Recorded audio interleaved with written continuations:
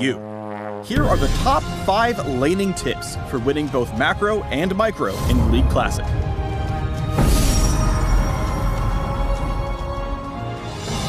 Get ready for trades to have way higher stakes throughout the early and mid game. In Classic, abilities deal tons of damage, but their costs and cooldowns are higher to match, so every action has the potential to completely shift the lane advantage. For many champions, you'll want to consider buying early mana regen items. Grab a Chalice of Harmony, stock up on mana potions, or pick up a Doran's Ring or 3. Speaking of Doran's items, they may be the default start for modern League players, but they're significantly weaker here in Classic. Try starting with boots and some potions instead to keep up with those early trades in lane.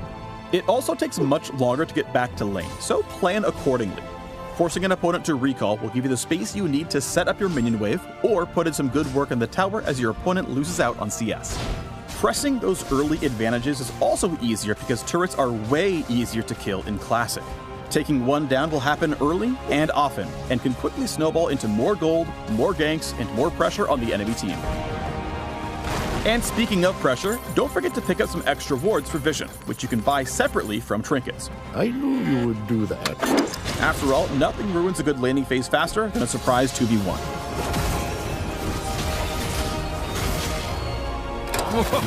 So light up those bushes and stay safe out there, summoners. Don't say we didn't warn you.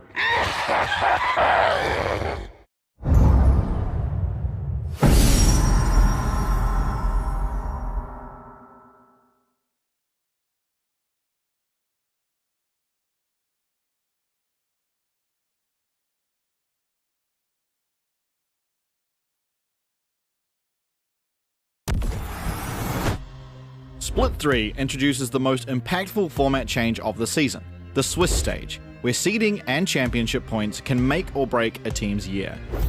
Top 4 teams from Split 2 playoffs face the bottom 4 in the opening round. After that, teams are paired against others with the same win-loss record. Teams continue playing until they reach 3 wins and qualify for playoffs, or 3 losses and they are eliminated. Following the Swiss, BO5 seeding matches determine final placements. The top seed earns the right to choose their playoff opponent between the 3rd and 4th place teams. In the playoffs, 4 teams battle through a double elimination bracket for 2 spots at Worlds, and the right to be called the 2026 LCP champion. Additionally, the team with the highest championship points secures a Worlds berth, rewarding year-long excellence. The LCP promotion series returns in 2026, with 2 guest teams required to defend their place against champions from the region's domestic leagues. But this time, championship points will be a determining factor in which guest teams have to defend their slot. The pressure is on across every level of competition. This is the League of Legends Championship Pacific. Let's show them what we're made of.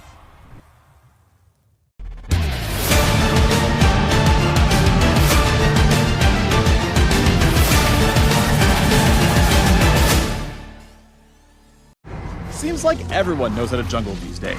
But do you remember these guys? They're back, along with the rest of the original Rift. If you want to survive in the land between lanes, here are the 5 things you gotta know about jungling in League Classic. Start the game with the Hunter's Machete. Trust us, you're gonna need it out there. And see these? Health potions. If you don't want to die, you better buy. The Classic jungle is a lot deadlier than the one you might know today. You'll need to play smart to survive. That's why you should always ask your teammates to leash the first camp. This is an ancient and honorable ritual where your buddy in the nearest lane takes a quick detour to damage the monsters after you pull their attention. Remember, the sooner you clear, the sooner they get a gank. You'll also need to plan your jungle route carefully and keep an eye out. Jungle camps respawn much faster in Classic. If you want to maximize your EXP, you better BRB after ganking your backing. When you're ready to recall, buy an upgraded jungle item first to keep those clears going strong. Madrid's Razors or Spirit Stone are both good options, and you can keep upgrading from there. You'll be a roaming menace in no time. Finally, you'll need to make the most of your mana as it does not regenerate nearly as fast in Classic. Optimizing your ability rotation and to not wasting cooldowns on nearly dead monsters will noticeably impact your clear speed and ganks. And separate the good junglers from the great ones. Now get moving. Red buff is up, and that Lizard Elder ain't gonna slay itself.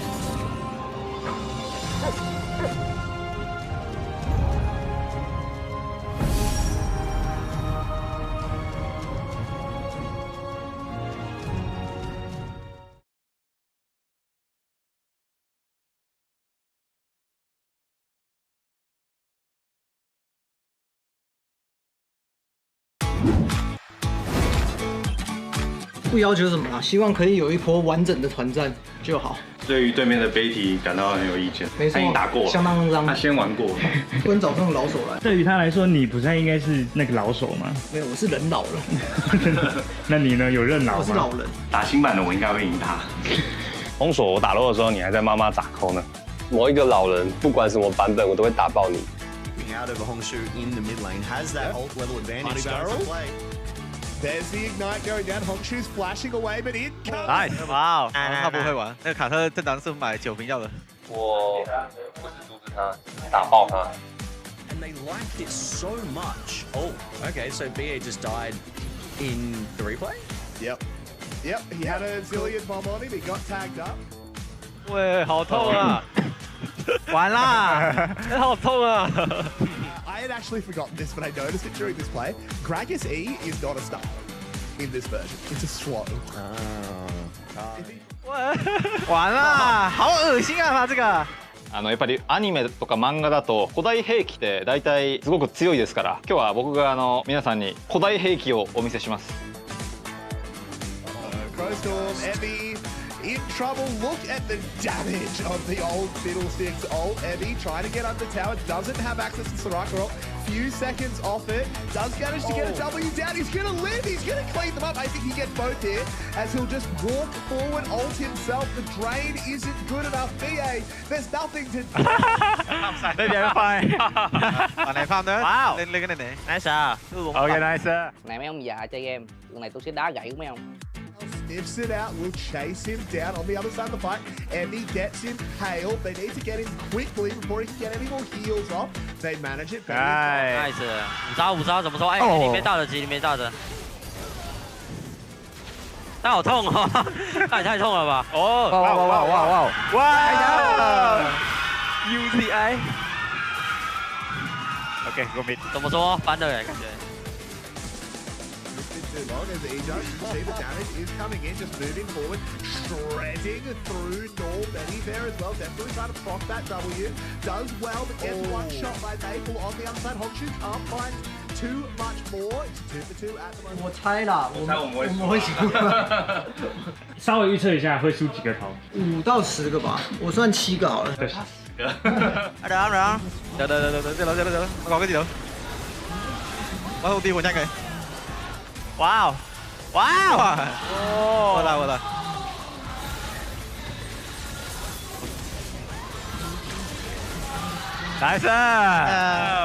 nice，GG。看來當年真的是酒桶太 OP 了。通常在1年都在 OP， 都沒有給到我給買，不給，知道嗎？老人队还是打中就玩还是太权威了。まあここまで勝つというか、まあそもそもねメイプルさんがキャリーしてくれたんで、メイプルさんシェイシェイ。你自己讲的。又给你装到啊！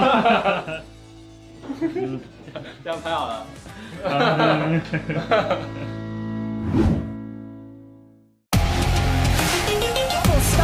But here we go, Dustin. Itay, the 1v1, Itay comes out on top. They have to Here comes the heroes entrance. They have the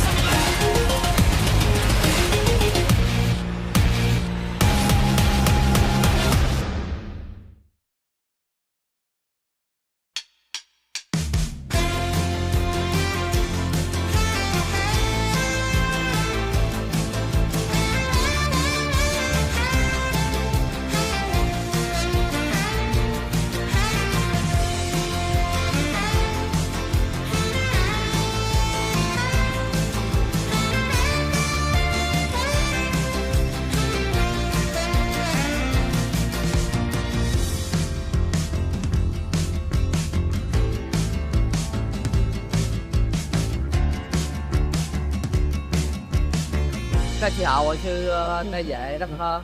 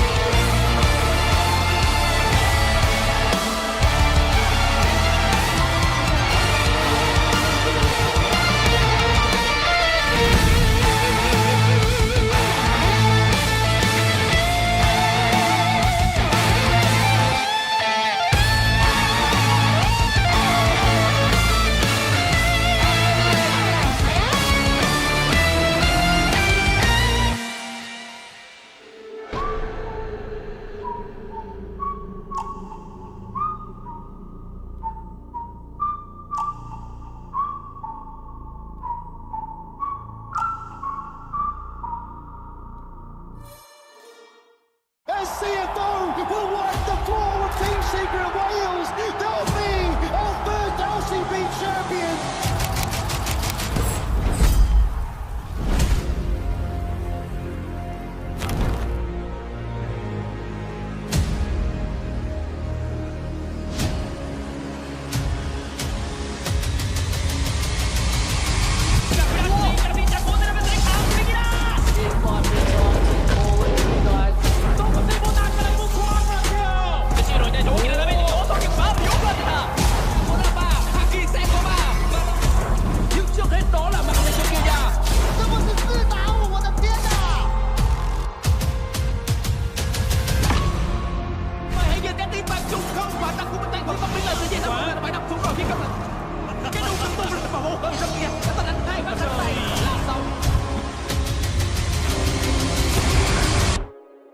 Thì tụi em sẽ tới đó và chứng minh.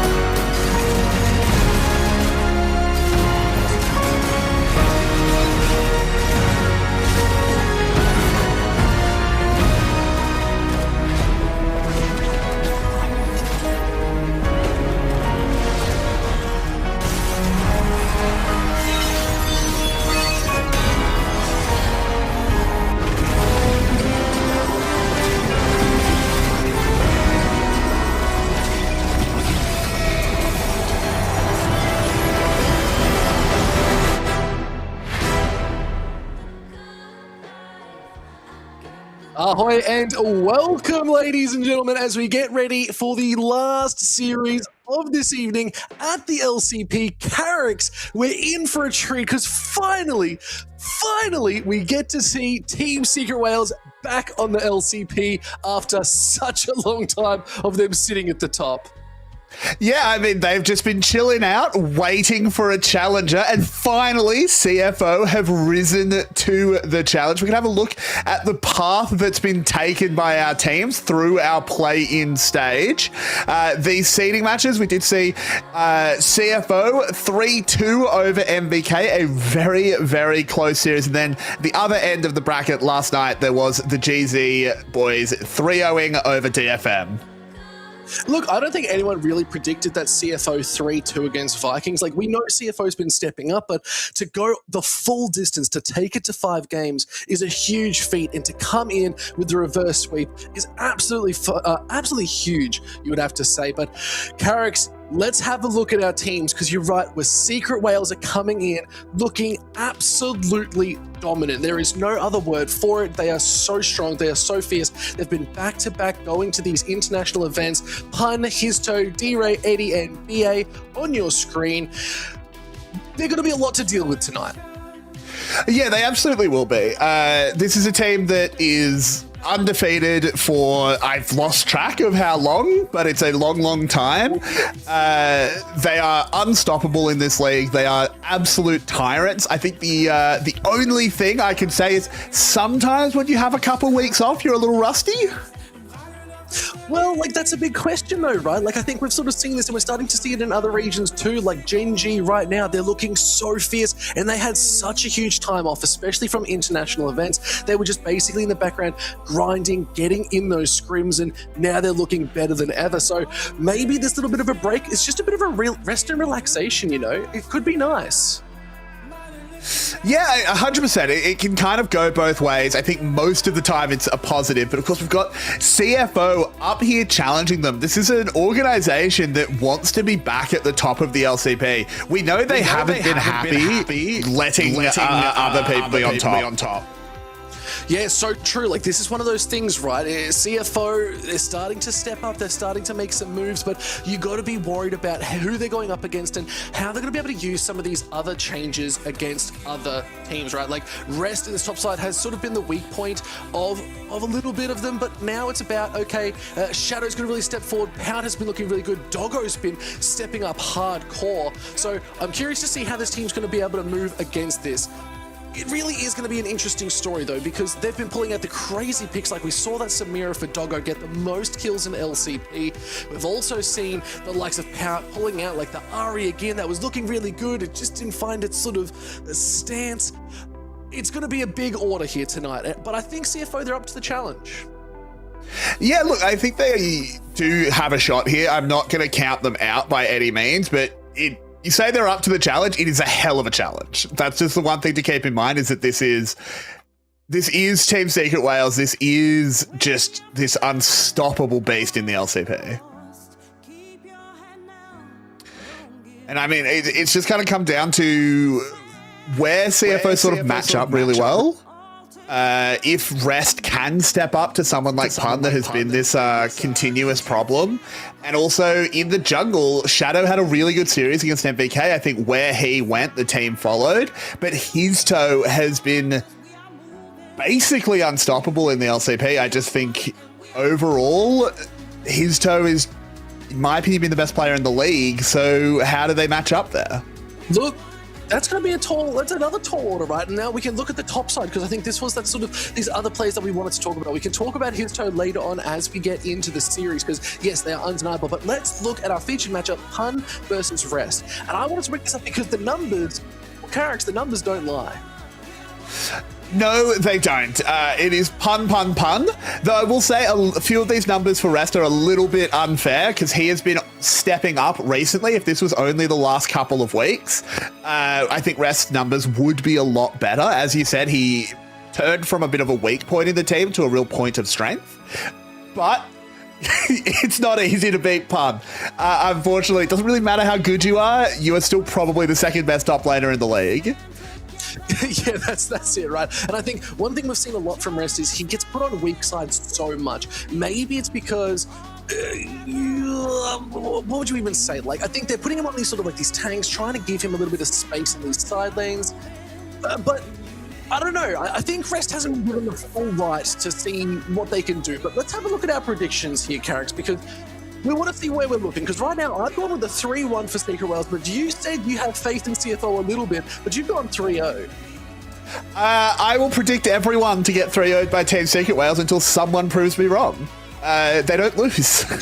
I look across this team and I say, okay, in the top lane, Rest is he's playing well, he's stepping up, but Pun is still better. In the jungle, I think Shadow's had some good series, but I mean, it's his toe, and you go across the whole map, and it's just kind of that calculus constantly comes out Wales-sided. And if every little bit of maths says that Team Secret Wales wins, where do they lose a game? You know what? It's like losing the game is going to be somewhere in the middle, maybe towards the end, maybe at the start. Interesting. It could be anything. I do think the actual, like, to sort of answer my own question and maybe prove myself wrong, I do think the place where Team Secret Wales can lose a game is draft. I think I've actually been really impressed by CFO's drafting. I think overall it's been quite good. There's maybe one or two things I've disagreed with, but nothing really to write home about. And if you've been not playing for a couple of weeks, yes, they'll have been scrimming, they'll have been locked in, of course, but, you know, you just haven't really been on the stage. Maybe you've missed a little bit and you just get a little bit of a draft wrong and you can lose a game off that. Yeah, look, I think that's going to be the big thing, right? Is there could be a fun draft. Like if you throw something to the wind, well, I don't know what's going on here. We're very happy right now. So, look, is he just watching like YouTube or like memes or something right there? Like that's what I'd be doing. He's got the YouTube shorts going. Yeah. It's a really good Family Guy clip. Yeah, he's just like, we're having a bit of a laugh. Like, honestly, you don't need to go into this series. You need to have a little bit of fear, but we can go back and we can be like, okay, maybe they need to go in and just show a little bit of respect because Dogger getting those kills and the way CFO have been looking, they're looking a lot better. Yeah, I completely agree. I think CFO have stepped up to be arguably the second best team in the league, and they need to see the matchup against GARM before I can say that confidently, but even in their series against MVK, yes, it was a 3-2, but if you actually go and watch that series, it was a 4-1. CFO won game 2, and then they forgot about their Nexus, so they technically lost, but they should have won. So I do think they are actually a very good team. I think whether they can win tonight or not is... Obviously, I predict them losing 3-0, so I don't think they will. But if they do, it's a huge, huge step up. And I think going forward to the rest of the play-in stage, I think they can keep leveling up. Yeah, look, that's it, right? Like if you can just get through this, right? If you can get through this series and maybe hold something along, there is a chance you can start playing a couple more games and then go for gold from there, right? Like I think that's maybe the next step up. I think there's a lot to go on. There's a lot to get through here. There's a whole lot of whale you have to push through, not a lot of oil being produced to turn on those lands. Yeah, exactly. But we'll figure it out. We shouldn't be too far away from getting into things as I'm just so excited for this series. This is where I think we're really in the meat and potatoes of our play-ins.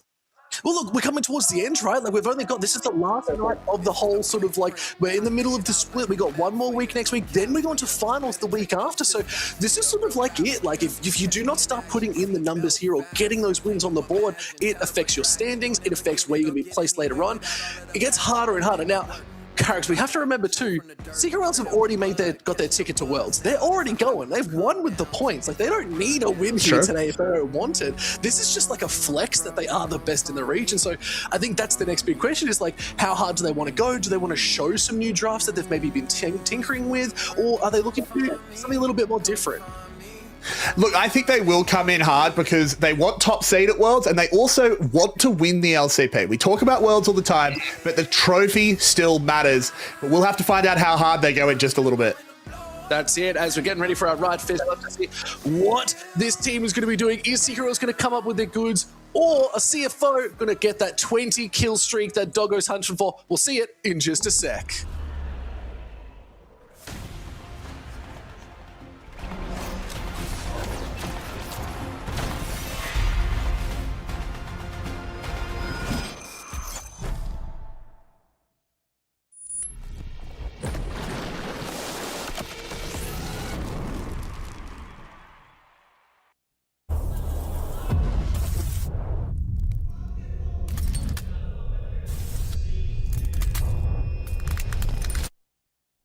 Hy vọng, 希望, 希望.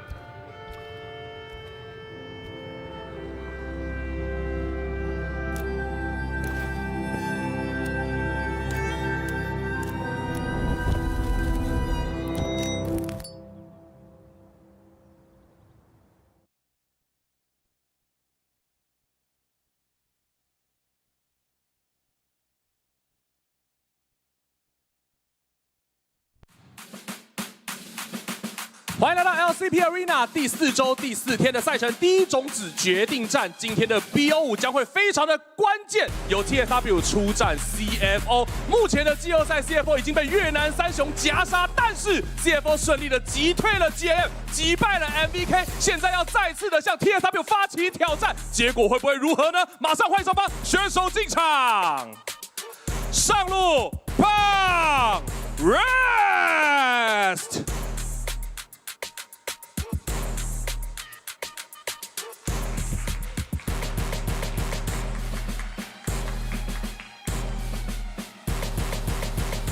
打野 Histo Shadow，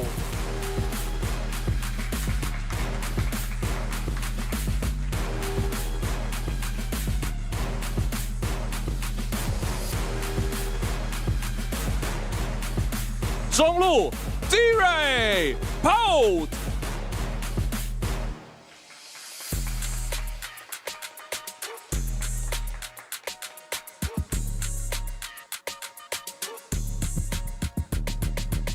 下路 Eddie Dogo，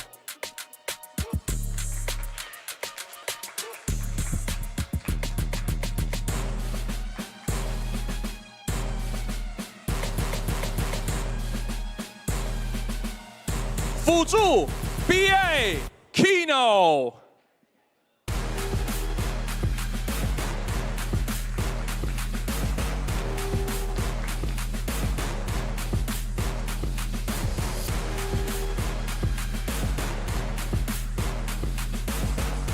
教练 Warhorse Chowie，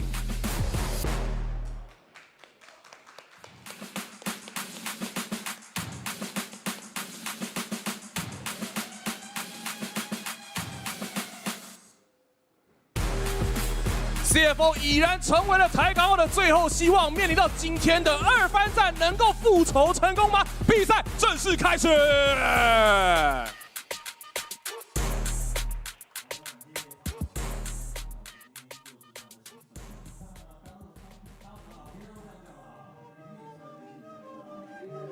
Thank you, Tommy, getting us onto the stage, getting ready for CFO versus Team Secret Wales. We will have a 2v2 coming up very soon here, Carrick, as we're getting ready to battle it out.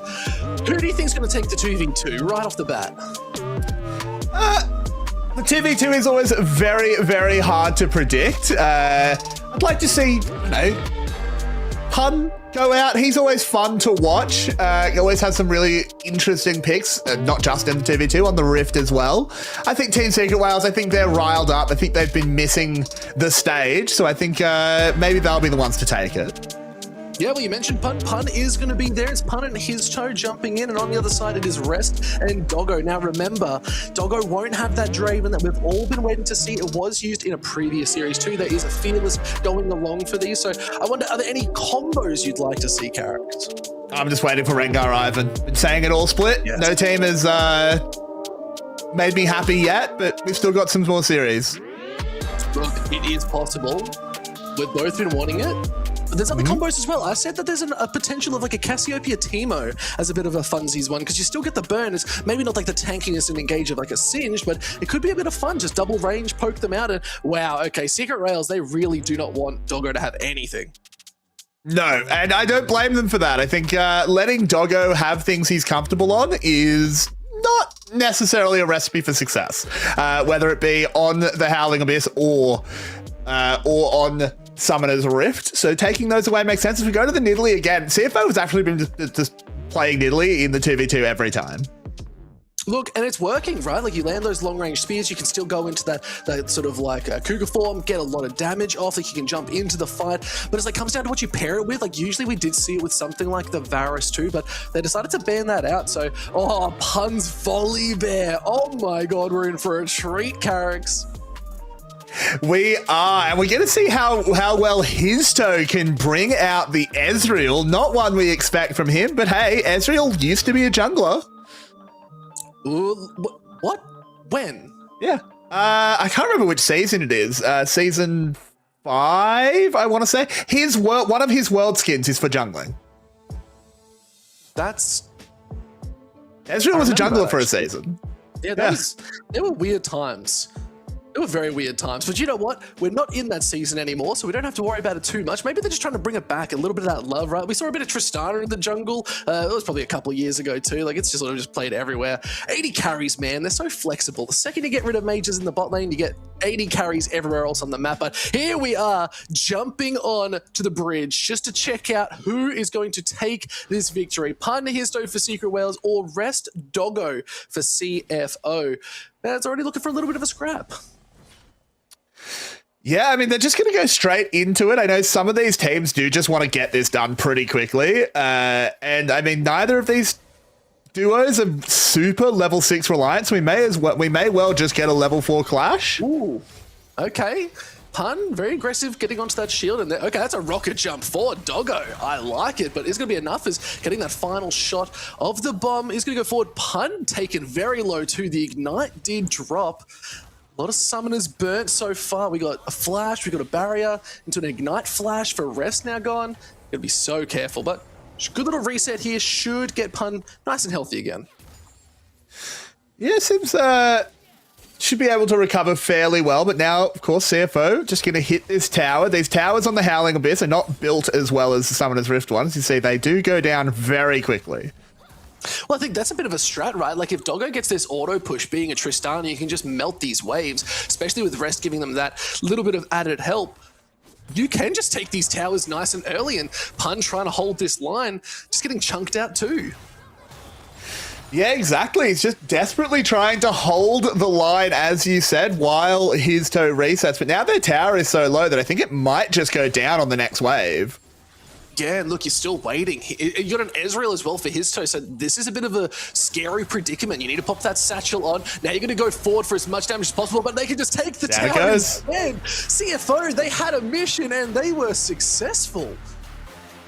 Yeah, CFO have just been kind of running these comps. They've just been running Nidalee plus ADC in the 2v2, and it's just been working. So they have just been gobbling up all those rights of first selection, so they will be able to choose what side of the draft or what side of the map they want to be on in game one. And of course, the Team Secret Wales will be able to pick the one that they don't pick. As it must be a bit chilly on stage, getting under the jacket blanket. Oh, look, I got my jumper on tonight too. Like, maybe it's just a chill in the air across countries, Carrick's. Like, why wouldn't it be regardless? So, what I have to see is, yeah, like, I'm still just taken back by all that laughter that Secret Wales had before. I really want to know what they were looking at. Were they looking at maybe rewatching a little bit of CFO gameplay and they're just like, haha, we got this? I mean, I don't know. Depending on which game they were watching, I don't think CFO has been much of a laughing matter recently. I think Team Secret Wales need to take them very, very seriously, but we are heading towards the draft. Is there any sort of picks that really jump out at you? Look, we haven't seen it in a while, I guess because drafting's been very unique, but I'd love to see something like the Orianna Pantheon coming back. I think Pantheon we've seen in so many games. We know Histo loves to play this Pantheon. If they can get their hands on it with like a good team around it, I think it's just one of those interesting combos that I think gets so much power as we are heading into draft now. And okay, CFO chose first pick, and it actually means Team Secret Wales chose blue side Carrick's as well. What do you think about that? Yeah, look, I think taking blue side, or taking the first pick, I should say, is a really interesting one. It does mean that, to me, they're trying to isolate a certain matchup. They might be trying to force a rumble for Rest. I think he's looked really good on that pick in particular. With the amount of quote-unquote OPs that exist on this patch, I've always thought that red side's better at the moment. I don't have any statistics to back that up. This is purely vibes-based analysis. But we'll have to see what CFO's got. There's the rumble being banned out, so I think Team Secret Wales may have had a similar read. But what have we got here for CFO? What are we first picking? I mean, Ezreal, yeah. Okay, fair enough. Yeah, like if you can get Doggo on something he's super comfortable with, like you can let Kino just go across the map and make some plays. So I don't mind this. The Rise is also a really good pickup. Like Pout has had some really good showings on this. Fantastic wave clear. Realm Orb gets them to these fights, and I think it's a very obvious first pick. So I'm here for it. Pout is sort of like that star stutter in the mid lane too, but now we're going to see what's going to be picked up for D-Ray, and I think this is where we always saw D-Ray on the Rise early. So seeing an answer for this would be great. Yeah, we will have to see. I really think it is interesting letting the Ezreal go through. I think, yes, you would give up Ryze, and Dire is fantastic on that, but I feel like I've seen Ryzes lose a lot more than I've seen Ezreals lose. Just really enabling. It sort of does the same thing that a lot of the mage bot laners do, where the supports are able to roam constantly. BA, he loves roaming, he loves leaving the lane. Eddie will be super comfortable on this pick, super able to get really, really strong towards that mid game. And Syndra being picked up, you've still got a really solid mid lane. Yeah, so true. I think the Syndra, really nice. You don't need to flex that around. There is the Caitlyn possibility. Lux is definitely something you could pair up with that too. If you want to take care of an Ezreal, just outrange them. There's not much you can really do about it, but Karma as well, another champion that does pair well with the Caitlyn. You can rotate around, so I like this Karma pick. I think it does alleviate a bit of pressure, but Doggo's definitely going to get really big as those 3-4 items come online. Same can be said for Ezreal though. I'd say maybe it's 2-3 items this Ezreal will really start putting in the work. Yeah, I totally agree. Once things get underway, but that is a hell of a bot lane. Just locking the Caitlyn Karma, saying you will not be roaming, you will not be leaving lane, you will stay here, you will fight us, and we are going to empower Doggo to carry. Yeah, but now that I look at picking up a Bard for BA here in that sort of like last third pick here, I like this. I think BA's been one of these star players in the support that has really shown like a masterclass of Bard. Now, I'm not comparing them to Carrier. Let's not put that on the cards just yet. Carrier is a whole nother beast in of itself. But I think BA in the LCP has been one of the best, if not the best Bard we have seen. So I think this is a really strong pick. I think it's going to give a lot of space because we've seen BA do a lot of like zoning ultis with that Tempered Fate as well. Like that's something you have to be very confident to do. Not just landing it, but forcing people back into where you are so you can get that extra range or give it to them a little bit more. So I like this, and I think the Bard has so much proactivity. Now the question is, Carrix, how does it go into a Karma? I mean, it sucks early, and then once we're sort of out of the lane phase, they don't super interact all that much. Karma can't really catch the Bard when he goes on his little missions, can't really stop him getting through the magical journey. But at the same time, Karma is way too threatening for a Bard to ever try and isolate, so they sort of just pass each other like ships in the night when they're on their warding missions. But in the lane, it's not fun. In the lane, you are just getting thrown those mantra keys constantly. If you ever get locked up by the W, you're getting a Caitlyn trap under you, you're taking a headshot, and that's not any fun. Yeah, no, that's so true. Like, I think you sort of got to weather the storm of the first, maybe 5-10 minutes, you might say. Once you get through that, it will get a little bit easier, but I suspect these supports probably will roam somewhat early once again. But there's a J4 instantly being picked up for Secret Whales. Remember, they do get that counter pick, and they have the blue side, so picking up the J4, it's a really proactive jungler, going to get a lot of movement, and it is one of Histo's favorites too. Like, we've talked about Histo on the Xin Zhao. Now it's the J4's turn, and it does leave open the Jace in this top side, so you are almost forcing potentially like a Nafa pun if you do want to try and take something to it. If you really want to take it to rest on this Jace, why not look at like a Vayne potentially? He goes over to the Cassante. I think he was a little bit worried about the fact that Pun had that last counter pick, because Jace was so obvious that it's a little bit of like, you know I'm going to pick this, so I can't pick this, because you clearly have something cooked up. So they just go to Cassante instead. Cassante is relatively immune to being counterpicked. He's just going to have a decent lane no matter what. And then now this Poppy as well that has gotten all the way through can go into the jungle and actually get a huge amount of value against this J4.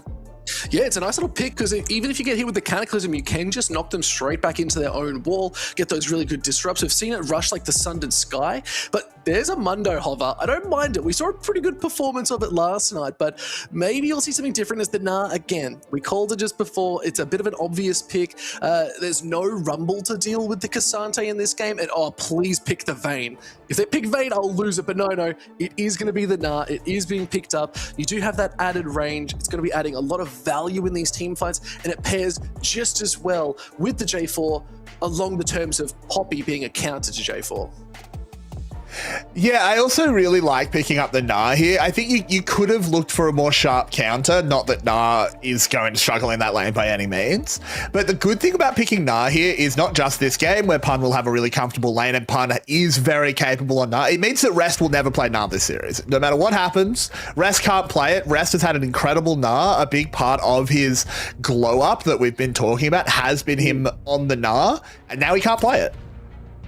Look, and that's not the end of the world. Like, there are other champions that Rest can perform on too. Look, remember, it is a fearless draft. Character, anything's possible, but something we haven't really seen, and I want to talk about a little bit more before we get into this game, is the Poppy in the jungle. It's been banned out so much. Its priority and bans have been so big. What do you think its like major goal will be in this series? I think it'll just be rejecting the J4. Every time he wants to come in and flag and drag, you just put up the W, you deny that engage. It makes it really hard for him to find the correct targets to Cataclysm. He ends up just sort of having to be like, well, I guess I just have to Cataclysm the front line because I can't get to the back line. I just can't get there. And that on top of because the Cataclysm is so telegraphed, it's not hard to hit the Keeper's verdict, just knock him away from fights. It makes like any 50-50 smite not a 50-50 because he'll just get knocked away. It makes fights into 4v5s. I think this Poppy has just been electric when it is picked up, and it's not picked up often because, as you said, it is banned almost every game. Yeah. Nah, so true. Like, it is just so highly sought after, and to pick it up in this game where it was CFO very clearly said, we'll just take the first pick. I think they've been planning this draft out a little bit more. They knew Hisdo would probably go to that stronger champion of the J4. So I like that they're thinking maybe a little bit ahead. Downside is, you can all obviously tell that Team Secret Wales, they're thinking 2-3 games ahead. So while CFO are playing a game of chess right now, Team Secret Wales, they're probably playing checkers. They're also playing chess in the park. And you know what? Maybe they're doing something else over the other side. Maybe they're playing dodgeball or something too, because we know they love a good scrap. We'll have to see, though, as a bit of a rough one so far for Eddie, who did get chunked out early by one of those mantra Qs too. So we'll have to see where they're going to get this priority. Looks like they probably will just get level 2 first, which could result in a bit of a fight. Eddie just taking some big trades. This is the power of the full Caitlyn here. It's like you got so much range. It's so hard to deal with. Yeah, they do get level 2, but it's so hard to actually go forward onto this Caitlyn Karma lane. So I don't know if it will result in too much, as BA disagrees. Yeah, BA has no fear right now, and Kino Doggo, they're doing a lot of damage, and BA has to flash that. A little bit of a miscalculation, potentially. Eddie might not have been in the right position, wasn't able to get there too fast, but definitely not what BA is hoping for early on in this game, who's been forced to reset. Yeah, I mean, not a good start at all. He is relatively free to reset, of course. Eddie should be okay to catch that wave. But certainly not what you want. You're going to lose it, potentially one tower plate if Doggo can just find a little bit of space to auto attack. Can't quite do it. But it's a few CS lead. It's pressure. It's priority. It lets Shadow on this bot side do sort of whatever he wants. And you can see that I think Team Secret Wales knew how this was going to go, given that they did start their J4 on the bot side.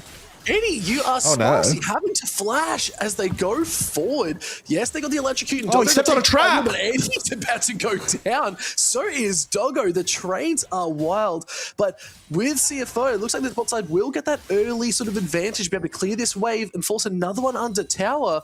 Doggo's got a strong lead.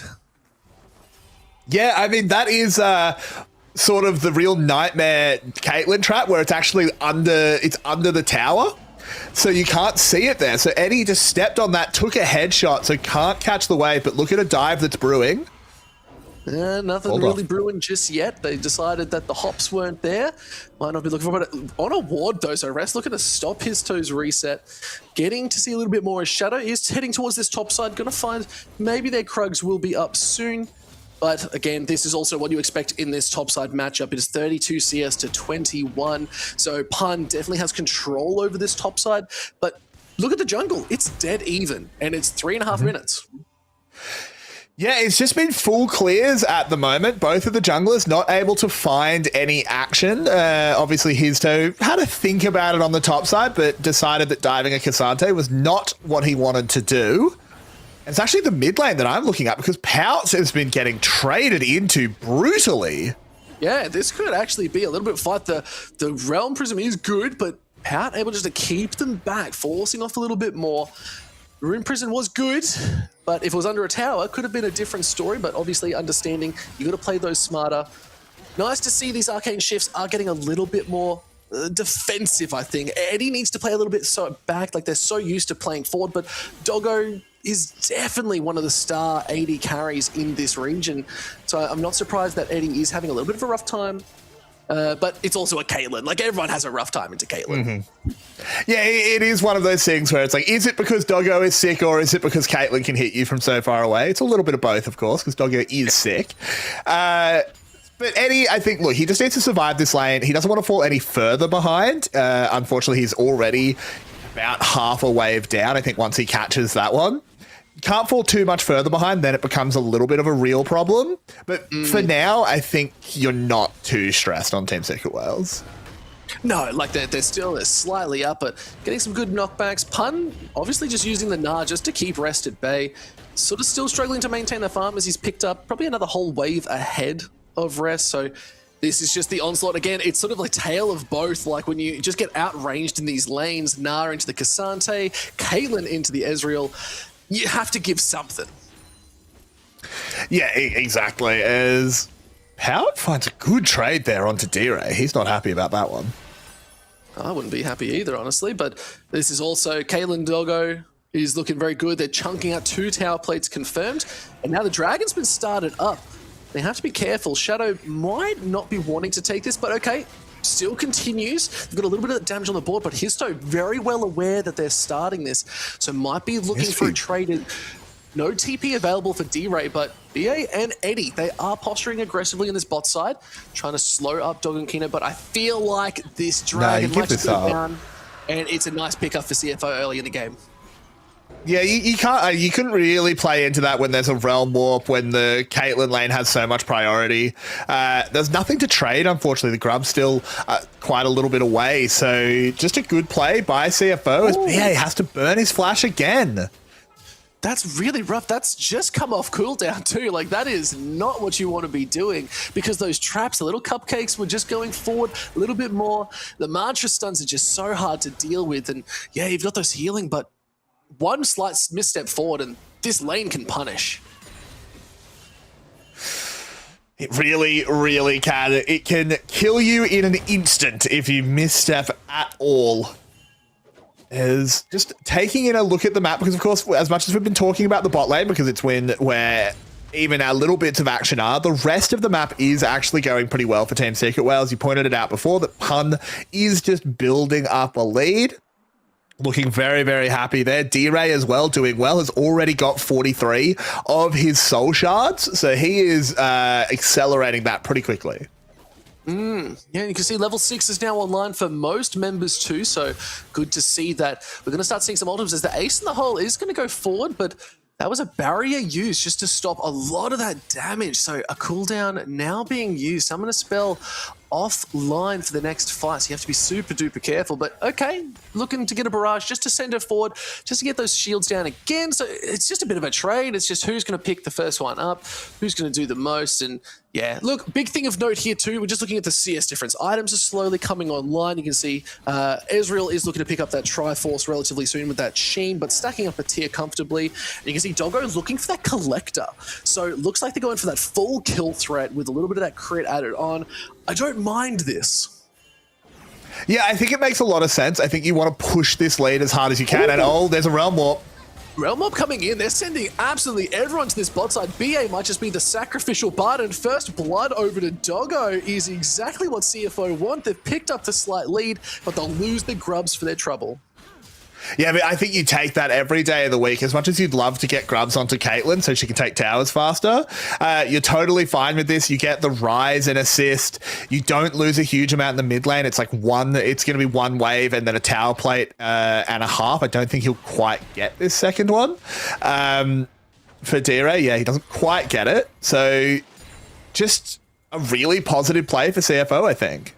Get it now. Oh, look, there it is. Okay, picks it up. So still 2 tower plates in this mid. Not too bad, but you're right. I think CFO really came out ahead on that. Yes, they're only up by about 400 gold. These ace in the holes are going to start hitting pretty hard the second that collector's online, which I'm going to assume is probably not too far off, if I'm honest. With that first blood kill, little injection of gold, we should be seeing probably first item very, very soon. Now we're seeing the support start to roam. They haven't really left the bot lane, unfortunately, but here's BA obviously saying, you know what, Eddie? I think it's time to fly solo here. I'm going to go help out D-Ray. Yeah, and there is the collector picked up on that back, as you called out. So it's now 1,000 gold in the favor of Doggo. That is going to start getting concerning. Of course, Caitlyn is a bit of an interesting champion where her 2-item spike is just not as impactful as a lot of other ADCs. She scales a little bit weird, where her 1 item's massive, her 2 items not that big, but then her 3, 4, and onwards is huge. So there is going to be a little bit of breathing room once Eddie gets towards his first item. Yeah, absolutely true. We see there's some rotation up in this topside river too. It looks like there might be a collapse. It's just Vision trying to be secured here. Pun obviously walking down maybe to try and find some fruits, but okay, Eddie, you just took a hammering already. That is the collector in full force, starting to get the work done. But you can't forget too, this Karma, that's a lot of damage as well. Like, you got to be worried about these Qs. If you get hit with one inner flame that's empowered, it's disastrous. Yeah, exactly. You do not want to go near them. And you see Kino has not even thought about roaming, has not even thought about leaving this lane.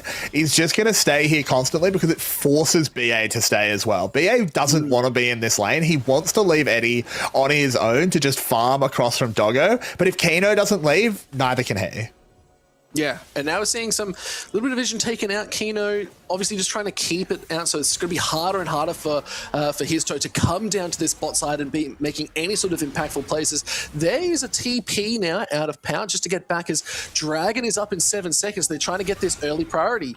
Shadow now looking, it's battle over the scuttle, I think, at this point, but okay, just, yeah, this is the power of the Syndra. Send it flying, but Shadow wants it as best as possible. It is going to get smited away, so Vision secured here for Secret Whales. But doesn't mean Dragon Carracks. That's okay, looking for a little bit of a stun. He has to be careful. Tempered Fate goes down. It's a bit of a zoning. There's the flash. Realm Orb 2 is good. Histo has to, but cancels it out. Doggo picks up another kill and throws up the dog emote. Ooh, that's a bit of a rough one. But 2 kills to this Caitlyn, and it's on the jungler, means they can go to the drag. Yeah, I mean, that is a disaster play there by Histo, just getting too aggressive, caught out, not realizing that you don't have that usual safety net that Jarvan has because you've just got the Poppy sitting on top of you. They're just not going to press W until they see you throw out that E. And flash down for just under 5 minutes now. You have to be very careful, but trying to walk in. I think where we will see the Secret World start to come back is these grubs are going to be putting in so much work. You can already see top tower taking 3 plates. Pun has this priority as the Natu, but as the game goes on, remember, Carracks, Cassante becomes that 5,000 year champion. They can make moves, and BA now unleashed on the map means it might be able to get some more proactivity, but I think this Poppy pick for Shadow has been invaluable so far and has been making the right moves, the right plays. And it's not just reactive plays. I think it's been utilizing exactly where it needs to be, and that's big props to Shadow, who's been reading the map exceptionally well.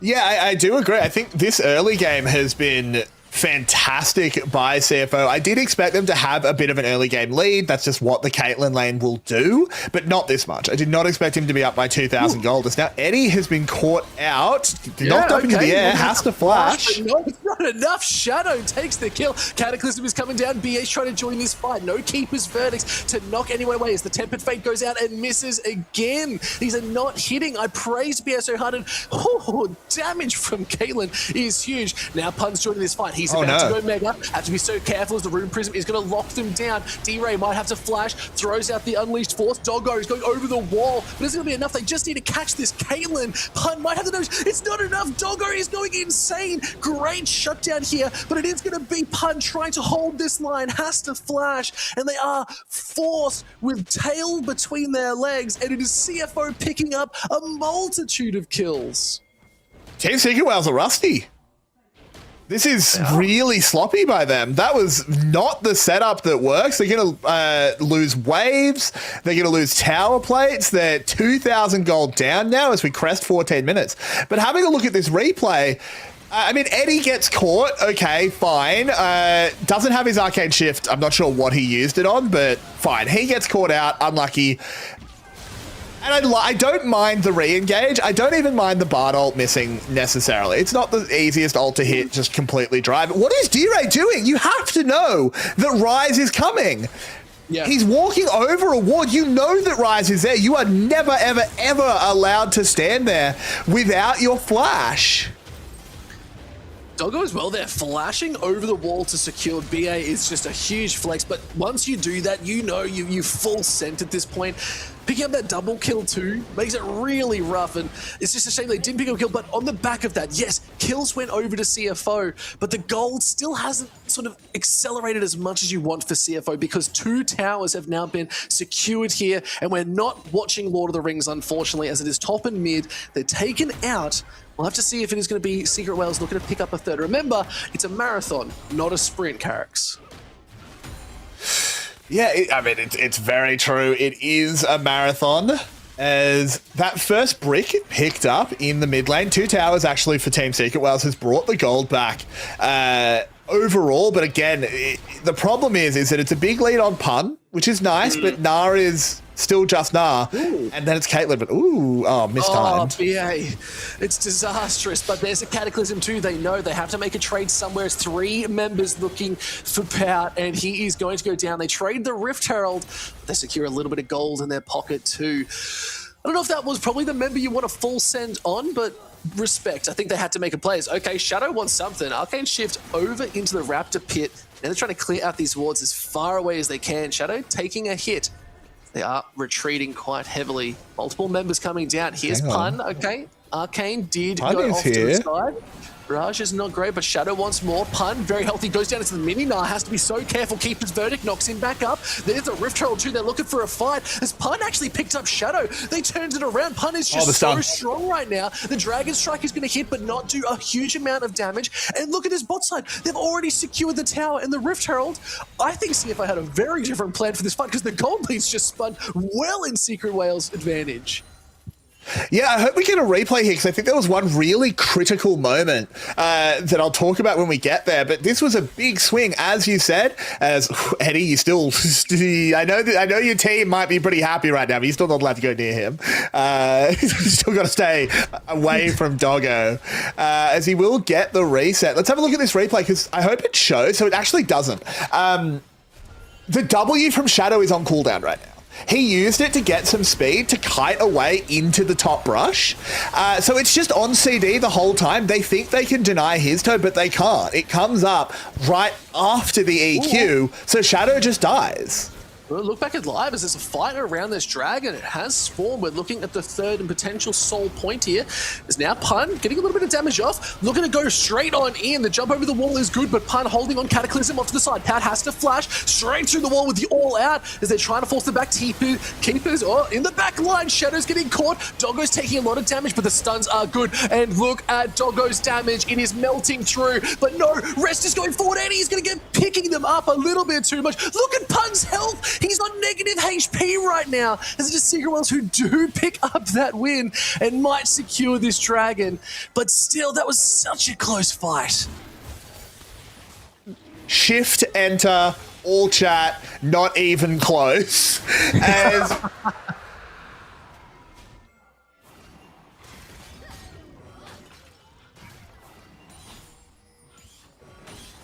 well, that's all right. It looks shift, enter, and you know what? Not even close. That's fine too.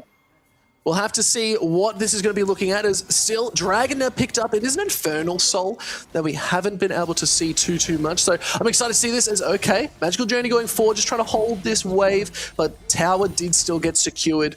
Nice pick up there. We'll have a look at this replay. Hopefully, see, Scout of the Week was good. Shadow is taking a lot of damage, but straight back into that wall is so helpful. The hero charge able to knock them through. Cataclysm with the flash, but the all out through his own wall. Tempered Fate up to the top was solid. I think it was just to sort of bide some time here as well.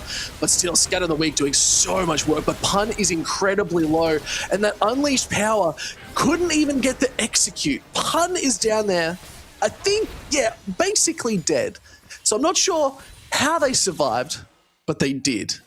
We'll have to see, though, as we're waiting for anything really to happen. Well, now we're going to see as we're entering into the close to the 20-minute mark. So Baron is going to be up very soon. We'll have to see what that is going to be. As, okay, a little bit of a scuffle over Vision, just trying to secure a little bit more. Shadow again, looking very good. 2, 1, and 3. They've picked up that Sundered Sky.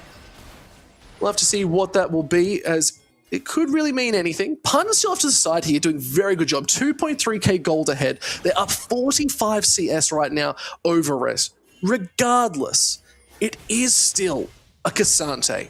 You have to be careful of them. They can snowball pretty quickly. They've got that Knight of Austo. Their job in this game is to full send and protect that President.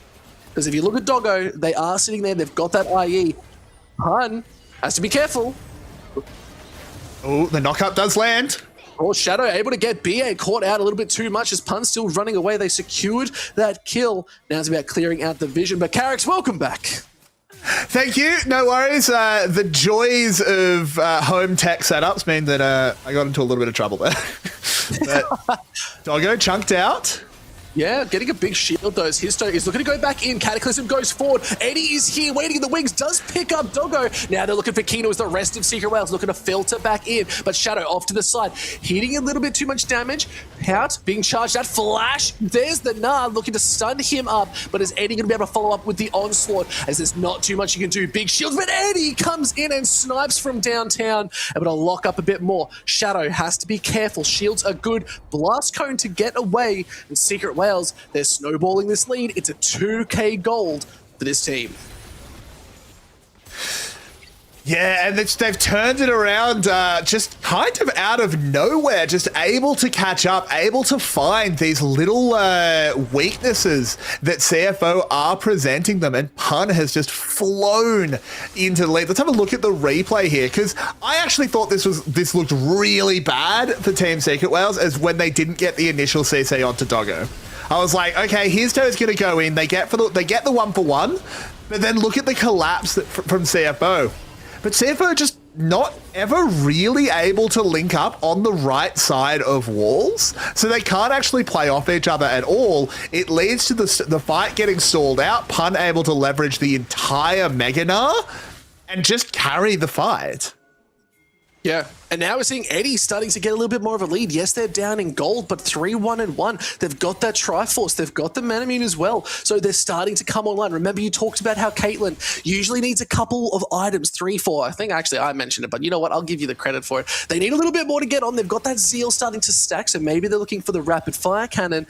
But now it's all Eddie who is looking towards, they've got that tunnel, they're looking for that third item, and they're really going to be online. They can't hit. Okay, don't worry. Caitlyn's got a Rapid Fire Cannon. We're all good.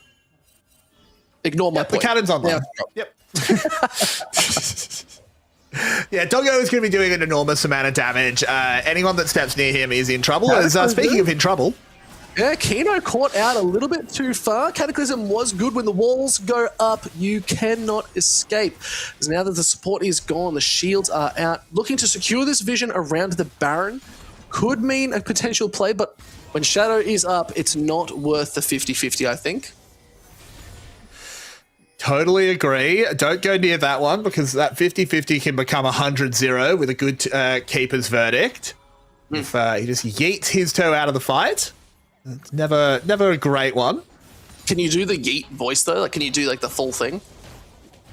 Gosh, I don't even remember what it really is. It's been too long. We're going to do that in the next fight. We'll see how it goes. But okay. Let's get serious, Carricks. No, we're going to see it because right now, Kalen's looking really strong. Doggo has got a strong lead, 1.3k up, but look at the other side. Pun, 2.6k gold up. They have not died yet. D-Ray, 1.8 as well. Like, that is something you have to be careful of. The scoreline's only 1-1-1, but a Syndra with a Blackfire Torch, getting that Proto Belt online as well. They're looking potentially for that Shadow Flame too. Means the damage is really going to be online as well. So I'm a bit nervous for how they're going to go because I'm only seeing Merc Treads on Shadow. They have to be careful. Yeah, I mean, D-Ray, he is just 1-1-1 as you said, but he's got fully stacked Syndra. He's completely online, 2 items, not far away from a third. I think he will be sort of getting the handoff for carrying from Pun pretty soon. The Nars damage falls off as the game goes. He'll still land big ult, so I have full faith in Pun, don't get me wrong. But just in terms of actually carrying the fights, I think that handoff happens in the next 4 or 5 minutes, and then it's going to be the D-Ray show. I do love a bit of a D-Ray show. It's one of my favorite ones. It's usually on late night time TV, along with infomercials and reruns of other shows like Friends. But still, 3.7k gold here for Secret Wales. They have started to escalate this a little bit more.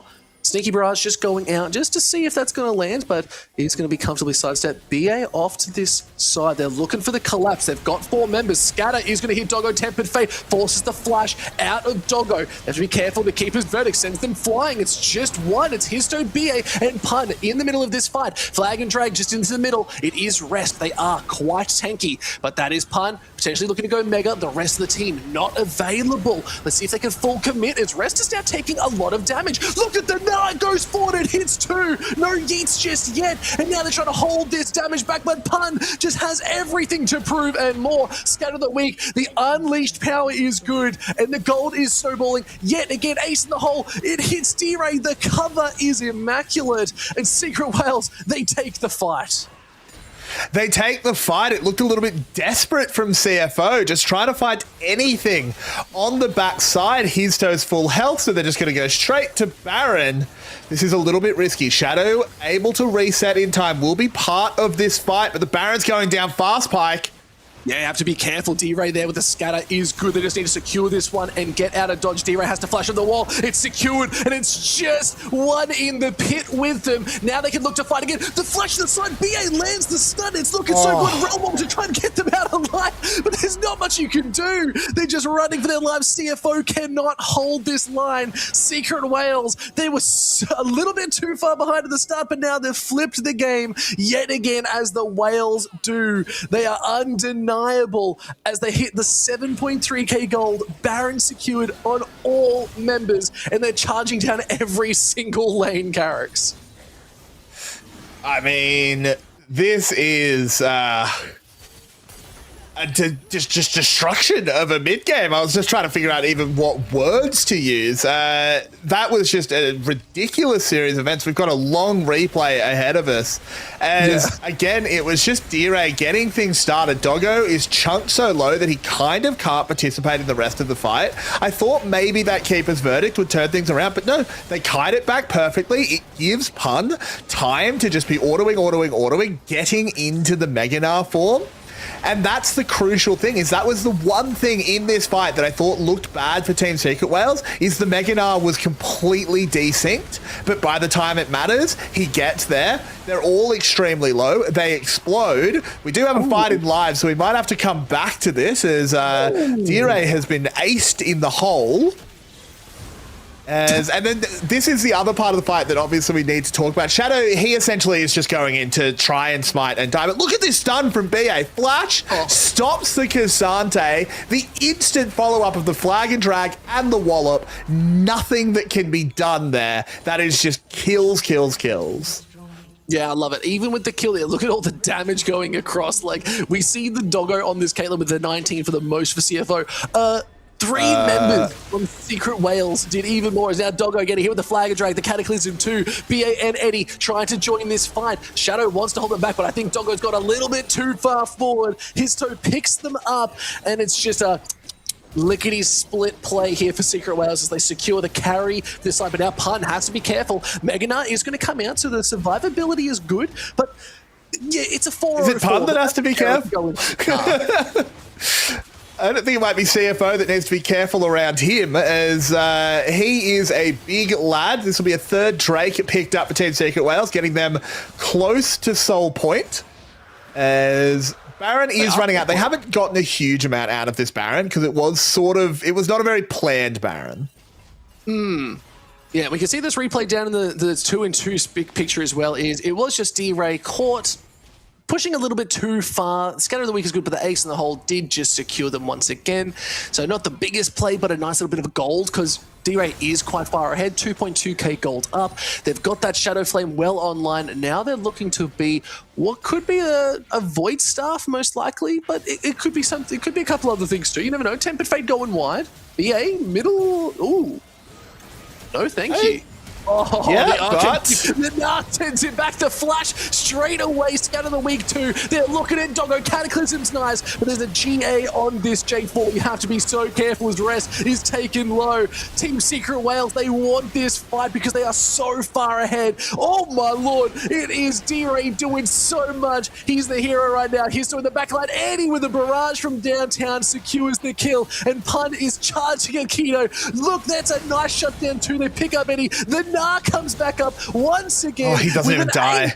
Being picked up here for the side of Secret Wales, and now they're looking to probably close this game out. His toe, they popped his GA, but there was nothing they could do. 29, almost 30 minutes into this game, Secret Wales are looking to close this one out. 9.3k gold lead. They had 3 Infernal Dragons on their backs, and here they are taking game number 1 up against CFO.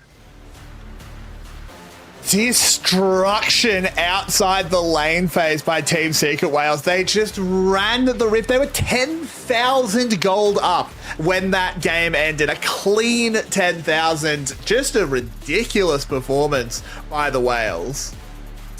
Look, there's a big side to this, right? I think we can look at this score and say, yep, we kind of expected it, but CFO, they had a good start to the game. They were really proactive. I think it just hit that mid game. I think CFO didn't push hard enough. If they sort of gave a little bit more to Doggo, let him sort of be unleashed in this game too, I think it could have been a different story. Saying that, I think taking away the Ezreal from Doggo was a really good call. Eddie didn't look uncomfortable, but it's an uncomfortable lane regardless, Carrick. So I think Eddie was forced into a bit of a rough position, but then still came online regardless. It's an Ezreal at the end of the day.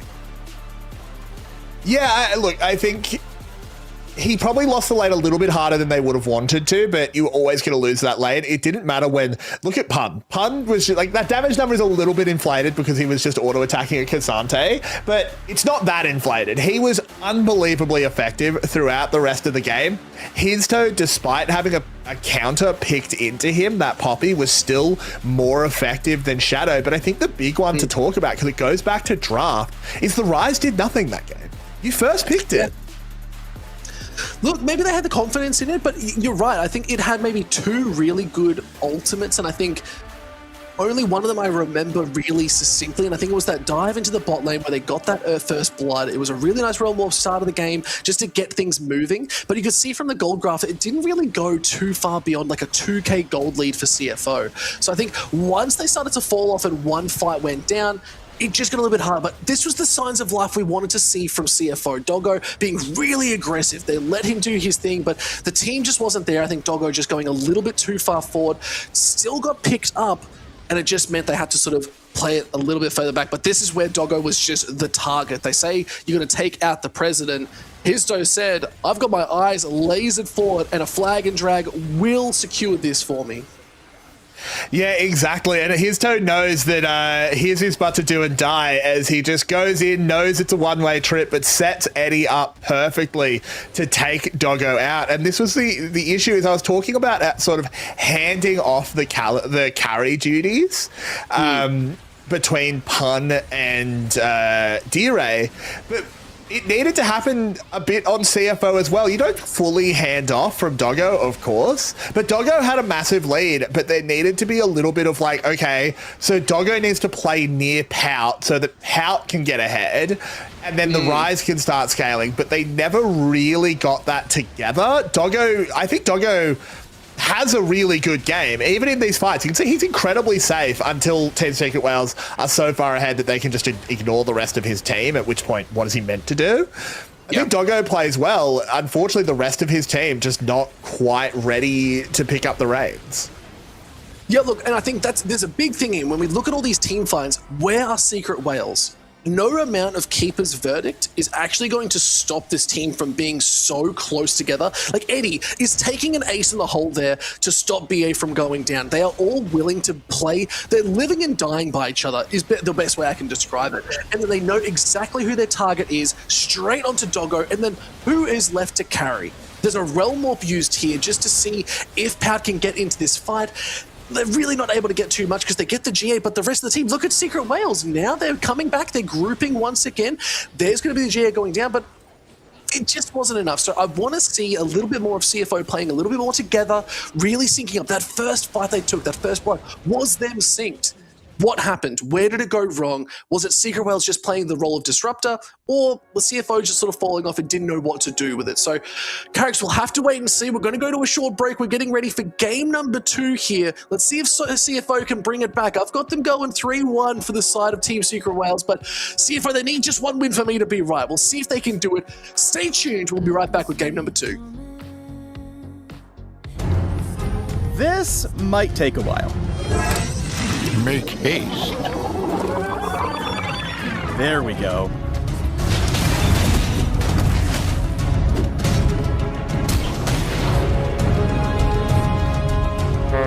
Don't let this be you. Here are the top 5 laning tips for winning both macro and micro in League Classic.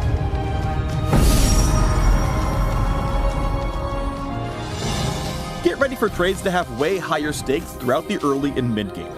In Classic, abilities deal tons of damage, but their costs and cooldowns are higher to match, so every action has the potential to completely shift the lane advantage. For many champions, you'll want to consider buying early mana regen items. Grab a Chalice of Harmony, stock up on mana potions, or pick up a Doran's Ring or 3. Speaking of Doran's items, they may be the default start for modern League players, but they're significantly weaker here in Classic. Try starting with boots and some potions instead to keep up with those early trades in lane. It also takes much longer to get back to lane, so plan accordingly. Forcing an opponent to recall will give you the space you need to set up your minion wave, or put in some good work in the tower as your opponent loses out on CS. Pressing those early advantages is also easier because turrets are way easier to kill in Classic. Taking one down will happen early and often, and can quickly snowball into more gold, more ganks, and more pressure on the enemy team. And speaking of pressure, don't forget to pick up some extra wards for vision, which you can buy separately from trinkets. I knew you would do that. After all, nothing ruins a good laning phase faster than a surprise 2v1.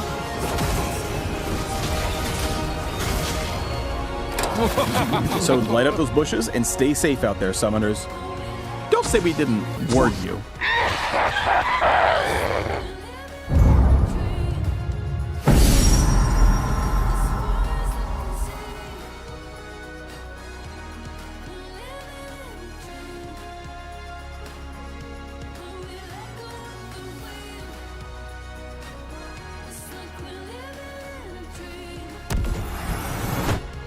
Split 3 introduces the most impactful format change of the season, the Swiss stage, where seeding and championship points can make or break a team's year. Top 4 teams from Split 2 playoffs face the bottom 4 in the opening round. After that, teams are paired against others with the same win-loss record. Teams continue playing until they reach 3 wins and qualify for playoffs, or 3 losses and they are eliminated. Following the Swiss, BO5 seeding matches determine final placements. The top seed earns the right to choose their playoff opponent between the 3rd and 4th place teams. In the playoffs, 4 teams battle through a double elimination bracket for 2 spots at Worlds, and the right to be called the 2026 LCP champion. Additionally, the team with the highest championship points secures a Worlds berth, rewarding year-long excellence. The LCP promotion series returns in 2026, with 2 guest teams required to defend their place against champions from the region's domestic leagues. But this time, championship points will be a determining factor in which guest teams have to defend their slot.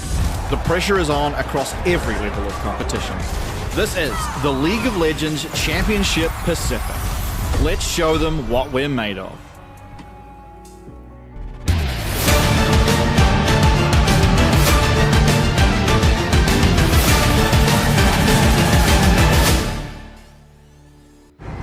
Seems like everyone knows how to jungle these days. But do you remember these guys? They're back, along with the rest of the original Rift. If you want to survive in the land between lanes, here are the 5 things you gotta know about jungling in League Classic. Start the game with the Hunter's Machete. Trust us, you're gonna need it out there. In CVs, health potions. If you don't want to die, you better buy. The classic jungle is a lot deadlier than the one you might know today. You'll need to play smart to survive. That's why you should always ask your teammates to leash the first camp. This is an ancient and honorable ritual where your buddy in the nearest lane takes a quick detour to damage the monsters after you pull their attention. Remember, the sooner you clear, the sooner they get a gank. You'll also need to plan your jungle route carefully and keep an eye out. Jungle camps respawn much faster in Classic. If you want to maximize your EXP, you better BRB after ganking or backing. When you're ready to recall, buy an upgraded jungle item first to keep those clears going strong. Madrid's Razors or Spirit Stone are both good options, and you can keep upgrading from there. You'll be a roaming menace in no time. Finally, you'll need to make the most of your mana as it does not regenerate nearly as fast in Classic. Optimizing your ability rotation and not wasting cooldowns on nearly dead monsters will noticeably impact your clear speed and ganks. And separate the good junglers from the great ones. Now get moving. Red buff is up, and that Lizard Elder ain't gonna slay itself.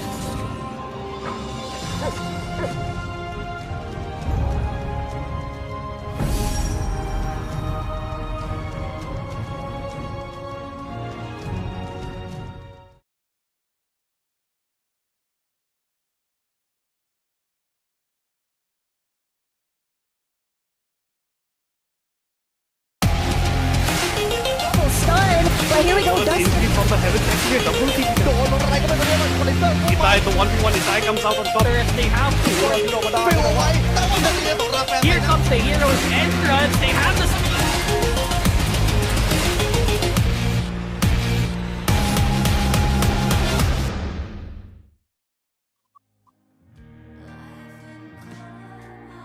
Welcome back to game number 2 here, Carrings, as we're getting ready for another bonanza. Will CFO take that nice early lead, as they like to do, and then Secret Wales decides to just gutter stomp them?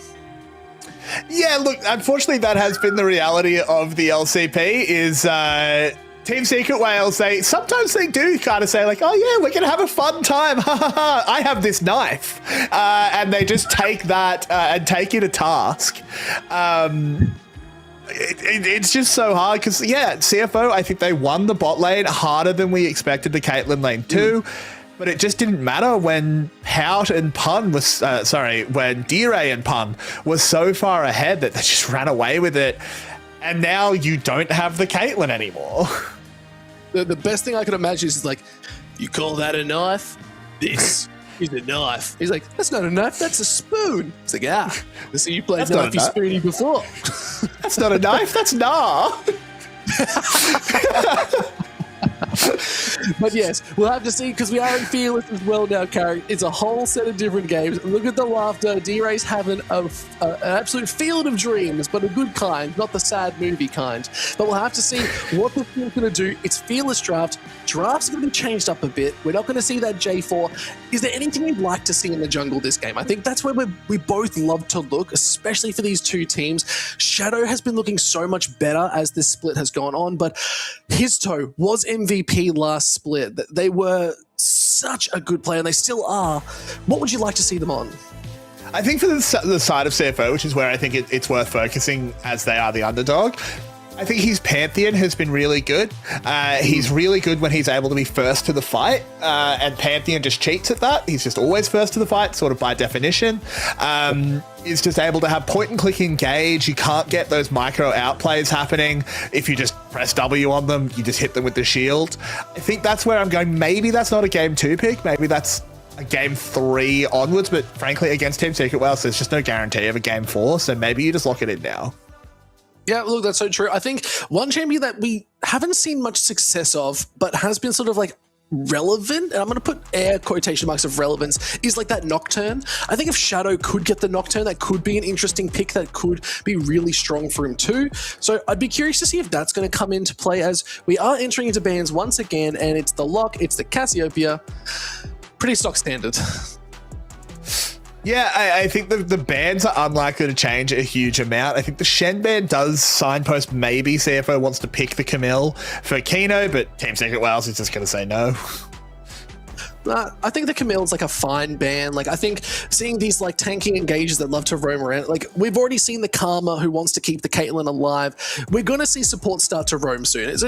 It's going to be a big factor unless we start seeing these really heavy tanks like we see like the Alistair, the Rel, the Nautilus. These are always going to be somewhat relevant as none of them are really making through bans. So it's nice to see the priority is focused towards like that mid, a little bit of the support, but it's a very different sort of drafting as we're starting to see. And there's the Rumble. Once again, we're never going to see this champion played. I think it's just so strong in these team fights. And if CFO get a good team fight, they can look quite dangerous. Yeah, I mean, getting the Orianna as well with Akali banned out. Like I had criticisms for Pout in game one. This is his chance to really step up. I think it also forces you to think pretty hard about picking a jungler early here for Team Secret. I'd like to see them pick the Nefiri. I just never, ever, ever like giving Orianna and Nefiri to the same team. I think the big question is like, what do you put up against it, right? Like, what is now strong? Usually we saw like the rises, but okay, I sort of talked about it now that the Nautilus is available. It's such a strong support here too. Instantly locked in here for BA. I love this because you can pair it with so many different champions. You can get the dives with the Kai'Sa. You can put a Yanara with it if you really want to as well. Varus will be strong. Give it something that's going to be sustainable in the lane. Give it a Corki and it's going to do well too. So I love this pick with a Galio. A good answer into the Orianna. Yeah, I mean, it's not a bad answer, but I'm still just kind of scared that the ball delivery might be too good if the Nefiri gets picked up, as I think Shadow should just slam this. Not only is it a fantastic ball delivery system, Nefiri is just really good on her own. You can see very high presence in these series. The win rate's only 50-50, but I don't really think many of those games have been on the Nefiri. And Rest is getting Jace. CFO is playing blind pick. Look, and they're doing really good. Like, I'm really liking what CFO is bringing in. It's got a very clear directive of get to the back line, do some damage, poke them out first with the Jace. The Orianna is going to be super relevant. I think the only big thing here is with the Galio, it needs to survive that laning phase. If it can hold fast and get to these team fights, okay, you know what? Scrap everything out the window. It doesn't matter if you've picked up this Nefiri. It doesn't matter if CFO's got a god-looking tier. If they pick up Lee Sin here, or even Kiana, man, Histo's a god on this champion. So, like, I'm a little bit worried now, too, because if you get caught in any wrong spot, it's going to be really rough to deal with the CFO. Like, Nefiri is quite squishy. Orianna is quite squishy. So is Jace. Like, that's a full assassin in the jungle.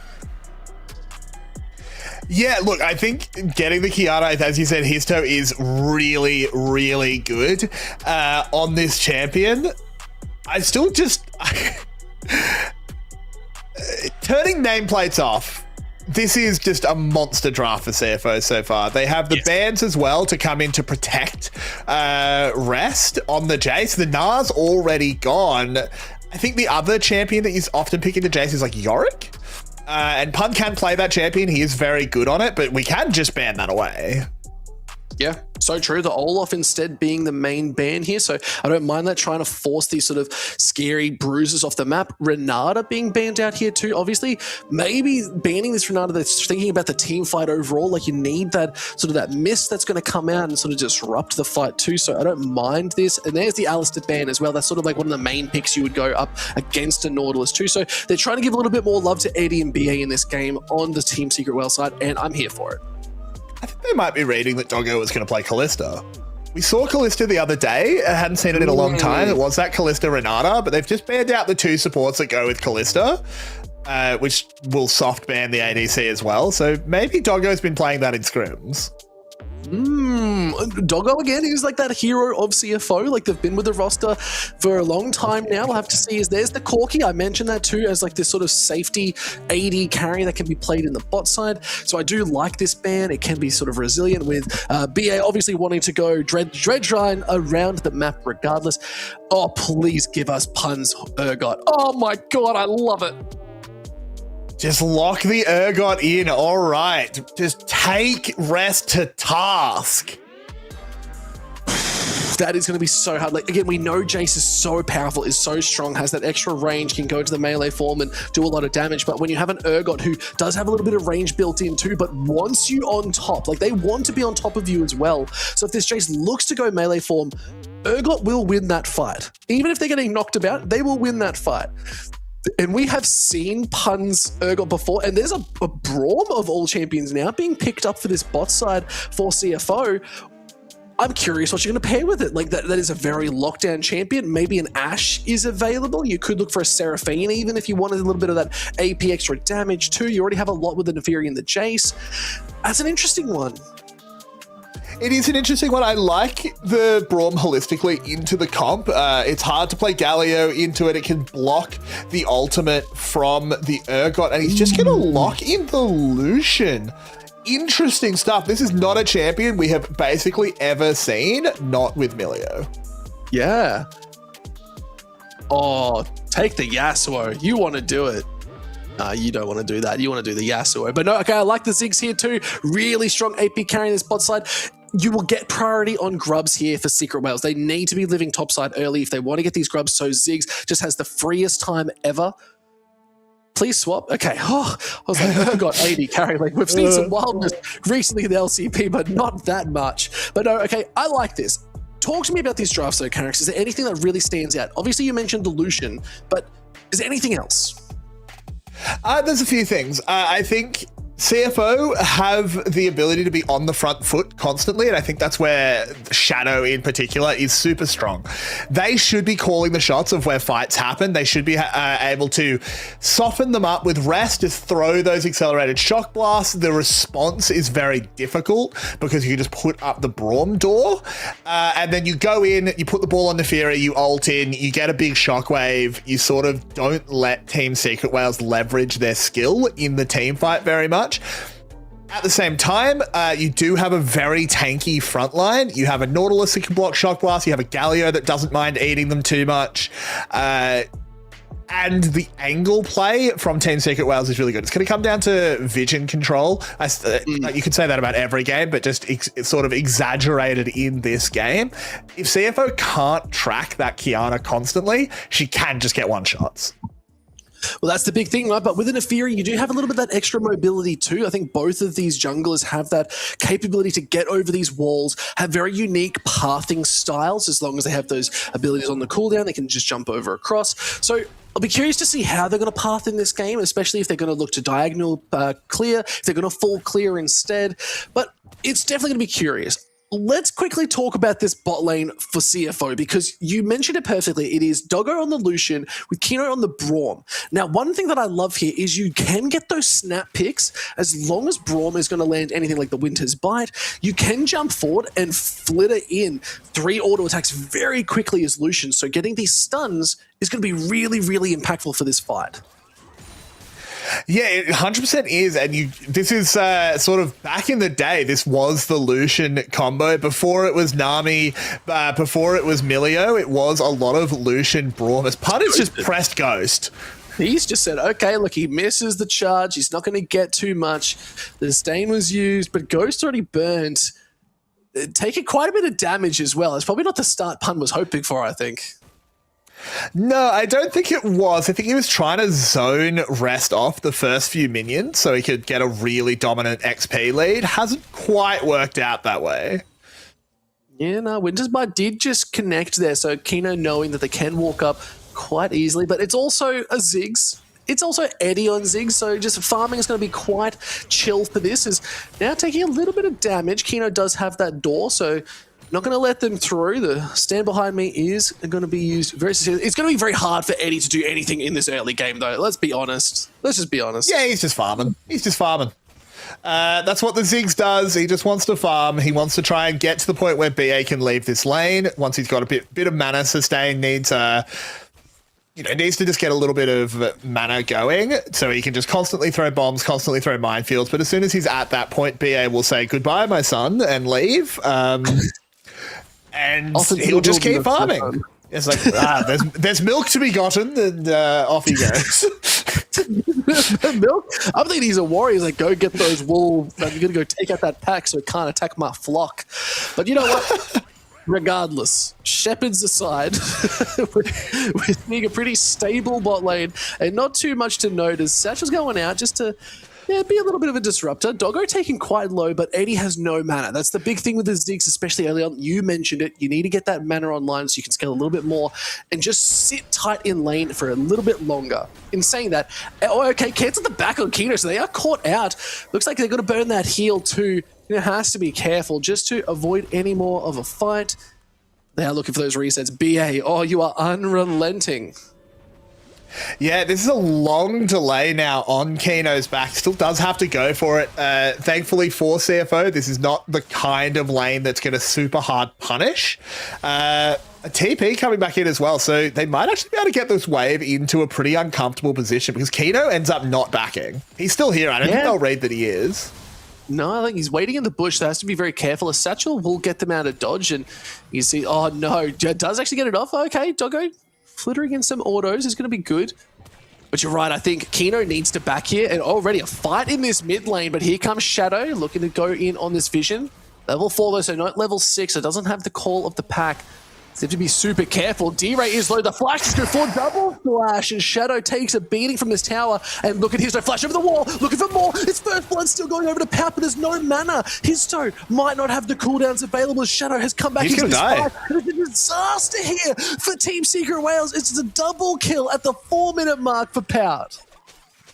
Just could not have gone much worse. D-Ray thought he could just walk through Shadow to get to that low health, low mana Pout, but you can't do that to a Nefiri. Oh, definitely not ideal. Pout's going to come back into this lane after a reset and look really good. As okay, flashes go forward. Eddie. There's another flash too, and it is Doggo picking up a kill onto Eddie, and it is CFO winning across the board. I mean, I can't really process what's just happened. Team Secret Wales have just collapsed. Let's have a look at how this happened. I think D-Ray is a little bit caught out by where Shadow is, but he's fine in this situation. In the end, he actually doesn't super need to flash because Shadow goes for the flash predict. But fine, whatever, you burn your flash, but his toe, as soon as that stun misses, just turn around and you just can't pull D-Ray forward. You just have to go through it for a one-shot on the Kiana. You can't get your Galio to step up. He's never going to survive, and you're never going to be able to fight through. I didn't even really process what happened to Eddie here. It was perfect CC timing there. As those passive auto attacks were sort of spinning up, that's when the Q flash lands from the Braum. So just almost an instant stun. In the space of what, maybe 10, maybe 15 seconds, the gold lead's gone into a 1.5. Is now looking for a little bit more. Hero's entrance is coming in to keep his toe alive, but they are incredibly low. Now D-Ray caught in a lot. Supreme Player talent is good, but Rest picks up his toe, sending out a little bit more. Fear Beyond Death did land, but it didn't have the damage up, so no execute was available. And again, another kill going over. Now BA getting stunned up. Shadow picking up a kill on the back of that fight. And Secret Wales, they're just looking a little bit lost. They are getting just completely destroyed. There's no other way to put it. CFO are the first to every play, which I sort of pulled out as like a real strength of their comp. But just because they're first to the play doesn't mean you have to fight them every time, Team Secret Wales. Limit testing. The Secret Whale boys, they're just like, we're limit testing, guys. It's all right. Let's just see what's possible. But when you're that far behind, 0 kills to 5 here, 2.5k gold lead for CFO at the 7-minute mark is not boding too well. However, Carracks, remember the age-old saying, never count a whale's blubber until the whales have come home. Remember that.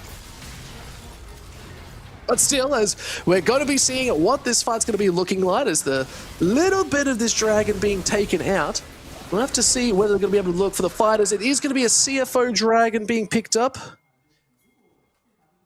And now it is a bit of a slow grind here for Secret Wales. It's going to be a tall order, but Pun doing a good job to stay relevant in these fights. Might be a little bit of damage coming through, but here we are, Carracks. We're back in live. Yeah, sorry about that. My internet had a little bit of a hiccup. It's one of those nights. As they're just sort of trying to recover from what has been just a horrendous sequence of events for Team Secret Wales. They lose that dragon. They're lucky that that's the only objective to lose so far. They'll overload the top side, so I think Team Secret Wales is going to try and fight back around the Grubs, but with the gold lead, I don't know if you really can. Yeah, no items fully completed, but looks like it is going to be a bit of a tall order. They are sending 4 members up each side, and culling being used. Mega Inferno Bomb did land, so Doggo had to burn a couple of those pots and picking up the cull there as well, but Histo is still here on these Grubs. Remember, I said this at the start of the game. If Team Secret Wales get these Grubs yet again, their late game gets so good. Now you can see Shadow's coming up. 1 smite is confirmed. They have to be careful of taking this fight, remember. Supreme Display of Talent is going to be available for this. We'll have to see where it's going to go. It's Rest jumping into this fight, goes up in the air. Supreme Display of Talent didn't even hit. It's not going to work on this one. And now Pun is taking us so far. Look at the stun from D-Ray. They're looking for a little bit more of a fight. Here's the hero's entrance, keeping the relevant. Rest sent up into the air. Histo picks up the kill. Look at BA. He's got negative health yet again. They have to run. They have to be careful. BA is 1 hit away from dying. But it is this final hook that's going to go through. Histo picks up Kino. They're looking for even more. BA's still alive, but the shutdown is so good. It's only Shadow holding on, but they are going to pick up 1, but it's the Nautilus. It's BA. Shadow off to the side. Has to be so careful because everyone on Secret Wales is so low, but it is going to be a grub apiece here for both teams, Carrix. Yeah, the Grubs have been split, so there's no rush to go and risk your life for the third one. Shadow was full health. Don't want to potentially let him really flex on this one. And we'll have to go back to the replay because there was a very important moment early on that I'd like to point out. And so here we go. I spent the entire draft talking about how powerful Nefiri Orianna is, and you see there, Shadow clicked backwards while invulnerable, and the shockwave hit nothing.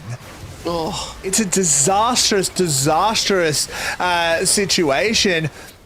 At the same time, the Braum got a huge amount of damage blocking ults with that door, unable to really snowball this fight for Team Secret Wales after the shockwave missed. And of course, I mean, BA is just a superhero not going down here.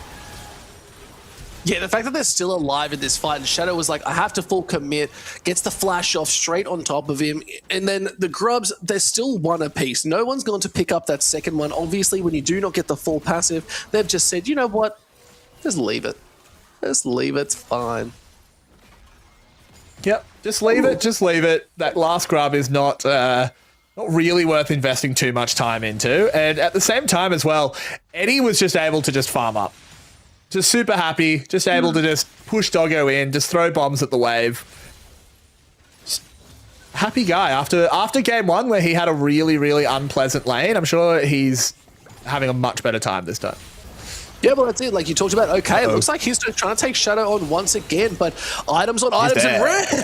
Big shock blast lands its mark and does find Histo in that jungle. Now Doggo looking for a little bit of a fight as flashes forward. The exhaust is good, culling to the face. And Eddie, the solo bolo for Doggo is fantastic. I mean, this is unacceptable stuff here from Team Secret Wales. Just silly, silly deaths. Histo getting caught in the enemy jungle when his top laner was in no position to prevent a roam. And then Eddie seemingly, he must have thrown the satchel just to clear the wave. You can't do that. No, you can't. Disrespect is what that is. How dare you do that in the face of Doggo? But I think we're going to be looking back. This is Histo looking for this little fight in the jungle. I think obviously they have that 1 item, but maybe not expecting to find Shadow here straight really on well up. played. Yeah, it was beautiful from Shadow, and then this shock blast comes in, boom, straight to the dome, and there's nothing you can do. So Eddie, yeah, so he throws the satchel just to try and disrupt Doggo, but Doggo recognizes that he didn't get knocked backwards, he got knocked to the side, so he can still get close enough, and just runs him down. Yeah, coming back to live again, and BA is just being a bit of a mountain here, taking on a little bit of this fight, but 3 kills to 8 here at the 12.5-minute mark. Dragon up on the board. This will be second Dragon for CFO if they lock it down. Will be first for Secret Wales. but looks like they might not be looking to commit. There's a lot of members on this mid side in the jungle looking to just take something. Vision is good. Team Secret Wales, despite being down in gold, they're actually not in a bad situation item-wise here, so they could try and find something. Histo is over the wall in stealth. Oh, no, but doesn't pick it up. The culling is good. Histo's now stuck on the rocks. Oh, he missed the dash over the wall. It's a disaster. He died for nothing as the dragon was still picked up for CFO. But when you send all members, you do leave Pun to just shred away with that machine gun on this top tower. So not too bad, but still 2 dragons apiece for CFO. They're feeling good. Yeah, they're feeling great as well. I think in the end it was a smite 50-50, so not like a huge thing for Histo not to get it, but not getting back out is really just not good enough, honestly. That's like kind of where I'm getting to. It's just Team Secret are just not playing well enough for a team of their caliber. Yeah, now Pun as well being locked up here. Love to see if it's good. Great Glacial Fisher. He's going to land on a Pun. Has to be so careful as now Histo's looking to join this fight, throwing out a lot of damage. BA is here. Hooks Flash. go through. There from below is nice, but it's going to be enough. Oh, Mega Inferno Bomb hits 3 members from Eddie. Shadow, yes, picks up 1, but is it enough? As now Shadow needs to be so careful on this backside. But Secret Wales, they played reactive and they came up with the goods.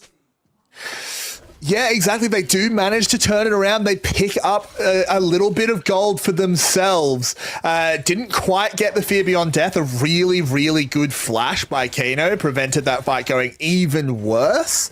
But they just rotated in at the right time. They got a 3-man Mega Inferno Bomb. As we'll see in this replay, it was Pun that got it started. And I think he needs to be doing this. You pick the Urgot to pressure the Jace. You can't let off despite how the rest of the map's going. He holds his flash for so long here. I really thought like he might just die and keep his flash for next game, but no, repositions perfectly as the team gets here. If that lands onto Kano, I think they actually just all die because they get feared. But it doesn't really, I mean, it's barely better when the Inferno Bomb is so good. Yeah, and they were just low enough. It didn't get any of like the huge kills there, but the damage was enough for the rest of the team to be able to follow it up. And Rift Herald now, the fight has started. I'll have to see whether CFO is going to just commit to this, or it looks like they are backing off. But Shadow and Kino are waiting in the wings. Just the vision secured is important. Histo off on the backside. Goes invisible as they head into the Shroud. Rift has reset. BA is taking a lot of damage. Death from below is good. Here's the hero's entrance. Is it going to be enough? Is Kino throwing out as much as they can? Doggo has the flitter. Good hook. Flitters through. Oh my god, that was exceptional. As the blast code sets them free and Pun off back on the side. Secret Wales, they take the fight and they pick up Doggo, which means the Rift Herald should be theirs. The Rift Herald will be theirs, and this is the Team Secret Wales fight back. They constantly find new angles to get themselves back into the game. They'll send D-Ray down to make sure that Rest can't pick up a tower for himself.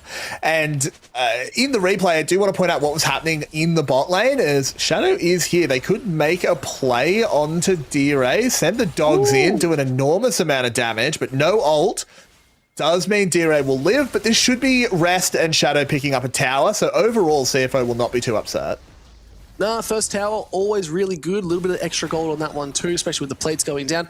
But walk us through this replay, Carrix. It was a good one. So, one of the big things I want to point out is right now, there's a TP disadvantage. I know it doesn't say it, but Pun does have his quest teleport. It's up. Rest can't join this fight, so Rest is constantly forcing a fight on the bot side. That's just going to be happening on the minimap while we watch this main play, because this is where the mistake comes in. Doggo just gets too aggressive, uses the E, and as soon as the E is down, he doesn't have flash. He can't do anything about the hook, and the fight is essentially just lost. Pun teleporting in is basically just to make sure that no miracle happens for CFO. It does mean that CFO do get a tower. So gold-wise, CFO are fine, but it's just going to be the priority whenever they want it from the Herald that will matter. Yeah, and remember, if we look at this graph here of the gold difference multiple games, it was actually at the 15-minute mark. It is at this point that we start to see a difference from Secret Wales as the culling is coming out. Glacial Fissure is good. Kino holding on for a long time, still hit with the Mega Inferno Bomber. Is going to be enough as now here comes Pun. Ghost initiated, but has to charge back out, but they're getting hit with a lot of damage. They're going to be careful. Shadow takes him out. Now Eddie's in charge as they're trying to flash forward. Look at Doggo's damage is doing so much. Eddie didn't go down. They're trying to clean out this wave and do anything because Dragon is up here. Carricks, they could lock this in and get soul point. And I think they absolutely will, given that his toe is down. Rest will get away from Dire as well. I don't think there's too much re-engage. This is going to be Infernal Soul point for CFO. Team Secret Wales is getting absolutely rocked in Game 2. This doesn't look close. No, it's definitely hard. Secret Wales, they've got signs of life, but CFO, they are running this ship, and they have got their harpoons set as they are looking to take it to them. But watch this replay again. The culling was really good. It got a lot of damage off. They just couldn't kill Kino. Yeah, exactly. I think Kino, he landed that 3-man Glacial Fissure, hit everyone, including Eddie, over the wall. Just completely stopped damage. And, I mean, Dog Champion is so strong. I said in draft, like, you can't let Shadow have it. You can't let this team comp have the Nefiri. They had the opportunity to pick it for themselves. They chose that, no, we don't need to. We'll pick a Kiana instead. And I like his toes Kiana most of the time, but he's 2 and 5. Yeah. It's usually a lot stronger than that at the point of this game, but we're looking at Shadow now. It's 4-0-6. They are so accelerated right now. They're a level up, 2.5 items up as well. They're looking very, very strong. We need to see them push a little bit further. There's another tower here secured. 4K gold lead for CFO as they have double the kills as we edge closer to the 20-minute mark. That means Baron is going to be on the board. Yeah, I mean, Baron is not too far away. I think we'll be a little bit away. Is a teleport used? Interesting. They just want to have Rest shadowing. Potentially try and get an inner tower in trade for whatever Team Secret Wales is doing, as that Rift Herald is not going to charge for a little bit. No, it's just going to hit the wave. Like, you can see some help pings. They're saying, come on, we charged off as there's 2 members smacking away at this tier 2 as well. So I'm not sure what the play is here because now we're seeing Pun walking up to try and help. Rift's just been holding this wave like it's an unofficial freeze, you might even say. I'm not sure how this is going to be working as now they're getting the charge off. Here we go. Finally making it work. It gets the charge. But okay, CFO, they see this. They're like, okay, maybe we start the Baron. Yeah, because Pun doesn't have teleport. He can't get to this play. He is the, one strong member of Team Secret Wales. It dies so fast to a culling. Team Secret Wales, if they're going to contest this, it's going to be too late. They're going to have to just fight on the way out of the pit, but CFO is not going to let them. Shadow immediately diving in. Yeah, D-Ray able to walk away, has to be very careful. There's the depth from below. It's going to hit on Rest, but not too much. It's okay, we're still taking things off the map here. Yes, they get the Baron. It's a great play. Secret Wales are returned with 2 towers, but that Baron, we're going to start seeing some huge gold coming off of the back of that. It's still a 4K gold lead. Getting that reset. Pun has to be so careful because Rest does a lot of damage here. Remember, look, it's a Black Cleaver and a Manamune too. It's a lot going forward. We might see, potentially, Carricks, the Serpent's Fang again. I think it will get a lot of usage in this game. Yeah, I do agree. I think Serpent's Fang picked up should... Shadow. Makes sense. I mean, he's so far ahead. Why not take a little bit of a detour just to grab it, make all of these shields weaker, make BA really squishy in fights. And Team Secret Wales, yeah, they got those 2 towers, but you're now facing down a Baron that is going to lead. It's going to still be up when the dragon spawns. You have to fight for that dragon as well. It's Soul. CFO, I mean, they're just dominating this game. I don't really know what the path back is for Team Secret Wales.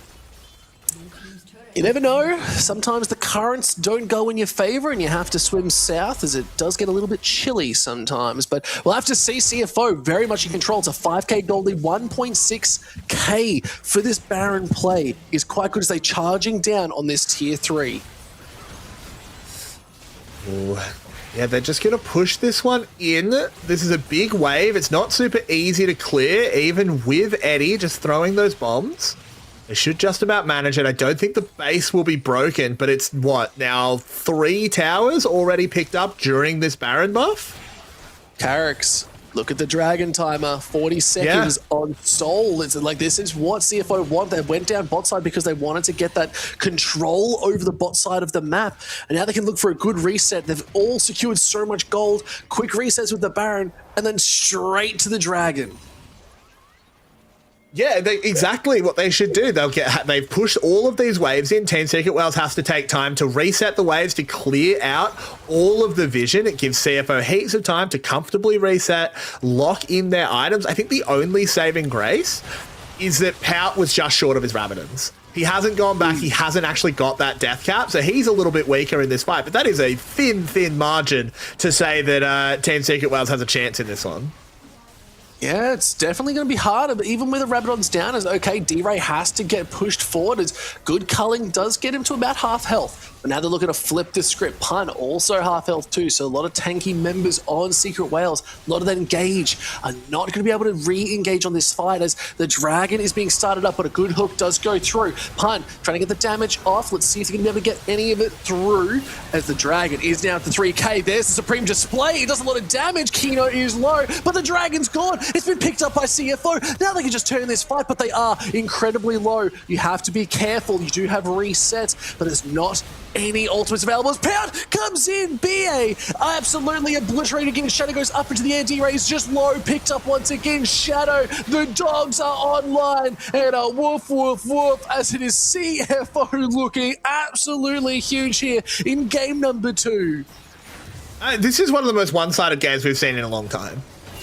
This has not been close. Kano doesn't even go down. This Braum showing why it was picked. He has been invincible in the fights, even when they've engaged onto him. I've seen Pun nail him with the Fear Beyond Death. Oh, Doggo just finds his toe. He's just going to get another kill for himself. But in multiple fights now, Pun has nailed Kino with the Fear Beyond Death, and in general, hitting a support is not a bad idea. It lets you... They should be reasonably easy to kill, so you can get that AoE fear, but it hasn't worked, not even once, as we see here. It starts, they catch Kino, they get the harpoon into him, but then there's just absolutely no follow-up damage, even with a good Supreme Display of talent. Team Secret Whales, they're too far behind. If this fight is even and you land the spells in that order, CFO, 3 of them are dead already, but they're just too far behind. And then the re-engages here too. Shadow knew exactly where they needed to go, and then D-Ray just went a little bit too far forward, thought they were going to get that hit, and then just couldn't catch the value. And I think Pun also knew that they were not long for the world there, so it's just a little bit rough, a little bit too eager maybe, but with Soul secured, 8.7k gold for CFO. And it's now starting to raise the question, was the Urgot the call? Was the Ziggs the call? We'll have to see, because at the end of the day, it is CFO looking to take this game too. Wait, Pun, what are you doing, dude? Why are you there? Pun, here his entrance coming in, Pun knocking them up, but he's just dead. It's okay, they've picked up another one too.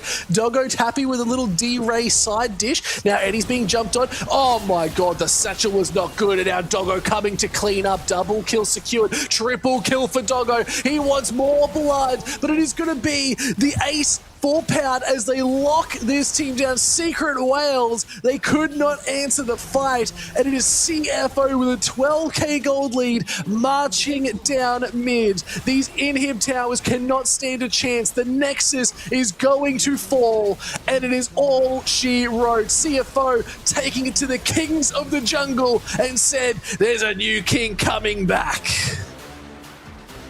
See, I mean, that was unbelievably dominant. I think they knew exactly how that one was going for the last 15 minutes or so. Team Secret Whales just did not fight back in that game. They just got absolutely run down, and we go to 1-1.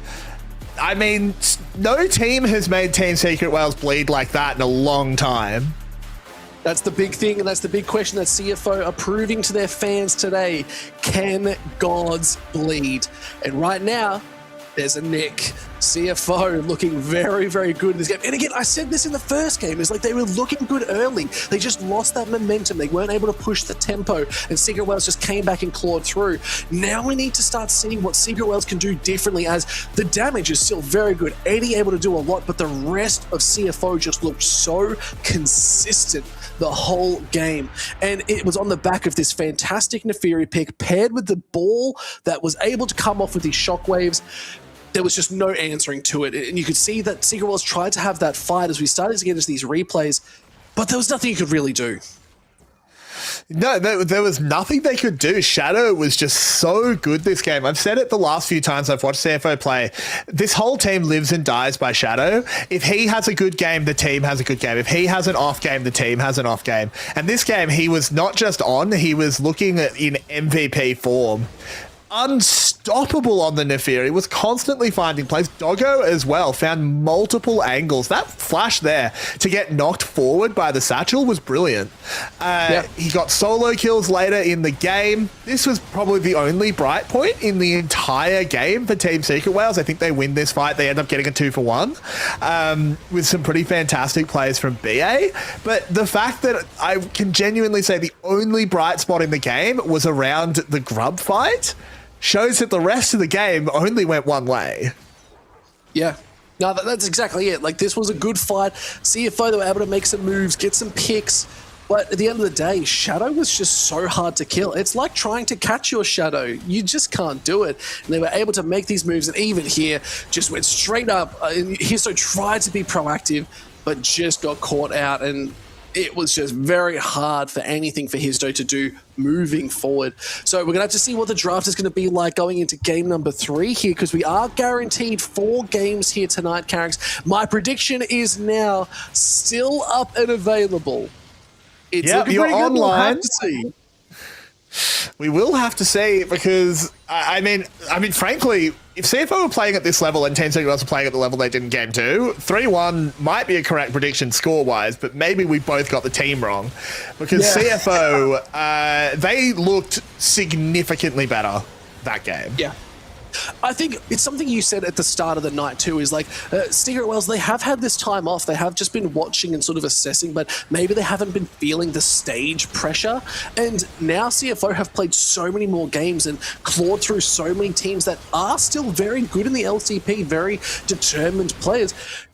It's a team that has sort of weathered the storm, and you never test a sailor without putting them in a storm first. So I think this is what CFO have done. They've clawed their way through, and they said, you know what, we want our title back. They had the first year of the LCP. Secret Wales have been in control for the rest of that time for year 2. Maybe CFO said, we want our spot at World so we can prove that we are still hot contesters, and I'm here for it.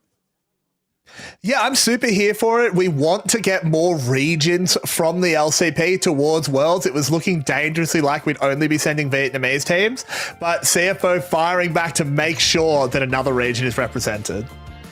That's it, but guys, stick around. We've got a game 3 coming up very soon, as CFO have made it a 1-1 scoreline. We'll have to see who's going to take game 3, so you better go get that popcorn, go to the toilet, get your ass back on these seats, and get ready for some more games, because we've got all the action here at the LCP. We'll see you in a sec. Split 3 introduces the most impactful format change of the season, the Swiss stage, where seeding and championship points can make or break a team's year. Top 4 teams from Split 2 playoffs face the bottom 4 in the opening round. After that, teams appeared against others with the same win-loss record. Teams continue playing until they reach 3 wins and qualify for playoffs, or 3 losses and they are eliminated. Following the Swiss, BO5 seeding matches determine final placements. The top seed earns the right to choose their playoff opponent between the 3rd and 4th place teams. In the playoffs, 4 teams battle through a double elimination bracket for 2 spots at Worlds and the right to be called the 2026 LCP champion. Additionally, the team with the highest championship points secures a Worlds berth, rewarding year-long excellence. The LCP Promotion Series returns in 2026, with 2 guest teams required to defend their place against champions from the region's domestic leagues. But this time, championship points will be a determining factor in which guest teams have to defend their slot. The pressure is on across every level of competition. This is the League of Legends Championship Pacific. Let's show them what we're made of.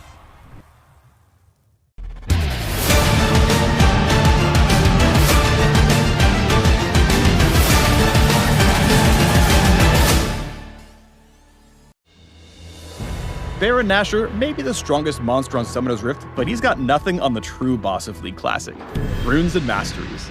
Runes and Masteries can feel like a lot, but don't worry, we're here to help you get started. All in good time. Let's start with Masteries. Masteries have 3 different trees: offense, defense, and utility. You have to spend a certain number of points in a tree to move down to the next tier. The farther down you go, the stronger the bonuses. You'll start with a 10-10-10 Masteries page that aims to do a little bit of everything. But once you unlock the ability to make your own pages, it's best to invest more deeply on a single tree to get the most bonuses. You should probably aim for 21 points in your primary tree and 9 points in your secondary. Now for runes. There are 4 types of runes: red marks, yellow seals, blue glyphs, and golden quintessences. These runes all boost a variety of stats, but if you want to be efficient, you'll want to pick the right type of rune for the right stat. Marks are best at dealing physical damage and magic bend. Seals boost your armor, health, and mana regen. And glyphs are best for ability power, cooldown reduction, and magic resist. Quints are particularly powerful. You only get 3 of them, and the effects they provide can be game-changing. Beyond boosts to typical stats, Quints are also the only way to improve stats like experience gain, and even the amount of time it takes to respawn after you die. But you don't need that last one, right? You got this.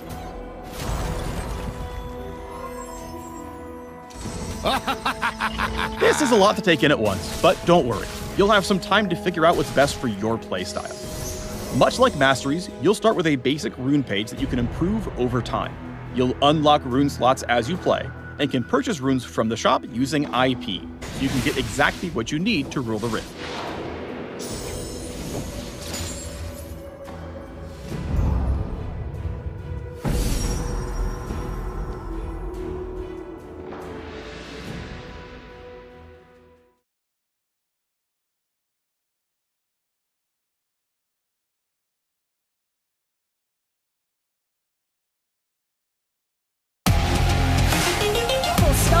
But here we go, Dustin. Inside the 1v1, Inside comes out on top. They have to. Here comes the hero's entrance. They have the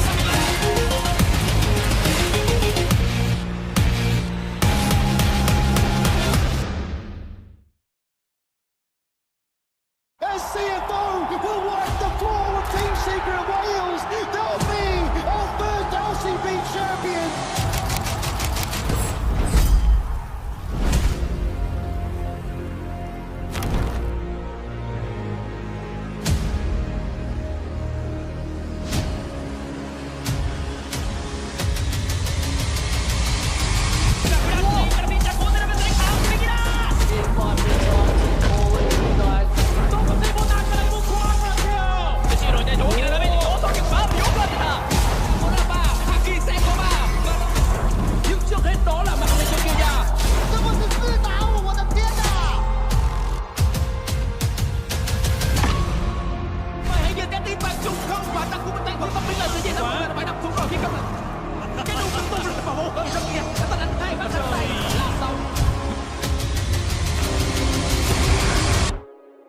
Thì tụi em sẽ tới đó và chứng minh.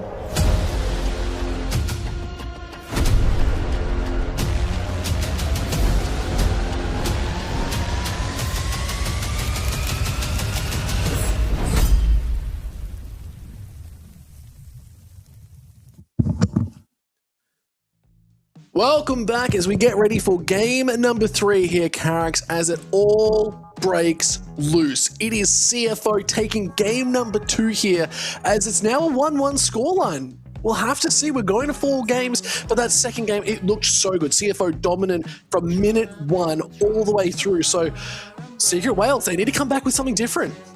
They need to come back with something incredibly different. I think it starts in draft. I think they let CFO have everything that they ever could have wanted. Orianna, Nefiri, and Jace all on the same team. That's like not really allowed.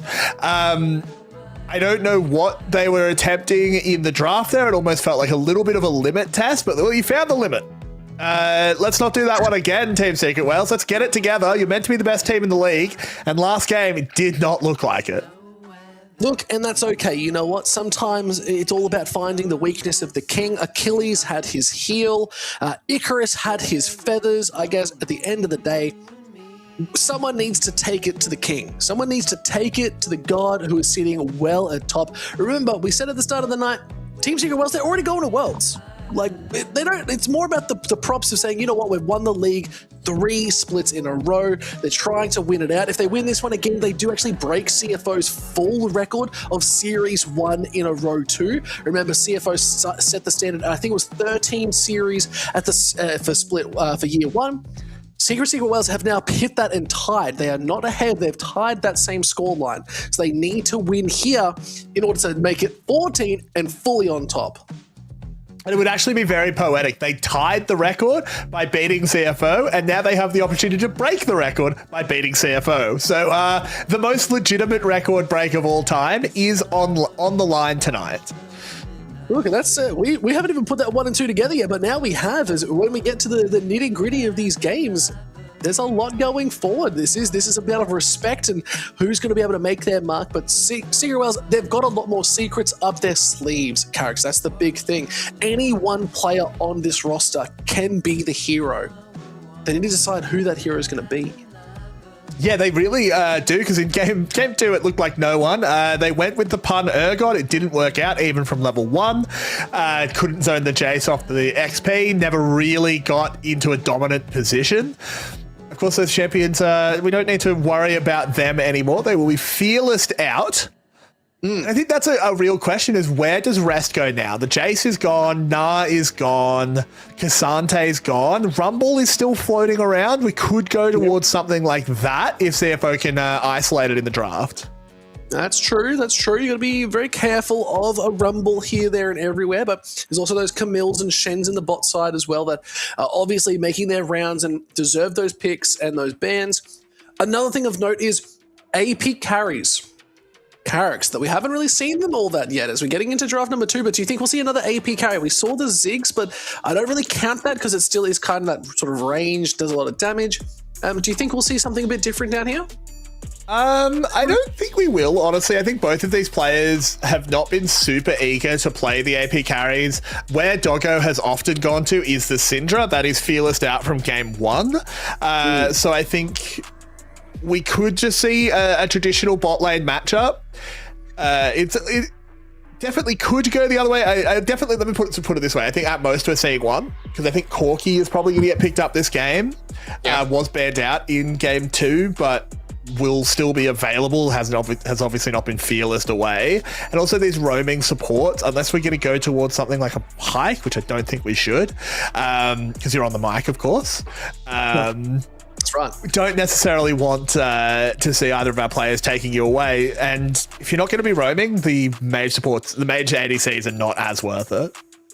I think now, especially on that note, we've talked about like the traditional sort of bot lane as well, and I want to talk about something we saw of old. Do you think like the Ashe Seraphine will come back out again sometime soon? Do you think like the Zeri Yuumi might make its resurgence, as it was a bit of like a pickup for it? Now that we're seeing like the Caitlyn, the Lucian, sort of these range ones are gone, as the Akali being first picked here for Pout. We have seen Doggo. Oh no, we haven't. It was Eddie who played that instead. Okay, don't disregard what I was going to say. Pout Akali, what do you think? I like picking it up early. It's one of the stronger mid laners still left after a few games of Fearless. Of course, it doesn't have its natural sort of prey of Orianna. She's already gone, won't be getting into that, and is just answerable with Ari Vi. Speaking of classic combos, there's one.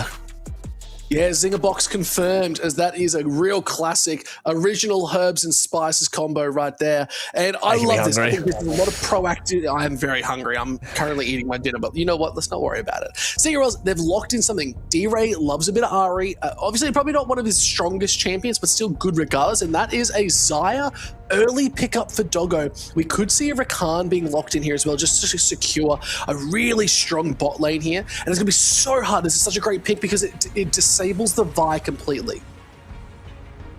Yeah, I think they flashed the Zyra for a second there. A bit of a shout out over to MVK. Guri having some good games on that one in the jungle. Yeah, just locking the Rakan. I like it a lot. Long range, very reliable engage. Perfect stuff.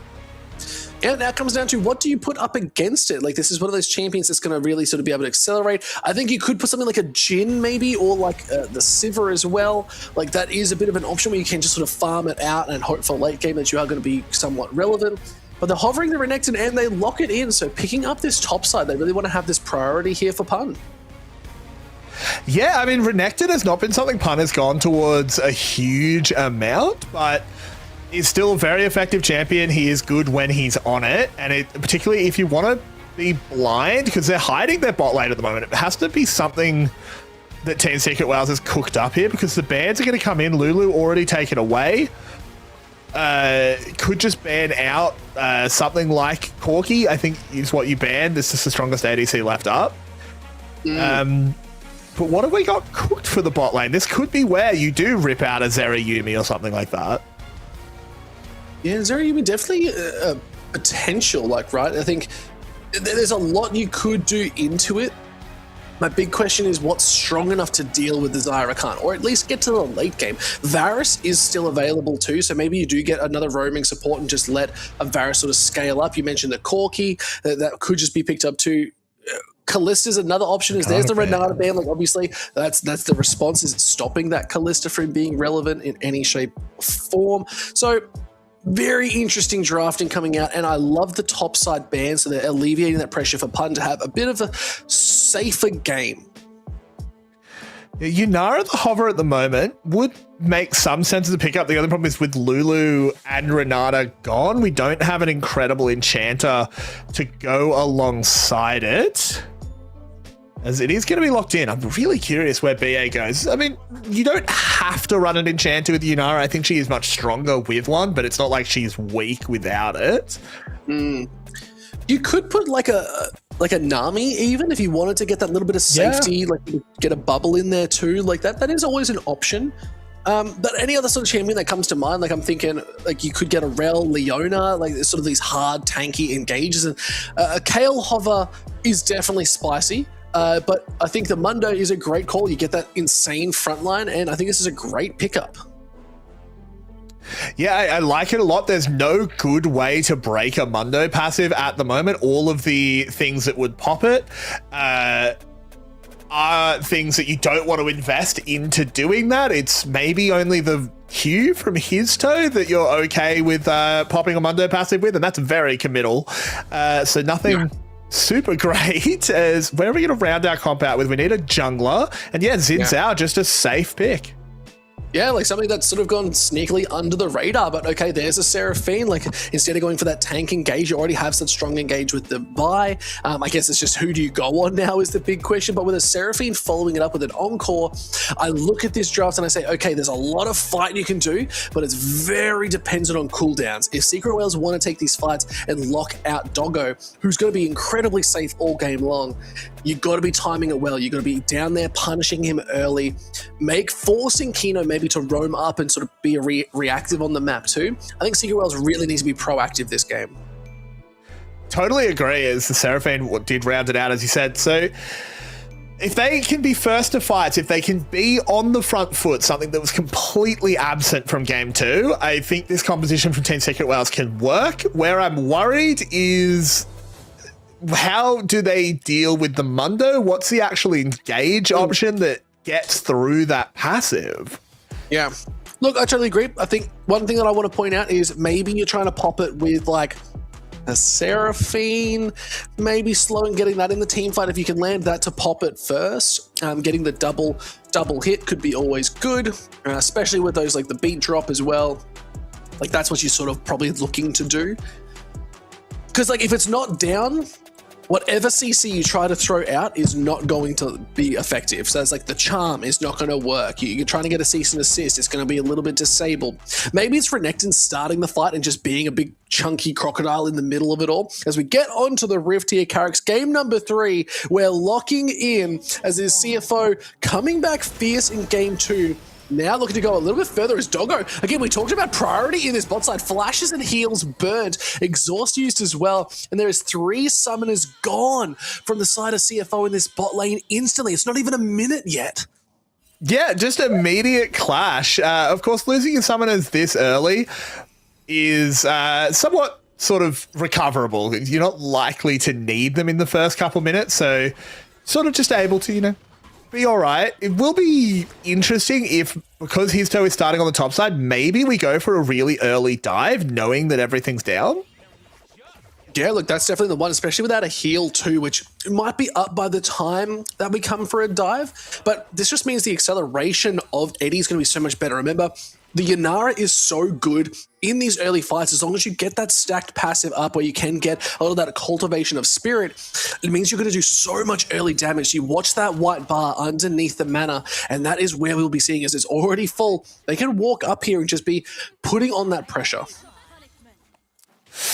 Yeah, they're just going to push them in. There's really no way for CFO to contest this first wave. So we're just going to be losing minions, losing a little bit of XP. Team Secret Whales will be happy about this one. Yeah, just hold it on. The spirit is just like, the best thing is you can sort of teeter with that bar too, because it does go down quickly, but as long as you keep getting those auto attacks off, you can do a lot. So I really like this out of Secret Whales. They put the heat on very early, which is what we said they needed to do. If they can get that damage off, and look at Pout as well, into the Ari, it's that ranged matchup into the melee. It's so much harder. So D-Ray really needs to put that heat on. Exactly the same in this top side. It is the Renekton, so that bruiser into a tanking member. Mundo needs those early items, so Pun should have a bit of a free time to start proxying here. Yeah, exactly. He's already behind the tower. He'll just clean these waves up. Obviously, he can't really interact with Rest all that much. He just has to dodge briefcases. Had to think for a second there what those are normally, because obviously the briefcases in this skin, and this is the only skin you ever see. As there is an engage in the mid lane. Shadow doesn't land the Flash W. Yeah, no, I can't get it, but D-Ray has already burnt Flash too, so now trying to go into the safe waiting arms of a Crocodile on this bot side who might just be looking for a reset, as D-Ray, I think, has to just run for their life a little bit too far. No Flash, TP available, but I think it is going to be Shadow picking up first blood here at the 3-minute mark, and the slight lead that Secret Whales had is all but nullified. Yeah, basically just completely gone, as D-Ray just had nowhere to go. His toe is on the bottom side. I think he needs to answer with something. Oh, okay. No. Nice little happy feet there. Kino wanting to react to this, but was able to get out of there too. So nice work. The Vault Breaker did just go forward and keep the safety on. Looking for a trade of chickens.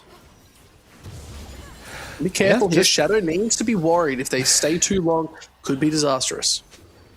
His toe just dances away, doesn't want to keep this fight going. Just let's have a look at how this happened, because D-Ray, initially, I actually thought things were going really well. He lands that charm. The Flash W doesn't land, or W Flash rather, from Shadow, but he just passed down almost like Pun was going to help, but he had no agency to do so. I'm not sure why we didn't path up. I think because we saw that it was such a big push in, we did see that Mundo was up towards his top side, so Rest would have just walked down into the river anyway, so maybe it was about stalling for time, is the way I see it. But now Histo's living in the jungle too, being a bit of a disruptor, but Pun is quite low. Could be jumped on. Remember, how do you deal with this Mundo? They're only level 5, but has to burn the Flash. Pun getting out of dodge, but still in trouble with all these cleavers, and I think he might just be going down. Not great. Yeah, bad, I would say. Team Secret Whales, they are not playing to their level in these early games. This is pretty low level out of them. Yeah, I think they've just taken, like you said, they've taken a little bit too much time off, as we do see Scuttle being picked up here too. D-Ray taking good chunks of damage out of Pout. Does have a little bit of a CS lead, but not enough to know. Let's watch this replay, Carrix. Yeah, so this was just Histo and Pun setting up a little invade, but they don't have good path priority because Pun, again, they can't do anything about the Mundo. The Mundo is just going to walk at them. They can't commit enough CC to get through the passive, so there's no real button for Pun to press. They're just not allowed to be there. Yeah, I think Secret Whales, they're being proactive. Love it, but it's only proactive when you actually are successful in it. Like, you can go and invade, but if you keep getting caught, it's no longer proactive, it's just active. And that's not good for anyone. As okay, nice little fight up here. Both junglers still level 5. looking for a little bit of a fight. Shadow does have less mana, and there's the level 6 actually coming out, so Vaultbreaker should be able to go forward if they can get the cease and desist. Wind becomes lightning is good. Pun is going to rotate first, but here comes Mundo, gets the Dominus off. Cease and desist goes up. It's going to be enough. They pick up Shadow. He's out off the board. And now BA's joining this fight too. This is the Secret Whales we were waiting for, and Pun picks up a double kill for their troubles and a nice reactive play out of Secret Whales. And I think we can immediately see the difference and where Team Secret Whales has been limited in these last two and a bit games, 1 and a bit games, I should say, is that BA was in that play. As soon as BA is in a play, I think it's so much more positive for them.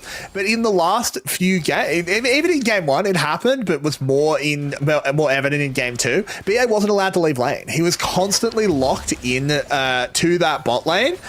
This time, he's free. You can see he's already in the bottom river when this replay starts. Shadow just goes for something. We've got a brawl in the bot lane. I think the disengage is good, so we'll keep on the replay. As, yeah, Shadow was just a little bit too deep. The level 6 from his toe did come in as well, just to lock everything down. And even with Kino being first to the play, BA arrives just in time to make sure they can get the double. What I like here as well is now that all the kills are on Pun, that is a really nice advantage to get that executioners. The calling is there good, so getting that anti-heal into this Mundo, who's also picked up the anti-heal too. A little bit of a roller coaster here on the goal, but his toe now looking to join back up, wanting some chickens. Wind becomes lightning. He's going to be followed up. Let's see if the Vaultbreaker is going to be that. Was okay. Flash over to just stop it from charging away. There's the Crescent Guard. They're going back onto his toe, and he's just gone. Pout picks up their first kill. Now they're looking for the execution onto BA, who is low. Level 5, great knockup. CFO in charge yet again. Double kill for Pout, and now D-Ray got a little bit too far forward. Feather Storm goes out. The flash to secure, and it is CFO back in control yet again. I mean, this is just so one-sided. All of these fights are going CFO's way. It's really only the farm lead in topside that's keeping this game in touching distance. As, again, it was just the Biff at the local KFC fighting over the chicken. And his toe just thinks he can get away with this. I mean, it's a good play by Shadow, but at the same time, it's like, this is not some dark technology that no one's seen before. We know that you can flash in front of a Vi. So I don't really understand why we think we can get away with this and why BA thinks he can step up to an Akali that hadn't used the second part of her ult. Yeah, that is the real question. Yes, D-Ray, I was able to pick up Shadow, but the Feather Storm 2, they're used. Like, again, how do you really take out this Sire at this point?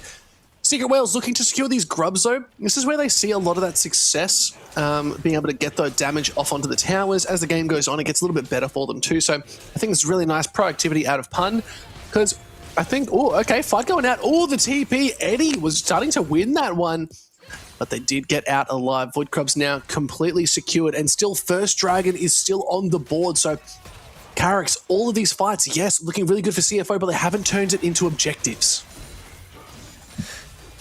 Yeah, they haven't. That's true. They haven't turned it into objectives. They haven't turned it into a real gold lead either. So Team Secret Whales not as in a terrible position as they could be with these fights going early the way of CFO. And that said, they are also maintaining gold leads where it kind of counts. Pun is still up. D-Ray is even. Those 2 kills on Pout being cancelled out by a farm lead. So they're managing to stabilize. No, so true. Now, D-Ray as well, okay, needs to be careful. Kino joining in the mid lane too. I think I'd like to see a little bit of movement towards this dragon. As you can see, the vision's going to start coming through. Doggo's being left to their own devices as we want to see Kino moving around and being really reactive on the map. But okay, getting caught here. Histo wants to take this. Backflip Shuriken is used, but it's all about securing the vision. They're just getting priority. It's a lot of spells to put on cooldown, as it should get Team Secret Whales a lot of space towards the dragon. D-Ray needs to be a little bit careful that he doesn't get pinched. Yeah, BA Shadow is here. Encore could be good, needs to be used appropriately. There it goes. To see if he's going to be picked up. Dragon secured with Crescent Guard, and the Wind Comes Lightning is nice. Eddie is just trying to run for their life, but this could just be the sacrificial Histo, as Kino is the one to pick up the kill, going straight back in. But Eddie is starting to clean up. Here comes Secret Whales. They're saying we can take these fights, and it's a huge play. They reverse the play completely. They get the Dragon, they pick up all the kills, and no members except for Histo really go down and get disrupted. Eddie's going to be unleashed now.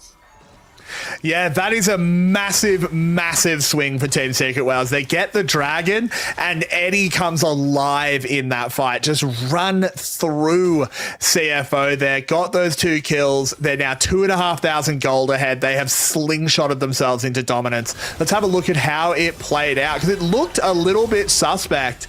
The Seraphine ult was huge, and they burned so much onto BA that they just don't have anything for the rest of the fight. They have no CC left when Eddie joins this fight and is just clicking them to death.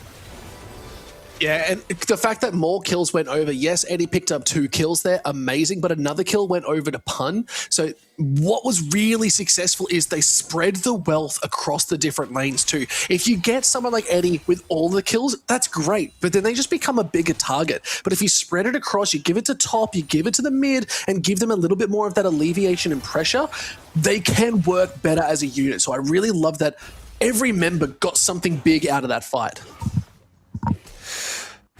Yeah, I think it couldn't have gone any better for Team Secret Whales, frankly. I totally agree with you. Everyone got what they wanted out of the fight. Everyone got what they need.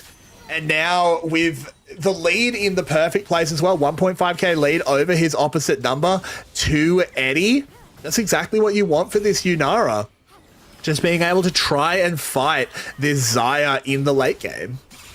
Yeah, and we can see more pressure going forward. And again, a lot of this gold is coming through on the back of, they have the Void Grubs. They can just hit these towers and it's just going to do so much. But now Histo's looking to find Shadow. It's a level up and a lot of damage for Histo as the Sunder Sky is completed for both, but neither want to fully commit. And we'll have to see as Shadow is going to look to retreat. But I think first tower might be pretty successful here in this bot lane because it is Doggo and Kino looking for the reset. A wave is going to be shoved in from Eddie. Maybe not take the tower, but at least get it incredibly... Nah, they'll take that. That's gone. They'll take that. Yeah, they should be able to do that. No worries there, as Pun and Rest are having a bit of a biff in the top side, but shouldn't be anything to write home about as that Mundo ult is pressed. Should force Pun back, as there it is. First brick secured. Even more gold in the pocket of Eddie. He's now only 1,500 ahead as that wave was claimed in the mid side, but still... very, very strong. He's about to cash in a cull as well as, Pun. Okay, lots of members coming up. You have to be careful. There's a good little knockup. He's picked up. Pun could be caught out as 3 members. Shadow's reaction is perfect. Pun is just going to die. The shutdown goes over, but D-Ray able to return a kill. So a 1-for-1 trade. It's not the end of the world. Charm did go sideways. Does have a last Spirit Rush. Here comes BA looking to join this fight too. They do have the Encore. It's going to land. Is it enough? Is there Crescent Guard? Shooter comes lightning. His toes joined the party. Now Pun has to be gone. It's just too much. BA taking out Shadow. Picks up the kills, but now Histo securing their 2 kills. And Eddie says, man, I don't even need to join these fights. Just give me all these towers as Histo is chasing out Kino. There's not too many places you go. Cease and desist is going to land. Unofficial triple kill. Looks damn good on this jungler. It really does. I thought that was a disaster for Team Secret Whales, but it just turns out perfect. They get all of the towers that they're looking for. Rest can do nothing but watch and pick up a wave. They don't even get the bot side tower. Pout was hitting that one, but just doesn't have time with Pun teleporting in. So Pun, he just pops a Dominus in the brush to get that Fury. And this is where I thought it all went wrong. They didn't actually lock Rest down. I thought, oh no, now it's a 3v2. They're going to be able to turn this around on its head. But the one shot coming in, the 1-for-1 just lets D-Ray just play on the edge of this, has that Spirit Rush as you called out in live. There's just nothing to lock him down at this point. And that, I mean, a 3-man Encore definitely makes this a little bit easier than it would have been. Fantastic stuff from BA, but as soon as his toes here, he's full health. He has all of his cooldowns. There's really no fight left. Yeah. towers across the board. 3 towers secured, so every tier 1 being picked up here now for Team Secret Wales, and this is a different telling of gold and strategy. Every time we've seen CFO take the early lead, and then it just gets flipped on a dime in game 1. Game 2, they just had full control. There was no flipping. It was just play after play they were winning, and now game 3, Secret Wales have said, we've had enough of this. No more. We will close this one out cleanly, and they are looking to do just that. Yes, a couple kills off the board, and now looking for a little bit more as Pun being jumped on, TP being used, Dominus as well. Crescent Guard is nice, has to flash. Just be picked up. Core hits multiple members and secure the ring. Pun is still alive. The double kill here for Histo is huge, but how did Pun survive? Kino being charged at by an Ari with the Faker skin, no doubt, can dash away, but a huge play again. Secret Wales are taking it to them. I mean, they don't even get the kill on Pun. It can't go worse. They're now 6,500 gold ahead. I think Team Secret Wales took game 2 personally. Yeah, I would be too at this point. You can see as well, itemization really coming online here. So straight up to this Rift Herald, but Yanara, 8201, 2.5k gold lead, has already got the Hurricane and the Kraken online. Going to be hitting multiple members at a time. I love this. Maybe looking for a Lord Doms as this goes forward, because you do need to deal with this Mundo. There's a lot of tankiness on the side, a lot of shields, but this was a great fight. Yeah, it really was. And I mean, the fact that Pun lives as long as he does, he is on a shred of health when that BA ultimate comes in to save his life. We come back to live. Way too much. Shadow's gone. It was beautiful work as Kino now looking to go in. The quickness is nice. It's slowing up the members. Power able to pick up Pun, but can they do anything more? Look at Eddie. They're doing so much. They're incredibly low. Oh, dashing back. Power's gone too far. They don't have the energy. It's just too much, and Eddie cleans it up on the backside. A bit of an overstep once again. You can't just try and get Eddie like that. And now they're looking for a tier 2 once again. And another tier 2 in the mid lane as well. D-Ray wasn't even in that fight. Yeah, exactly. D-Ray doesn't even need to attend the fight. Just pick up a tower.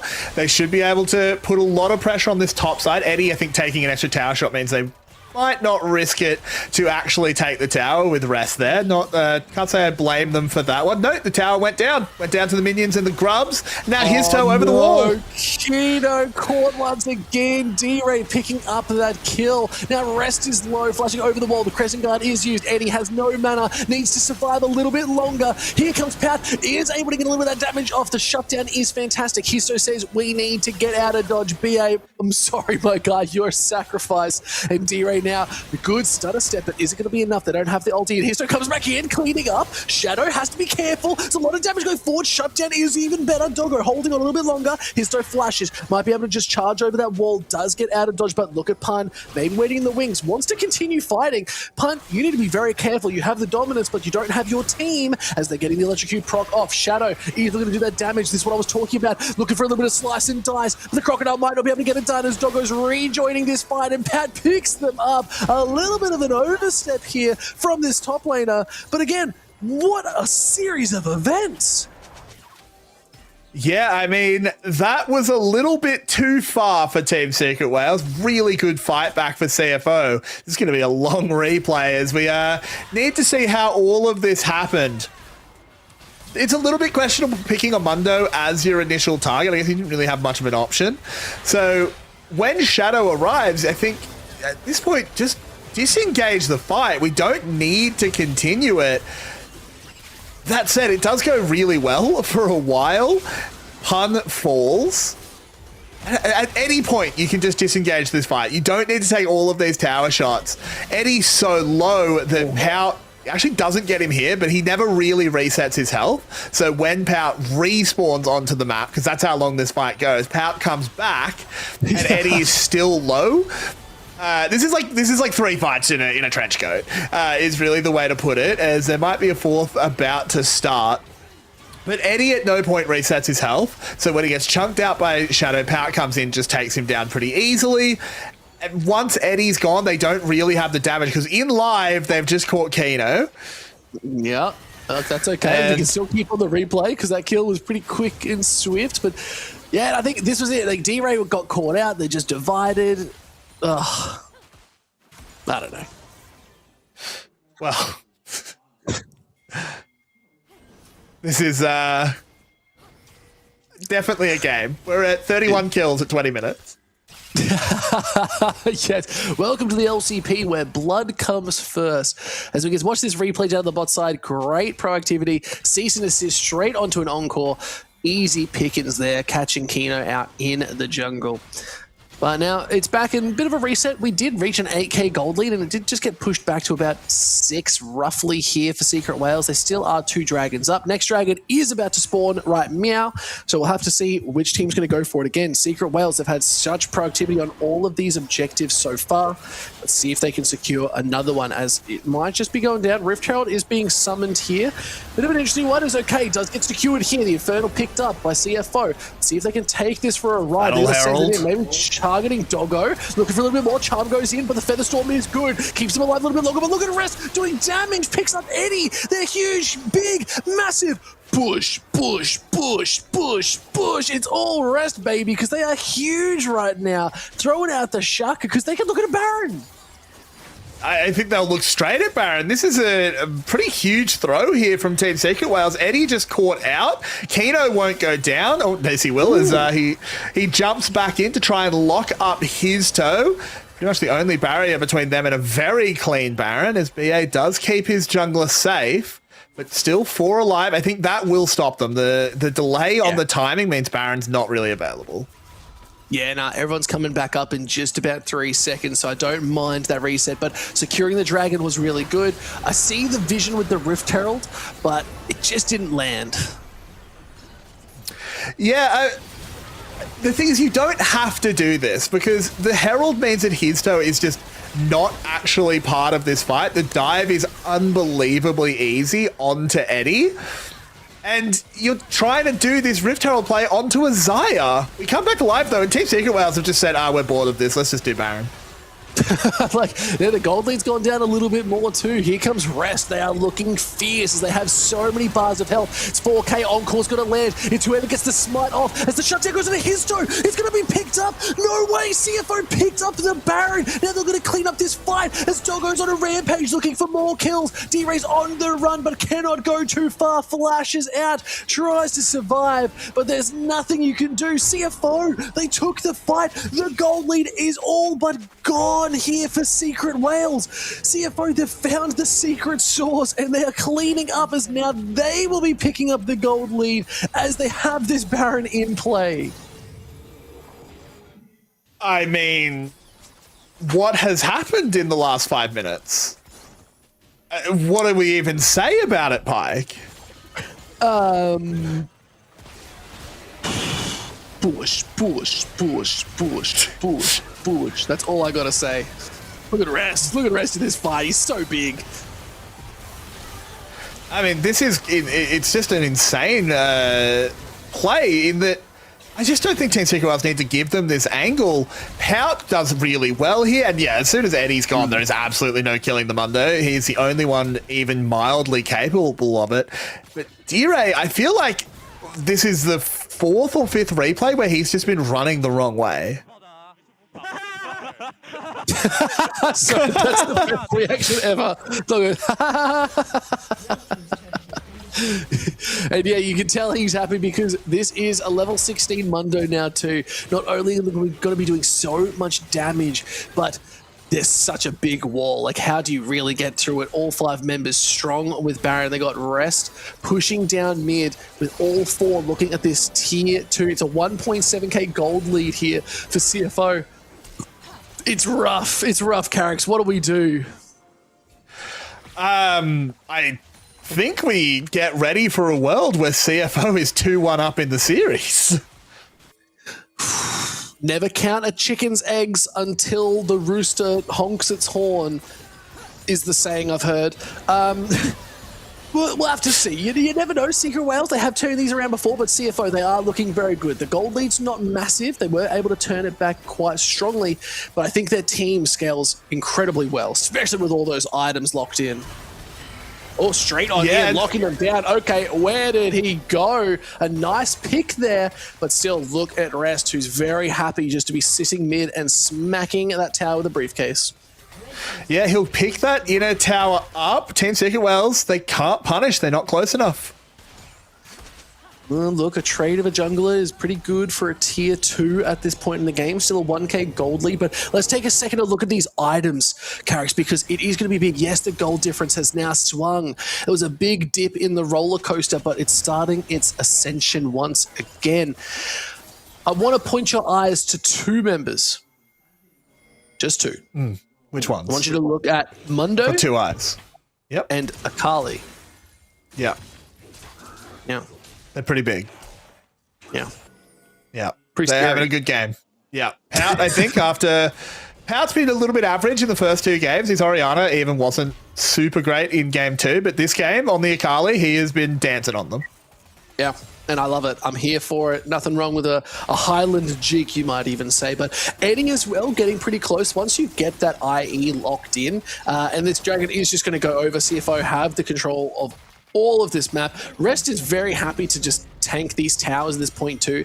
The reason I brought up the Mundo, they bought a little bit of anti-heal at the start of the game, but they have 3 completed items. Warmogs, Heartsteel, and a Visage.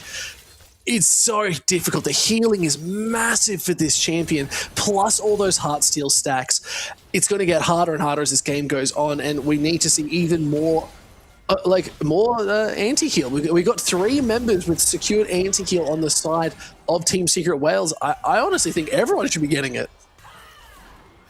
Yeah, I mean, I think they definitely need more of it. I don't disagree, but I think the reality is that if Eddie gets to hit Rest, Rest will die. If Eddie doesn't get to hit Rest, Rest will never die. And I don't know if more anti-heal changes that. That's so true. It's so true. It's a very tall order. It's a very tall Mundo, in fact, as you can see as well. Secret Wales looking for a sneaky play. They're expecting someone to make something happen. Mid or top. Pun needs to be sitting in these side lanes. I think that's one thing we've seen a lot from is Secret Wales maybe have been grouping too much as they are trying to take these fights and then just getting caught out in a lot of it. Whereas seeing Pun solo push this bot side, Rest obviously being spotted out as maybe the target. If they can take him out, it's going to be really good. And this is what we talked about. If Rest is shredded, it looks good. But here comes Pout. You can't kill him that quickly as it is Histo having to run away. GA still available, but look at Pun again. Still, this is the best part. Pun is just hard pushing the bot side and securing a tower for Team Secret Wales. Yeah, I mean, this is not a bad few moments of play. Rest, obviously, much, much stronger than Pun at this point. He is enormous on the Mundo. There's only so much Renekton can do, but one of the things he can do is just not be near anyone else and just take a tower, just get some gold, bring us back to 1,000, which at this point in the game may as well be 0. But I think, CFO, I think the scaling has just kicked in. Look, we sort of talked about it, how it's like if you could weather the storm, but if you can wait, I think Eddie also has a lot to prove. There's quite a bit of scaling regardless across all of it, but Eddie, you need to be very careful. If you walk up too far, you will get jumped on because there is a Baron up in play. We have to be super careful if Shadow gets caught, but he has a GA as well. Keep these items of note. We got 2 GAs on these junglers. They are willing to go full send. Histo getting jumped on, slows the nice, but Histo has to be careful as they're still chunking out Shadow. Crescent Guard is going to land, encore hit, but is it going to be enough as the GA might just be able to go down. Here's the TP, Pout's on the backside looking for a lot of damage, goes into the Shroud. They have to look for this reset as Pun getting caught once again. Now Pout might have to go golden here. Yes, they do. Kino, great entrance comes in. The damage is good, but it's too much. The Featherstorm goes up, but once it's down, there's nothing you can do as the shutdown is great here, but still, it is 4 members strong. D-Ray needs to be charging off. The Spirit Rush needs to be used to great effect. Eddie is just too low. You're going to use that blast code to get out and dodge, but look at this Mundo. He's just so big. He's healing mid-fight to full HP. They need to clean this one up. It is all Eddie. He comes in and hits them with the final move. The flash goes forward, but Rest cleaning up even more. But Pun, Histo, D-Ray, they're able to finish the fight off with an ace. And what a huge turn once again. They're looking at the Baron Carracks. I can't believe how that fight played out. That was ridiculous stuff. They will go to the Baron. They should have time, even though this won't be the fastest Baron ever without someone like Eddie hitting it. We're about to go into one of the densest replays I think we'll ever have, because they're just fighting in this little cubby the entire time. It's really good for BA. He's putting out a huge amount of healing. Eddie manages to play this super safely. I thought we just disengage here, but no, Pout sort of exposes himself, and the block on that perfect execution means that he's a target. They have to wait for him to come out. Eddie surviving is basically the most important thing. I like that Doggo throws the Featherstorm at him, because I think if Doggo trades 1-for-1, if Eddie goes down but so does Doggo, Rest is just able to kill the rest of the team. It doesn't matter. But I can't believe that Eddie survives. He's still playing around. He desperately wants to go back to his fountain, but he just can't. He hovers around, gets a little bit of supplemental healing, and then just comes in at exactly the right time to force Rest to flash onto him. And at that point, with no passive, with no ult, they can finally kill the Mundo. Yeah, and look at this base. Like, they were walking down with a single wave, but the rest of the team is just not there. I think they were expecting them to be somewhere else, but are they just going to look to end? Like, do you just force this? Yeah, you just go. Be able to. No, they're all reasoning, I would not be there. Maybe that was a bit of a bad call. They're caught in the middle of it all. They have to be waiting in the wings. They can get... Okay, that's a bit of a risky TP. Okay, Pun looking to jump in. Dominus has popped. They feel like they're strong enough. Secret Whale's taking the fight. See if they've got enough damage to look at Rest. He's being charmed up. He's being slow. He's getting low. Oracle hits with the crazing part. Is big. Look at his health regen. Rest has no care, but Shadow's gone. It's Eddie who picks him up. It's a double kill for Eddie. He's unleashed. He's locked in. A great pickup there too. Kino is low. Charm does hit, but they're still trying to fight out Rest, who just will not die, and Pout has to use that perfect to get out of dodge too. The execution was good, but now it is Secret Whales. They turned the game. It was flippity flop all game long, and the carries are down. Have to be so careful now as Rest is still a menace. D-Ray looking to join, wants to do some damage. Tower is gone. You just need to hit these towers to secure the game as they take the second, and there goes Rest, their last front line. Secret Whales, they did not like how they were treated and disrespected in game number 2, and they flipped this game once again, taking us to series point. And they turn it back around. They threw a 6k gold lead, but they still get over the line. They are on series point. Carrix, we are here yet again, and I'm not gonna lie, my prediction's looking pretty good. Yeah, you're looking pretty clever tonight, Pike, as Team Secret Whales are looking frighteningly mortal. Oh, look, it's so true. Like, that they have truly pierced Achilles' ankle at this point. CFO are looking incredibly on point. We've been waiting all year long for this team to be revitalized from year 1 of the LCP. Dare I say, Carrix, this is a team that every other team in the LCP should start being worried about. CFO, look, what's he eating? Yum. Sorry, I lost my train of thought. Something on a stick. That looks delicious. Like, is that a chicken tender? Yeah, it could be like a wedge or something. I'm not sure. God damn. Come on, man. Share that around. Can you tell that the casters are hungry? But okay, wow. Oh my god, that damage. What? That gold graph is a hell of a one to look at, as that is a fun trail bike ride. Yeah, no, I'm definitely stacking it on that first decline there, but on the up climb, I'm probably going to walk my bike up that hill because it's very steep, but then it's a bit easy up the top. But I couldn't ignore 80's damage was 52k. So again, somewhat fake because you are just an 80 carry dealing into a Mundo, and they keep healing so much you get to do the same amount of damage all over again in these fights. But that is a lot of damage compared to a team that was on the other side. Yeah. And I mean, these highlights, it's going to be a long highlight reel. We might have to buckle in for this one because it was a very, very high octane game.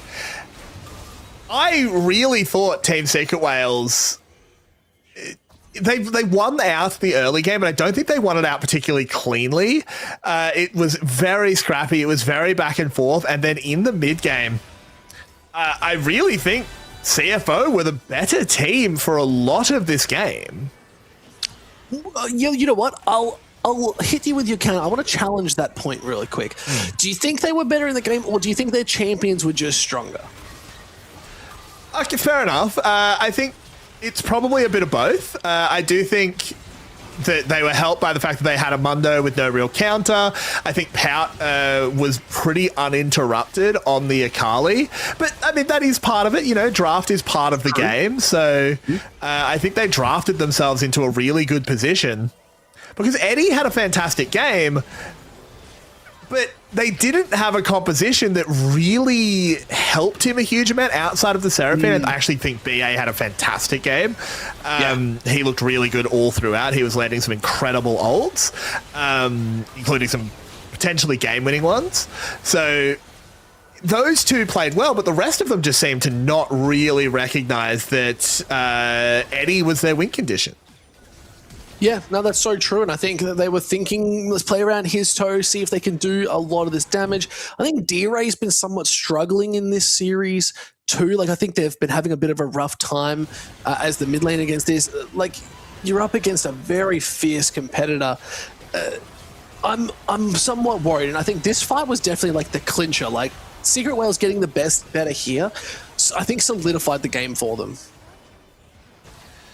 Yeah, I agree with you. I think this was the fight. I think there's almost, you could boil it down to just that interrupt on Pout's escape with the perfect execution basically turns this fight around. I think if the Akali is still alive and is still a threat, Eddie can never rejoin that fight. We don't see the back half of it. I don't blame them. It was a long fight.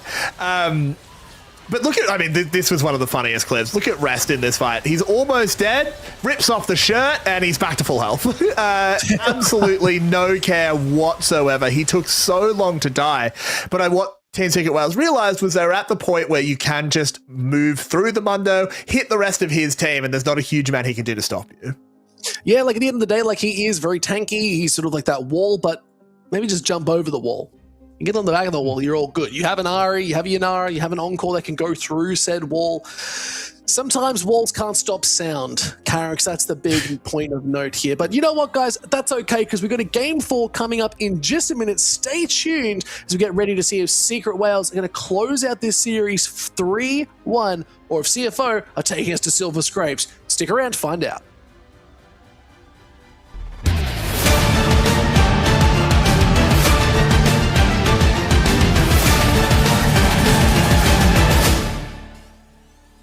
This is Amumu. Amumu couldn't figure out what items to buy, so he left his base without them. This is widely regarded as a bad move. Inevitably. The Rift is a dangerous place when you're unprepared, so you'll need to stock up on the strongest items Runeterra has to offer. Here's what you should keep in mind when perusing the shopkeeper's wares.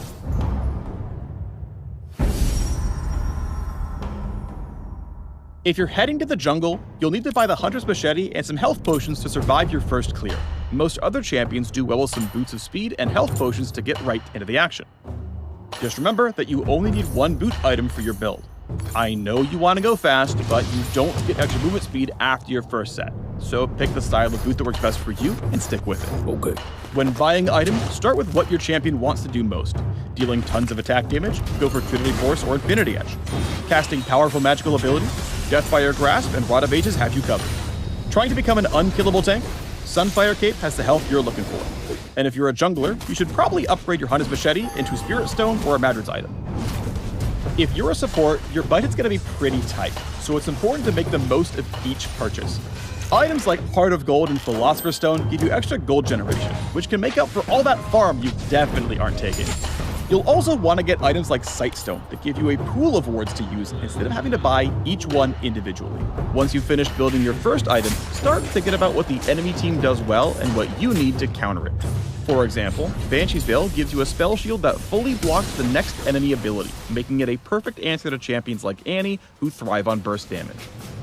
Once you've finished your responsible shopping, feel free to check out some more creative purchases. Niche items like Banner of Command could catch your opponents off guard and shift the game in your favor. You never know until you try. So get out there, experiment, and find the perfect build for your champion and playstyle. A clever fox is never caught.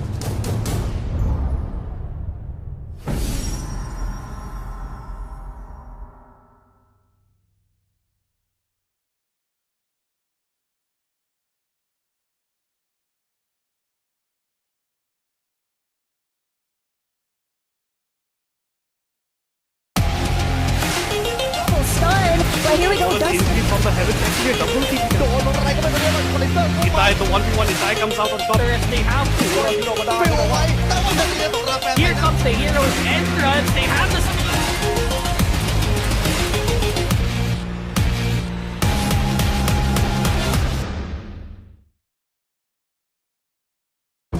Man, the energy here, it's a demon's dinner bell. All right, it's your funeral. Hey, kid, your bear's got better instincts than most parents.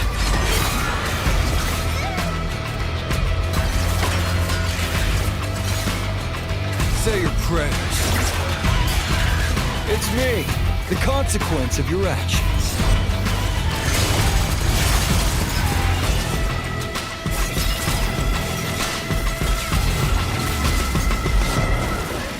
If you bury the pain will bury you. This is salvation.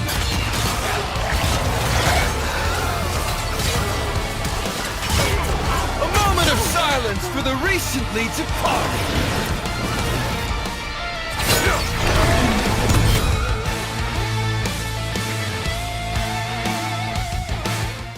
As CFO will wipe the floor with Team Secret Wales, they'll be our first LCP champion.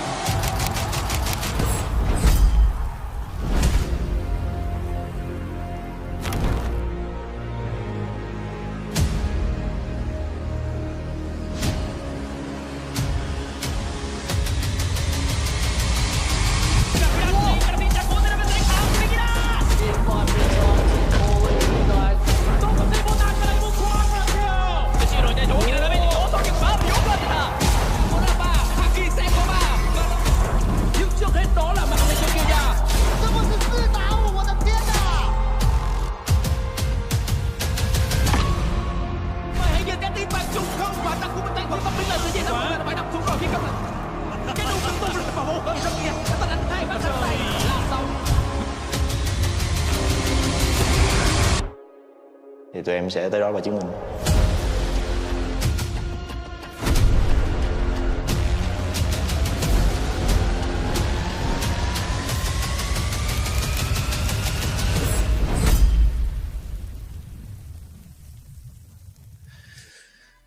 Welcome in as we get ready for game number 4 here, Carricks. It's been one wild ride all night long. CFO, they took game 2. Secret Wales, they're on series point as they want to close this one out. But that last game, flippity flop was the word I used mid-cast. Now, I'm not sure if that's the right terminology we should be going for because it was just it's scientific. very unclear.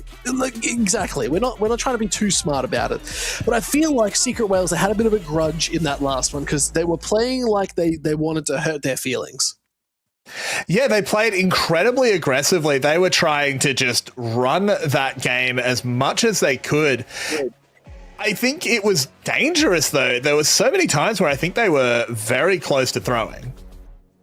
Yes. I think, well, that's one thing, right? Like, something we have to note regardless here in the LCP is the Secret Wales, they've secured their place in Worlds. They're already going, like, I feel like this is the point now where they can just see how much can we get away with? What can we do that's not going to maybe put us at a disadvantage? Or maybe the coaches are like, boys, all right, let's get serious now. Let's put ourselves at a disadvantage and see if we can still win. So it's like, maybe they're not even just limit testing. What's bigger than limit testing, Carricks?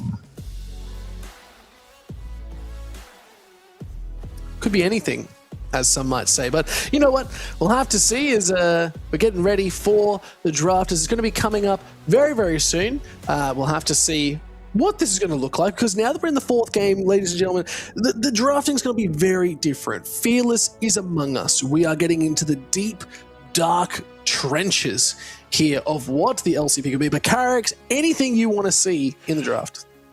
I want to see more focus being put onto Dire, I think. I think he has gotten early picks, but never prio, I think is the way I'm going to say it. I think he's always had to answer what Pout's doing. I want to see them put him on the front foot. I want them to see them play around him because he's the player I've been waiting for tonight. I've been a little bit more hypercritical of D-Ray in recent times, just because I have high regard for the player. I want to see him doing well, but I haven't seen the success that I've wanted to see. You know, I think he's been put on the back foot maybe a little bit too much, or they've been struggling to find his place in the team. But you know what? That's okay. It's all good. We're getting through it, and now we're heading into the fourth game, potentially the final game here, as we're seeing similar bans across the board. Yeah, the bans, they have not changed, pretty much. I assume Camille will be taken away as well, as it's actually a volley bear ban from CFO, a bit of respect towards Pun. Camille is the one I'm sort of waiting on, especially with Shen banned out. You either first pick or ban it, as 10 seconds, I don't think you want to give that volatility. They do, they ban the Pantheon, they ban away from Shadow instead. Ooh. Could enable Kino a very strong early game. Yeah, that's so true, especially when we're rotating around the map. But I guess the answer is, what do you put up against it, as Vayne is being hovered here? Mel also quite a potential pickup here for the AP carry role towards this bot side. Zyra again, like we've seen a little bit. There's the Camille. I think this just makes the most sense. Yeah, exactly. You can't not pick it here, especially with Shen banned out. As I said before, that's the natural counter pick. It is gone. There's a lot of supports gone as well. We might need to see BA going towards something like Pyke if he's going to try and match roams. I think this cannon's just a hover. There's no way we pick cannon this early. Are we first picking Olaf? That's crazy. Well, like, I guess... Yeah, okay, you're just locking it in. Like, why not? Pop it in the top lane. Maybe it's an Olaf support. That's no, it's criminal. That's an interesting thought. But Hun just throwing down the gauntlet, just saying, no, I don't care what you pick into me. I will just play this Olaf, as this Kalista hover could be real. We saw this pick on Friday night. Had a decent performance. Yeah, locked in. Eddie's going to go towards this. Okay, that does mean that it either forces their hand to pick up a Renata and put the Camille top into the Olaf, or they keep the Camille support into a Renata, and it's probably going to struggle a little bit with the handshakes going forward. There's no amount of hook shots that you can do that are going to really be able to react to that, but a Talia here could be very interesting, because that is a flex pick still. You can put that mid, you can put it in the AP carry role too. I feel like the way Doggo is playing tonight, you don't want to be putting them on a mage in the spot lane. I think you need to give them a really strong AD carry that's going to be able to get some work done. I think with a Camille, dive potential is possible, so a Kai'Sa could be an answer, but Rengar hover here. Yeah, that's just a Rengar hover. I think Lee Sin, honestly, kind of criminally unpicked this series, just has been very, very ignored, and now Shadow gets a high prio jungler, can combo super well with that Camille, just play gank buddies. CFO looking very strong, at least in the early game. Please pick Lilia. It's not going to happen, but please pick Lilia. Yeah, I think the Renata makes probably the most sense here to be picked up. So I don't mind this. A good little pickup and secured, making this bot lane quite strong.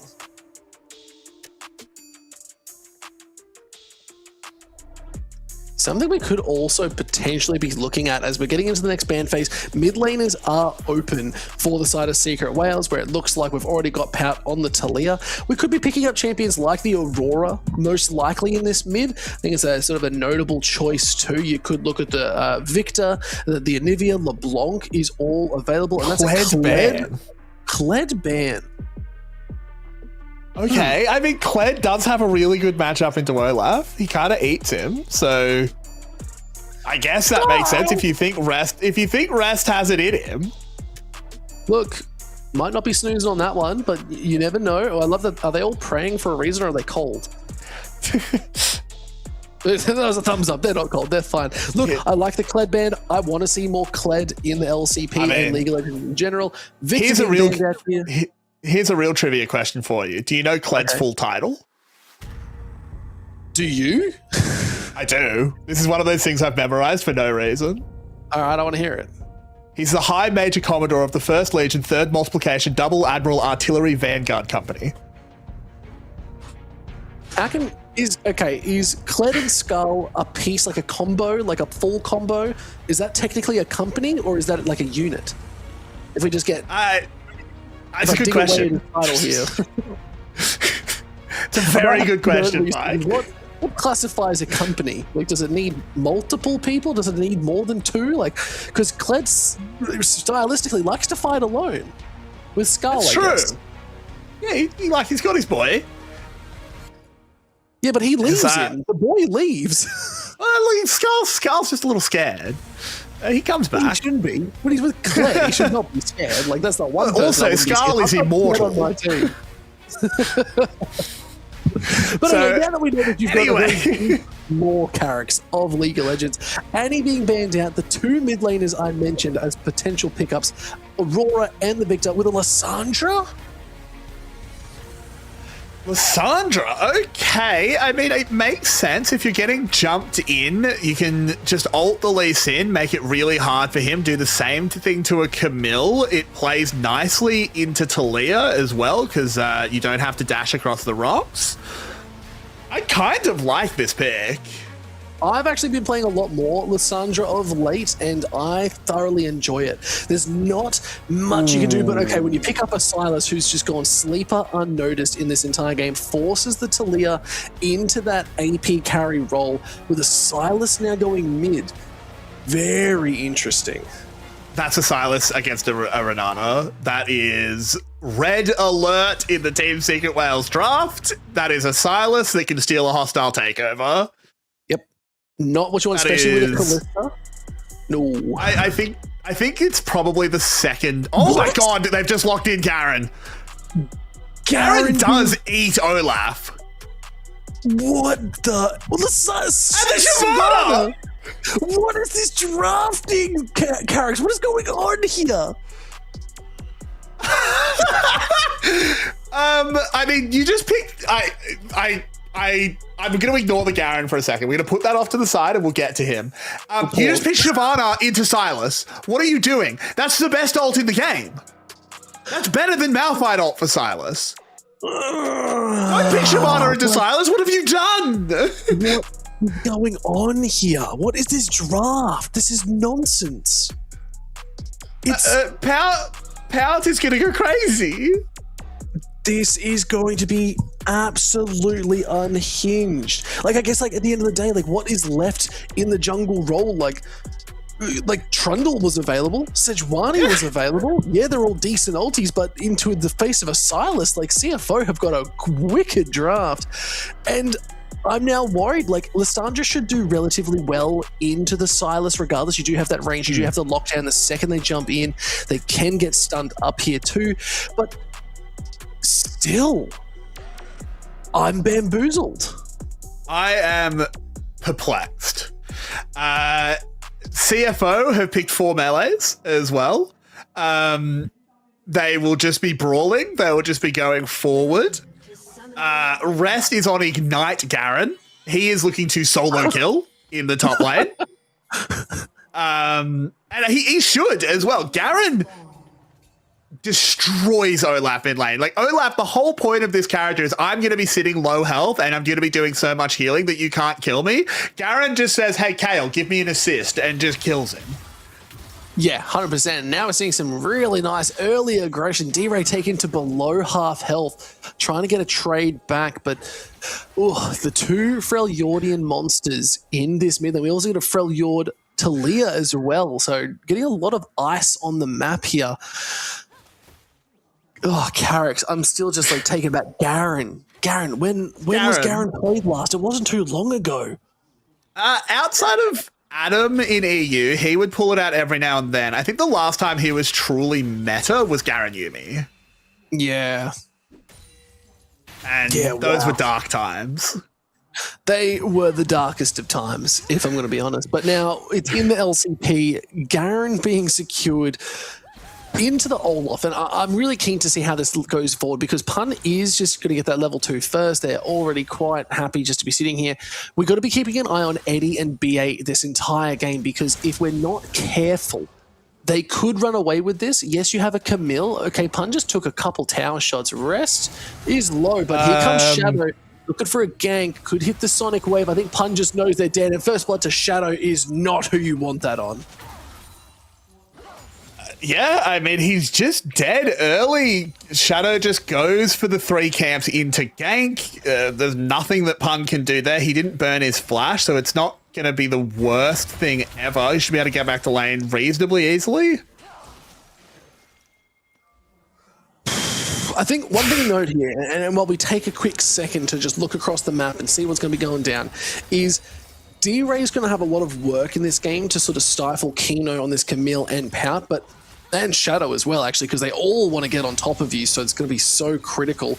And if the hostile takeover is not timed really well, I don't know what you can actually do. As a flash comes out, D-Ray flashing on the wrong side of there's a double flash too, and Pout just gets a solo bolo in the mid lane. Carrix, what is going on with this game, man?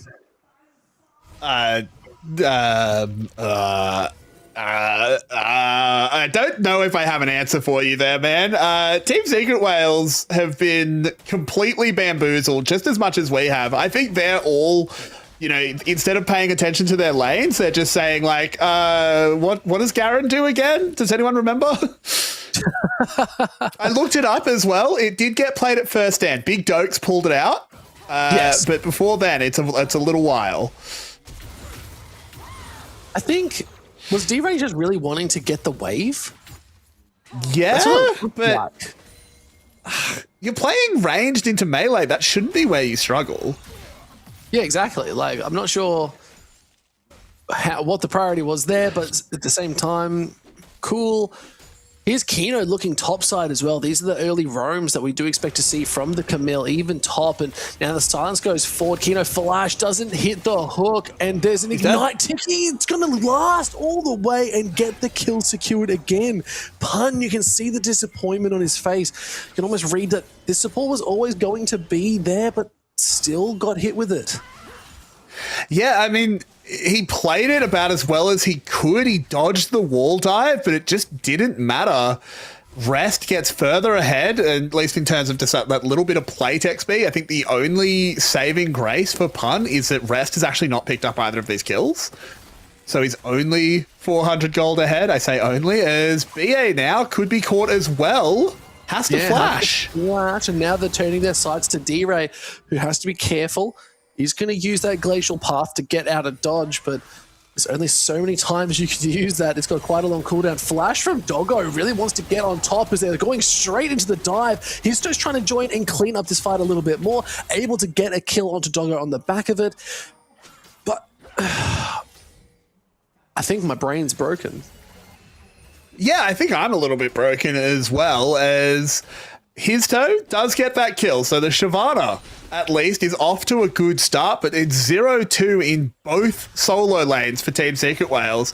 A level of adversity I would wager they haven't had all year.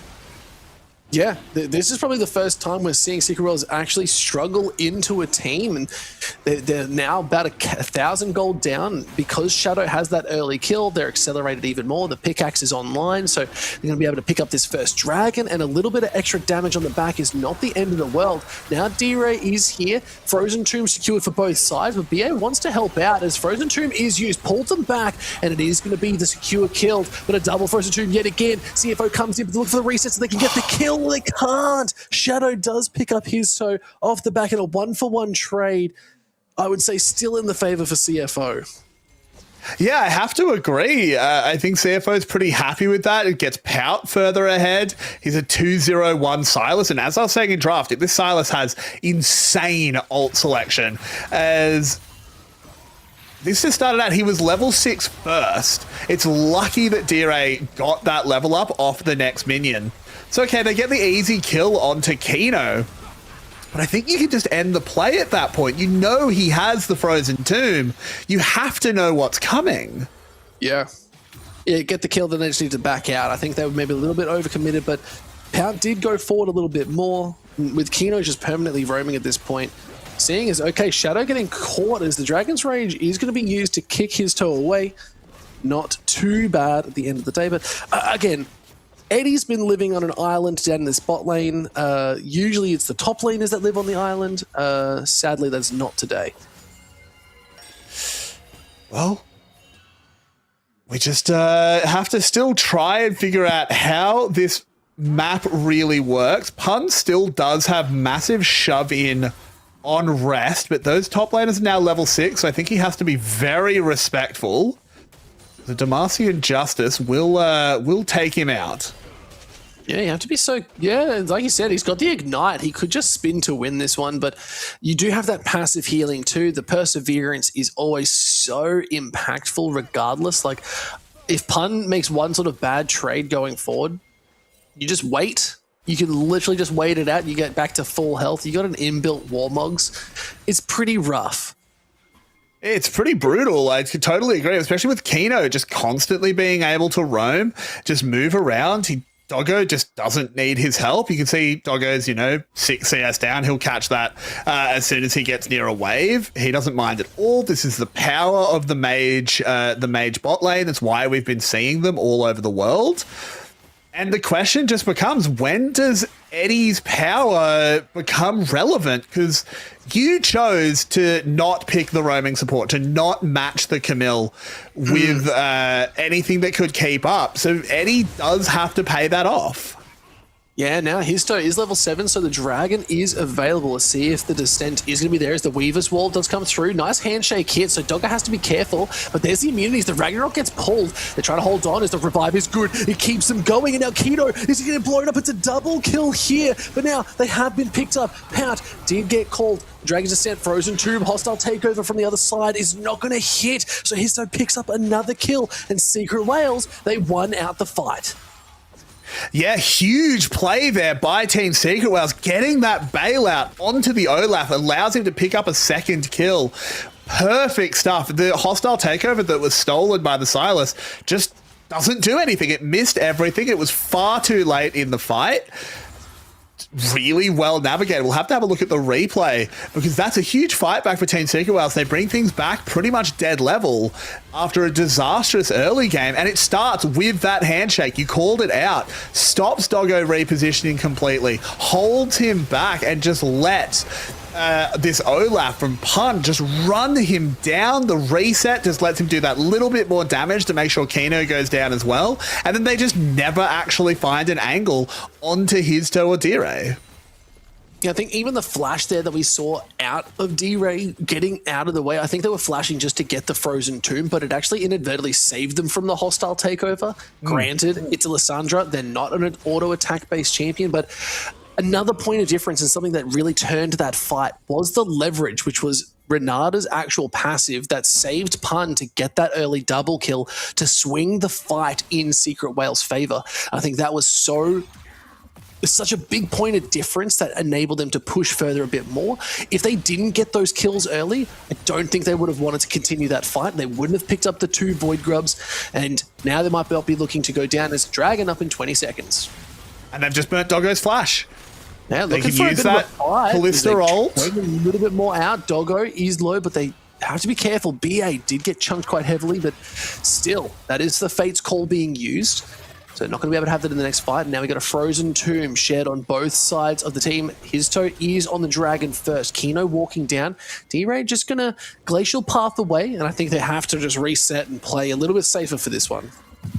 That they do, as Doggo just TP'd back in. So he's full health for this fight, but still doesn't have his flash. Has not completed an item either, as oh no. D-Ray, Dragon's Descent is good, but where did he go? Just blown up instantly. Now the whole side of CFO's looking for more as Histo's able to pick up Kino, but that's I was going to say a Dragon traded for a support. It's actually a Dragon jungler traded for a support, as now the CFO looking to take the second Dragon of the game after picking up that Dragon just then, and now they secured themselves a 1k gold lead. D-Ray just caught way too far forward here. They're 1,000 gold ahead now. They've got 2 stacks of the Dragon. They've split the grubs as well. So CFO are looking pretty much perfect in the early game. Let's have a look at this. Yeah, D-Ray just way too far forward into the Camille, doesn't stop the wall dive, and the stolen Frozen Tomb just completely puts him down. But we have a massive brawl on the top side as Rest has picked up Pun, but we'll have to have a look at that one. Yeah, no, that was definitely a bit too much. We saw the leverage passive being burnt as well, but you can still kill them if they're trying to revive into that fight. It's a static Shiv Callista. It is a Static Ship Callista. That is an interesting one. It was Static Ship Callista on Friday as well, so I guess that's just the tech now. So let's have a look at what happened up here. It was Pun once again being visited by the ghosts of support past, and this time can't get the reset in time, so it just goes down. Yeah, no, just a little bit too slow. The hostile takeover and not being able to land. If it maybe went a little bit faster, could have been very different. But Secret Whale, they're still teetering on that, but it is still CFO, a strong gold lead. 2.3k gold here at the 12.5-minute mark.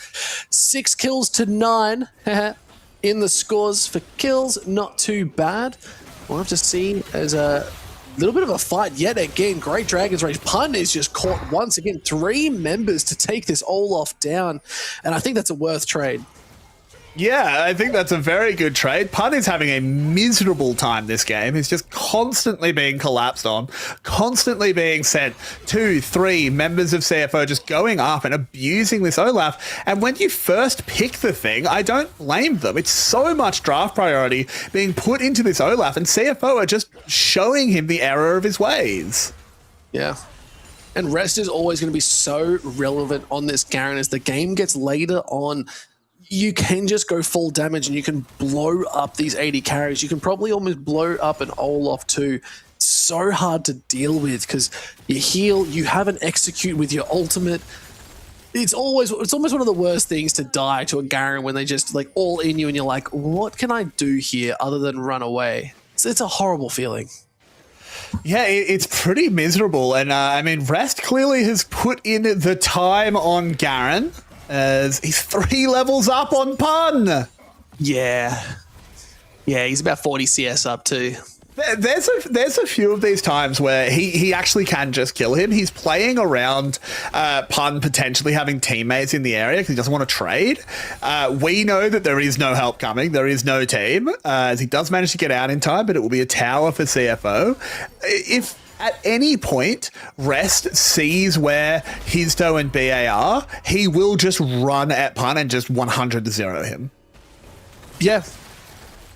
Every time. And Eddie actually getting caught out. The vision was pretty good there. So Doggo getting a really good flick and did a lot of damage. Pun just hit level 9. Yeah. He is having a terrible time. He's behind enemy jungler. Yeah, that's pretty rough. We don't talk about them often, but like, look at the quests. Yeah. It's all 1 to 5. Craziness. But now, okay, a little bit of a fight going on. Hizto does have the Dragon's Descent available as the energy, as the Weaver's Wall does go up just to split the fight just a wee bit. Sonic, ooh, okay, does land. Looking for a little bit more. Histo's starting to do damage. They've got that Kraken Slayer online. So you have to be worried as it is going to be this Riftchild as the next major fight. Ooh, T-Ray managing to dance away from that abduct. Won't have his ult stolen yet. I think Pouch should probably look for Hizto's ult if he has his choice. Thinking this kind of area in the river, that ult can be incredible as BA. Oh, BA taking a half health, has to be careful. Handshake is there. D-Ray now joining into the fold, but they are resetting. Again, it's just good vision control here. Nothing you can really do for the side of Secret Whales. They might just be giving over this Riftchild as Pun knows they might not be long for this world. They don't have Ghost, they have Flash instead. He didn't take any damage. Yeah. Took nothing. CFO at the same time will get the Riftchild. They're winning on both sides of the map. This is destruction in Game 4. Yeah, it's just a crazy draft. Like, this is the big thing. Like, LCP, I've been saying for months now, Carrick, like, all LCP needs to do is start throwing really weird stuff onto the Rift because we're all about bloody fights. It just makes sense. So this Garen, it makes sense because they just want to fight. They don't need it. It's the same with the Lissandra. It's the same with the Shyvana. Like, it's just getting different things onto the map and seeing what clicks. Because now Kino being looked at, didn't get the stun off. Okay, so the Ring of Frost didn't land. If it did, might have been a very different story because Dragon is up. Here is Pun caught out yet again. Dragon's Descent does come down. They're looking at Kino trying to take out the support. Now they're looking at Rest, who's flashing forward, picking up Pun. Spin to win is always a nice little flick as BA has to be careful. Straight on into the middle. Frozen Tomb is good. They pick up on the hostile takeover. Now getting the work in, but ping rate is low. Has to be careful, gonna get jumped on once again. Pout is so strong. Without a jungler, I think CFO could still just take this. They've got the priority. They absolutely can. There is no way for Team Secret Wales to step up. Eddie will just go down. There's been so much talk about this game. We haven't even talked about the fact that there's a Kalista into a Taliyah. Yeah. Yeah. That's miserable. That was like the least of our worries. Yeah, I mean, like, this is... I actually want to zoom out a second and just point out how unplayable this game is. Yep. For Team Secret Wales. Ignoring everything that's happened, ignoring the fact that Pun is 2-6, ignoring that they're 6,000 gold down, you are playing Olaf into Garen, you are hard countered. You are playing Silas, who has a Shyvana, a Lissandra, and a Renata ult. You are playing Kalista into Taliyah. This is not playable. This is perhaps the most one-sided draft I have ever seen in my life, and it results in fights like this where Rest doesn't take damage, just gets to just kill Pun for free. And through, admittedly, quite a good play there by Pout, able to just zone away, the rest of them are just sent running. And there's no fight back possible. Oh, hang on, I say that, but they have just got a shutdown. Yeah, okay. Eddie picking up a kill there is not too bad. Static Shiv now putting in the work as Kino being looked at too. Sonic Wave is going to land, but might not be looking to take that one further. But Pout up in this top side, taking a tier 1 very comfortably with a huge wave behind him. Shouldn't be too worried. Also, Soul Point. Soul Point, yeah.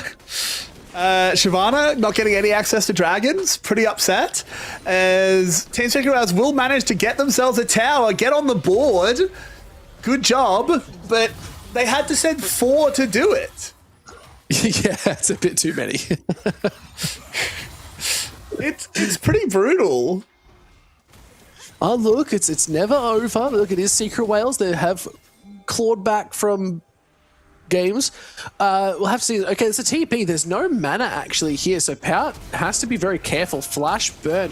Protobell using the dash forward, but using the Ragnarok means it's going to be so much harder. Dragon's descent over to the side of the wall, and the healing is just so good. A shutdown for his toe is nice. The only member really on the side of Secret Wales that is getting it done. They're 1.2k gold up.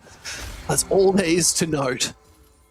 And I have to think back to the last time I watched Shyvana in this league. It was a split ago, and it was Drakthar from Garm putting his entire team on his back on Shyvana to try and get things done. Shyvana in the, from these Vietnamese teams, she has a bit of a legacy from Levi. So maybe that is where a miracle can begin. It's a miracle is what they are looking for. And you know what? I've tried calling the Pope and he is not returning my calls because they're the only ones right now that might be able to help in this situation. Because right now, the rest is just living in these side lanes, 30 plus CS up right now. They're just getting stronger and stronger. They've only got one item, but I'd still fear going near them because the gold is just blowing up so hard. 3.8k right now for CFO. There is a dragon up in 2 minutes time, and that is where you will see every single member of CFO scrapping this one out, because if Secret Wales can't get it, that's a Hextech Soul that's going to be dealing a lot of extra damage. Yeah, I mean, Hextech Soul will make things even harder. I think this is grasping at straws, but the only positive is it's not as easy to apply the slow when you're 4 melee. You do have to get pretty close up, but I mean, once they do get close up, there's just absolutely no way to get away. Yeah, that's exactly it. Like, they're so quick. Nice handshake there onto Shadow as his toe wanted to look for something. Eddie here does get hit with a Sonic Wave, but I think there's a lot of priority around this Baron, right? We're at 21 minutes. It's on the board.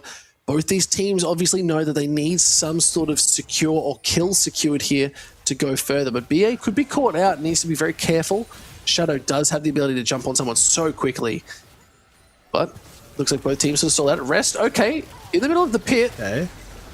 Doesn't He's actually so have tanky. flash. He's going to have it up in just a second, but both these teams, they might need to just look for him. If they can take Rest out, it could be really good. The flick is good, but nice shutdown. Shadow's got into the wall, is getting caught, slowed up, stunned up. There's the hostile takeover, but the Cloud is just too slow. No one's able to hold on, and Pun has to be careful. Here's the Weaver's wall. Second hostile takeover already used. Kino onto the backside. Pun trying to heal up, do the damage, but the Baron is not enough. Domino picked up Eddie. The Baron is still alive. Both teams looking to fight it out, but no, it is going to be picked up by Secret Wales. They just need to survive the onslaught. BA just wants to hold on to this Baron for as long as possible. BA is not long for this world as Pout lands the chains and is going to pick them up. They secure the Baron, but they lose every single member. Disaster here for Secret Wales. They get something, but they really get nothing. Yeah, Dire manages to slip away with a Baron buff, the only slight positive for Team Secret Wales. And I hate to say it, Pike, but I think this actually might be a positive result for them. It started off so silly with Rest unable to get out of the pit. Shadow gets chunked out for kind of no reason.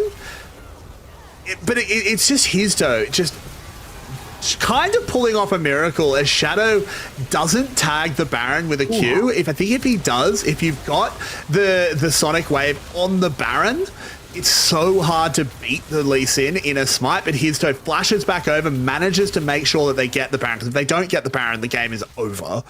Yeah. They managed to go, I think in the end, it's a 4 for 3, which with how far down Team Secret Wales is, maybe that's a good result. Yeah. I think the big part here is just making sure that they're playing around D-Ray, who has that Baron buff, but they're probably on Garen duty right now, but the damage there was so big for this Talia, able to just do so much, but picking up these towers, CFO did actually pick up the fourth dragon of the game on the back of that too, so yes, they pick up the Baron, but losing all their members meant that they could beeline it to that dragon. They've got the soul confirmed. Now it's a waiting game for this Elder, as it's an Elder potential at 27 minutes. Ooh, Carricks. Yeah. I mean, I don't know how you come back. You're only 2,000 gold down, but you are facing into a Hextech Soul, so add however much that's worth. I guess we can ask chat what they think a Hextech Soul's worth, and we'll tack that on. Your Callista is just not able to do anything. I actually don't think Eddie's had a particularly bad game. I think he's been in the right place at the right time, but he just has to play over these Toblerones. Straight in. Eddie's actually going with the Fate's Call too. There's the beautiful Hextech Ultimatum, but it's going to be enough as the hostile takeover is used. Doggo is going to be picking up one. Histo on the backside picks up Kingdom of the Dragon. The damage is good. Look at this dragon doing the work. But it's a triple kill. This could be even more. Histo wants that blood, but he's trying to face off against two members all alone. No flash, nothing else up available. The dragon is about to be whittled down, and Rest is charging for more. But a triple kill is keeping them so relevant here. The gold, yes, moved up to 3k for CFO, but now they're charging down mid. They're just walking it down mid. They're going to probably pick up this inner tower. They do a lot of damage. There was a bit of crystalline growth, as well as their one stack of the grubs. So they get the one. Hizto is here. No flash, no ult. No flash, no ult. No swimming at the pool, unfortunately. That's the rule. But still, look at this engage. It was such a big fight, and Hizto survived the entire time. Yeah, exactly. And Hizto just lives forever. He is truly the only thing keeping Team Secret Wales in this. He gets locked in the Frozen Tomb from the Silas, but it just doesn't matter. He has those 3 items. He has the Dusk and Dawn. He is desperately trying to pull his team over the line. And Pike, I've seen Levi do it. So many times when I used to cast the VTS, I saw Levi 1v9 on Shyvana. The spirit of Vietnam remains strong. Maybe Hizto can do it. It's been done before. And you know what that means? It can be done again.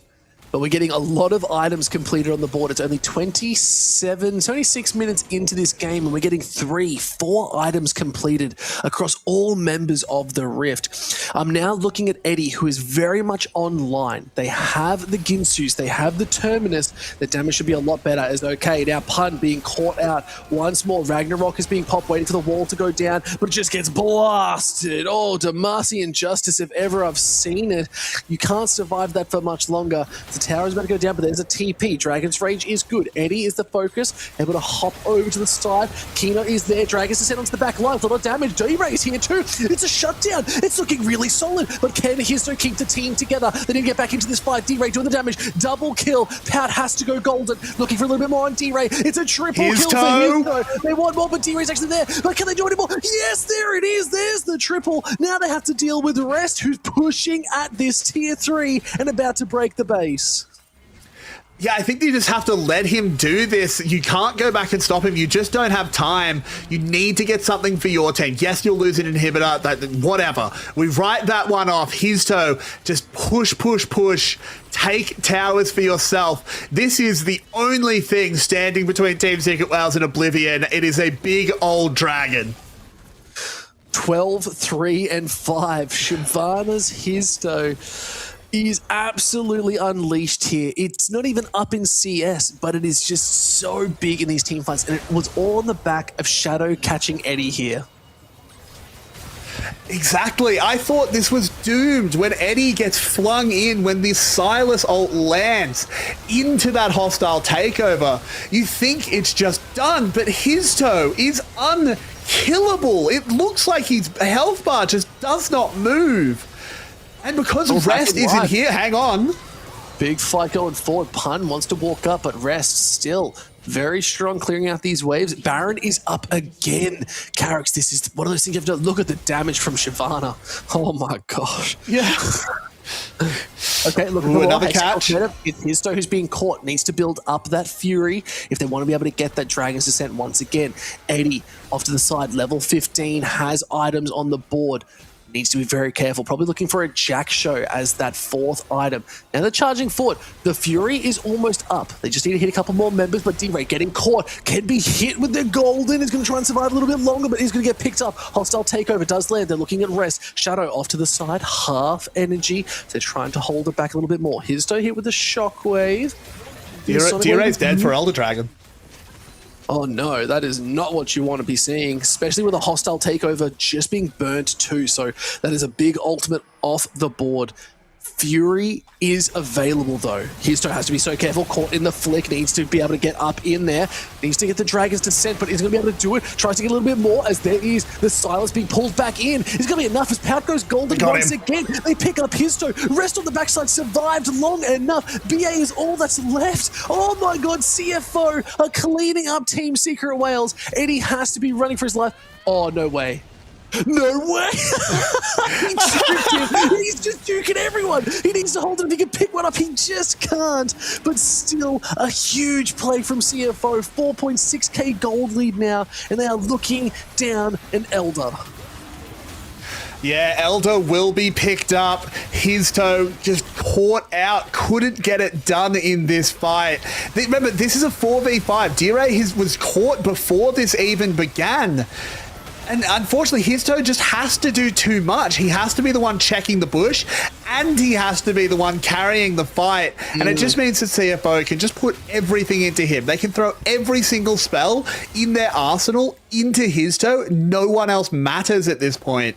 Eddie, I mean, this is really funny, but unfortunately, not the most relevant, as he is still found and taken down by CFO. They get the Elder, and they should be getting the game.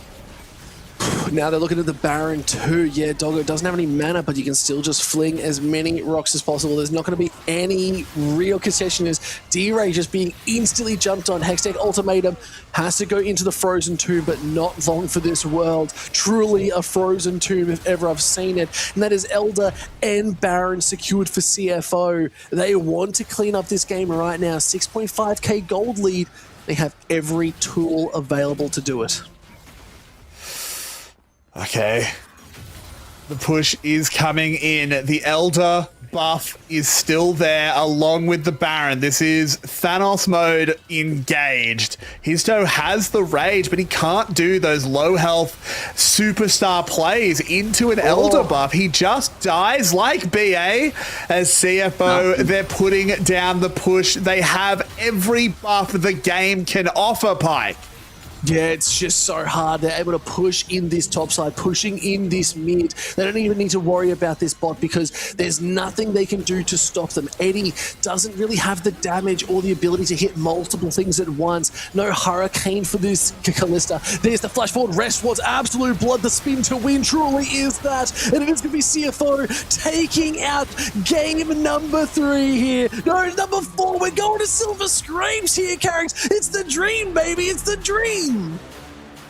We're going the whole way. CFO are saying you can't beat our record. Tie maybe, but never defeat. One more game to decide the seeding, and Team Secret Wales, they need to find a way back in because that game was not close. Oh, and it was all a draft situation there, Carrix. Every time we look at CFO playing well, their draft is just so good. Secret Wales, the time off has not boded them well.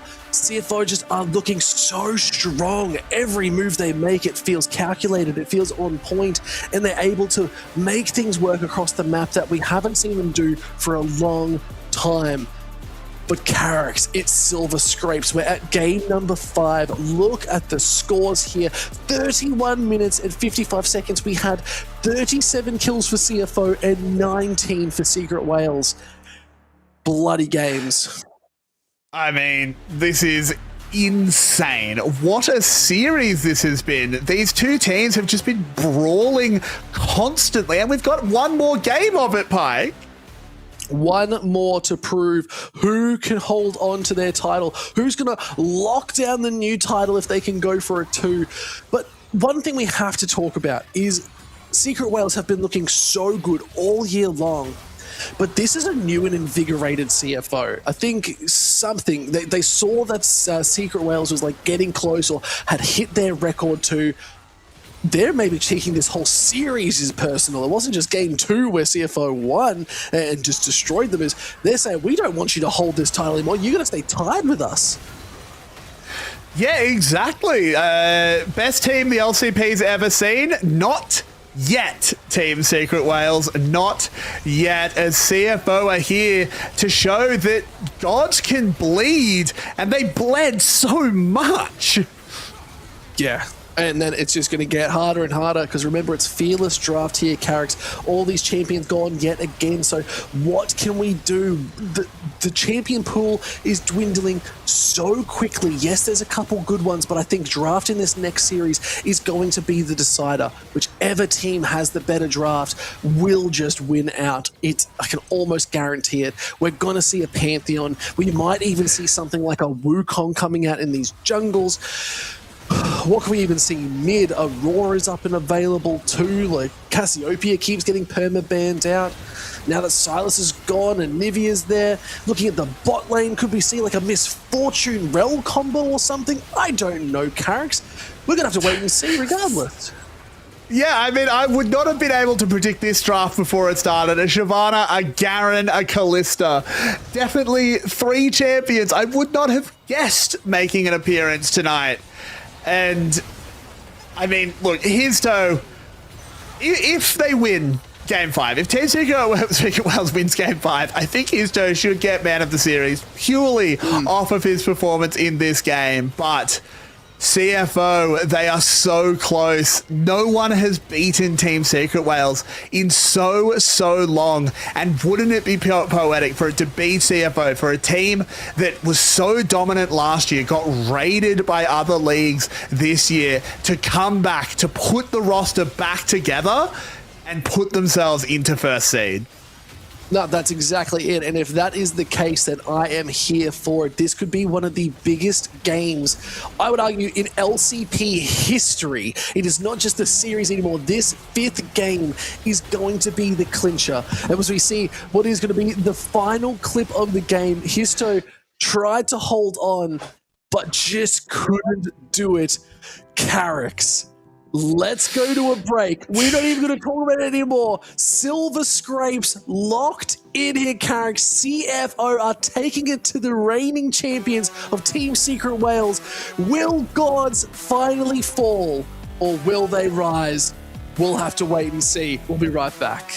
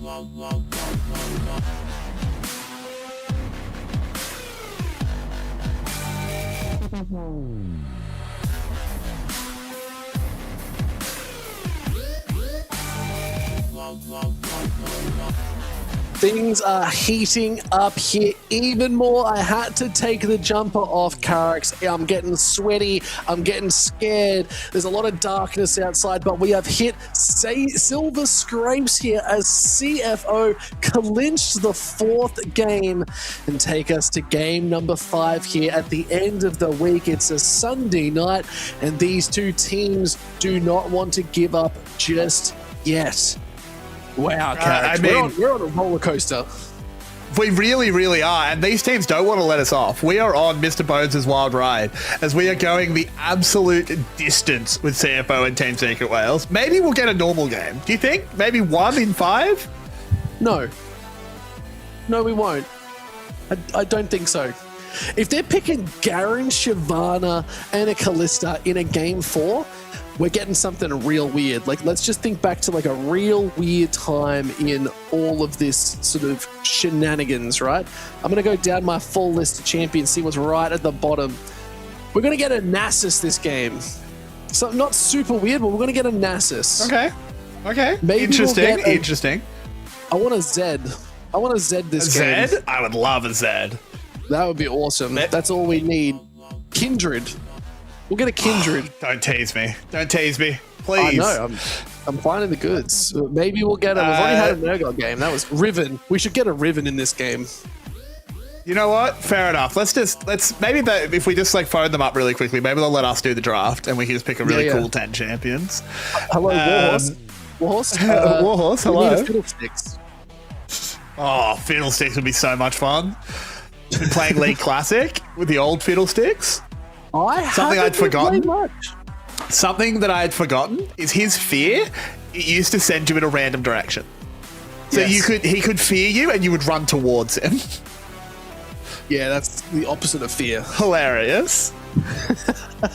Oh, Doggo's feeling good. I think that was meant to be a wink, but it looked more like a blink.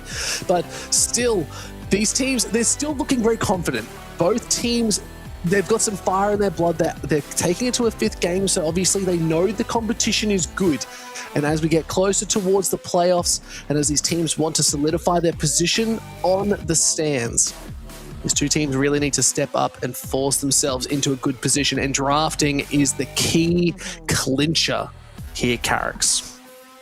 Yeah, it will. It is going to come down to draft. So often, Game 5 of Fearless, I think this is like the main criticism of the Fearless system. Not that there are too many of them. It's obviously reinvigorated League. The main criticism is when you get to Game 5, there are so many champions removed that you end up getting games that can be won and lost in draft because you just don't have enough options. So navigating these drafts is so stressful on a coach. We do need to see the coaches for these teams really lift. Chorley and Warhorse have a massive job here because I think they will be the most influential people to how this game goes. Yeah, 100%. There's the Lulu band, Lock, Cassiopeia, Rumble 2 as we're getting towards the final bands locked in. But there's also CFO did choose blue side. So definitely an interesting development there. They obviously want to get that little bit of a blue side support. Does mean that Secret Wales might have a bit more priority on these dragons. With the Nocturne being banned out finally there for Team Secret Wales. Should be somewhat interesting. It does leave open a couple things. Pantheon is of note. Pantheon is a big one and may actually require a first pick. I don't think letting Shadow have a champion he's so good on in a Game 5 is overly wise. Corki taken out as well makes a lot of sense. The last like ADC really floating around the meta that was up here. I think this makes sense. Just first pick that. Do not let Shadow happen. Yeah, 100%. Lock it in. It's going to be so good. It is a bit of a flex pick too, but most likely going to be for Histo in this jungle. But now the real question is, what can you put up against it? Victor, a really nice sort of pick up here too. Could be for Pout, could be for Doggo if you want to flex it down if they do decide to go this direction. I like the Victor. I think it's got a really good team fight. It's always going to have relevant damage. It depends on the matchup though. I think that's another side of it. And there it is, Victor locked in.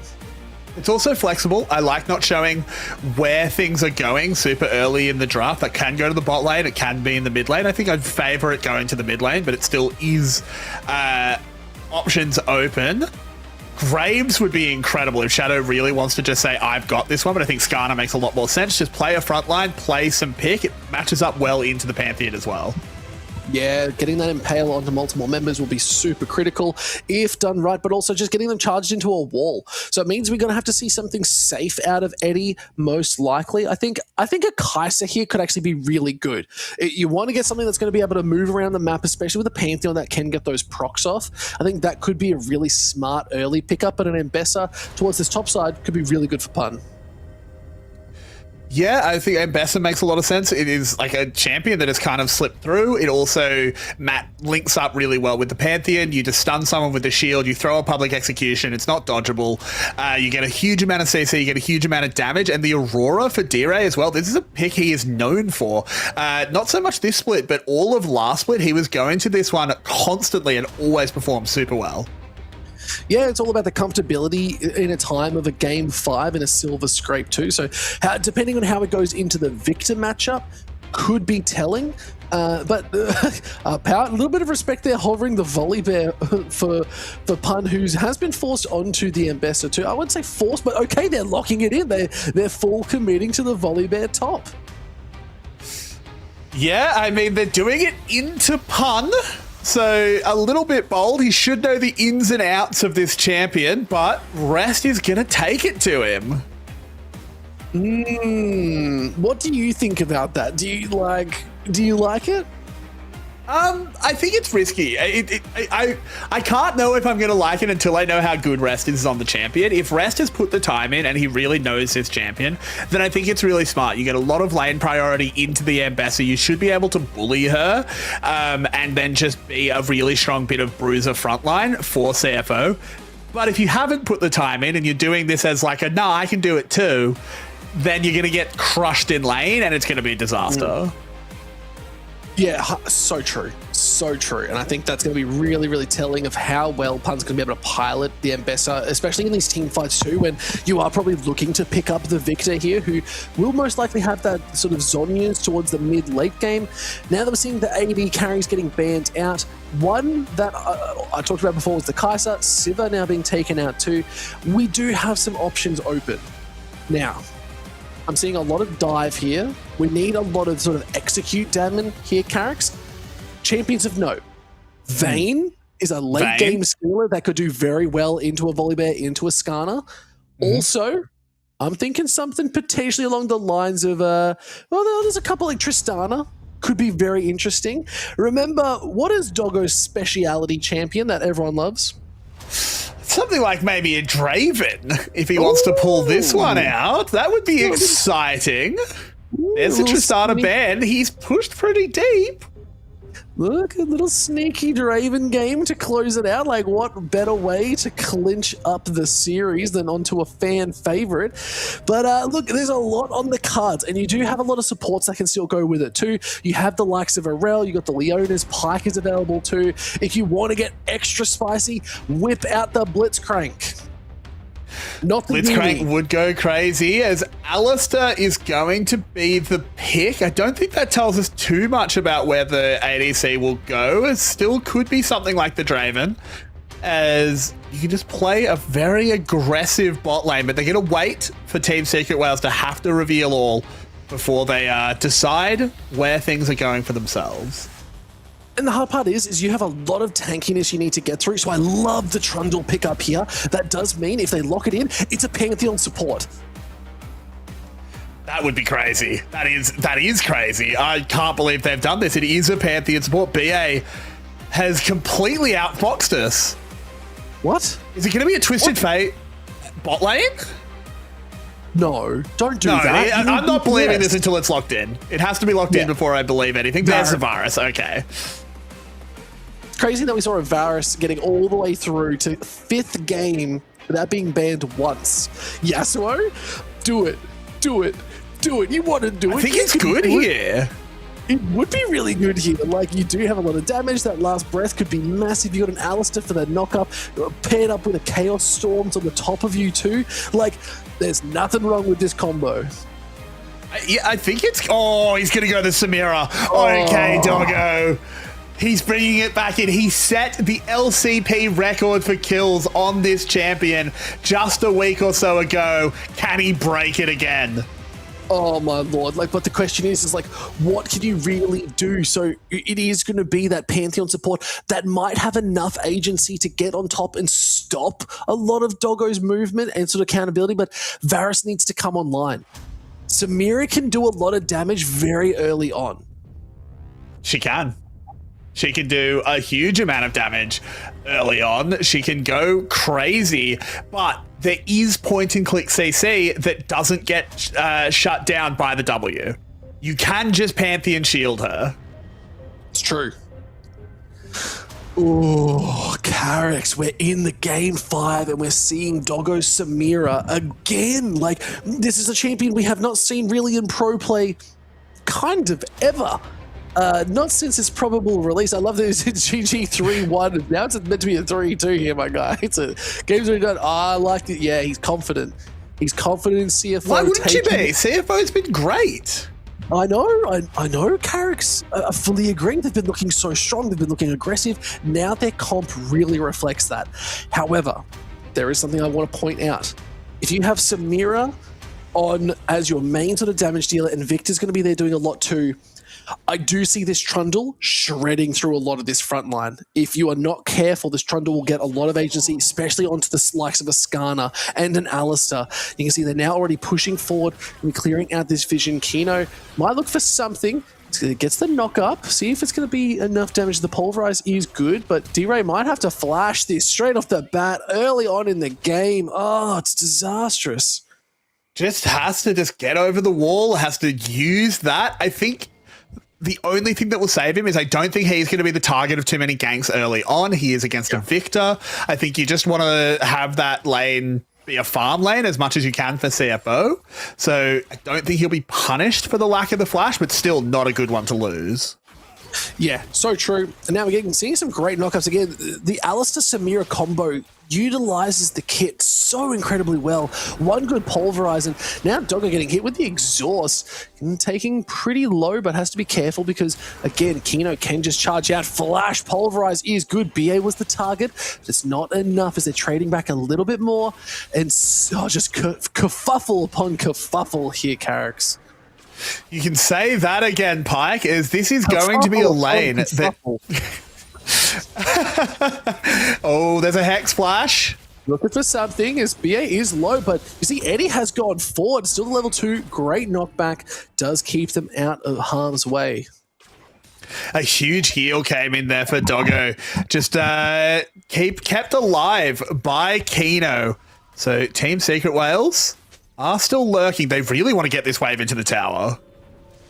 Yeah, it makes sense too. Like you can already see there's the back. Eddie showing on the lane is going to be telling that he's going to get some deep wards, maybe look to clear, but okay, Histo's here. If they cancel his back, they could look for a dive.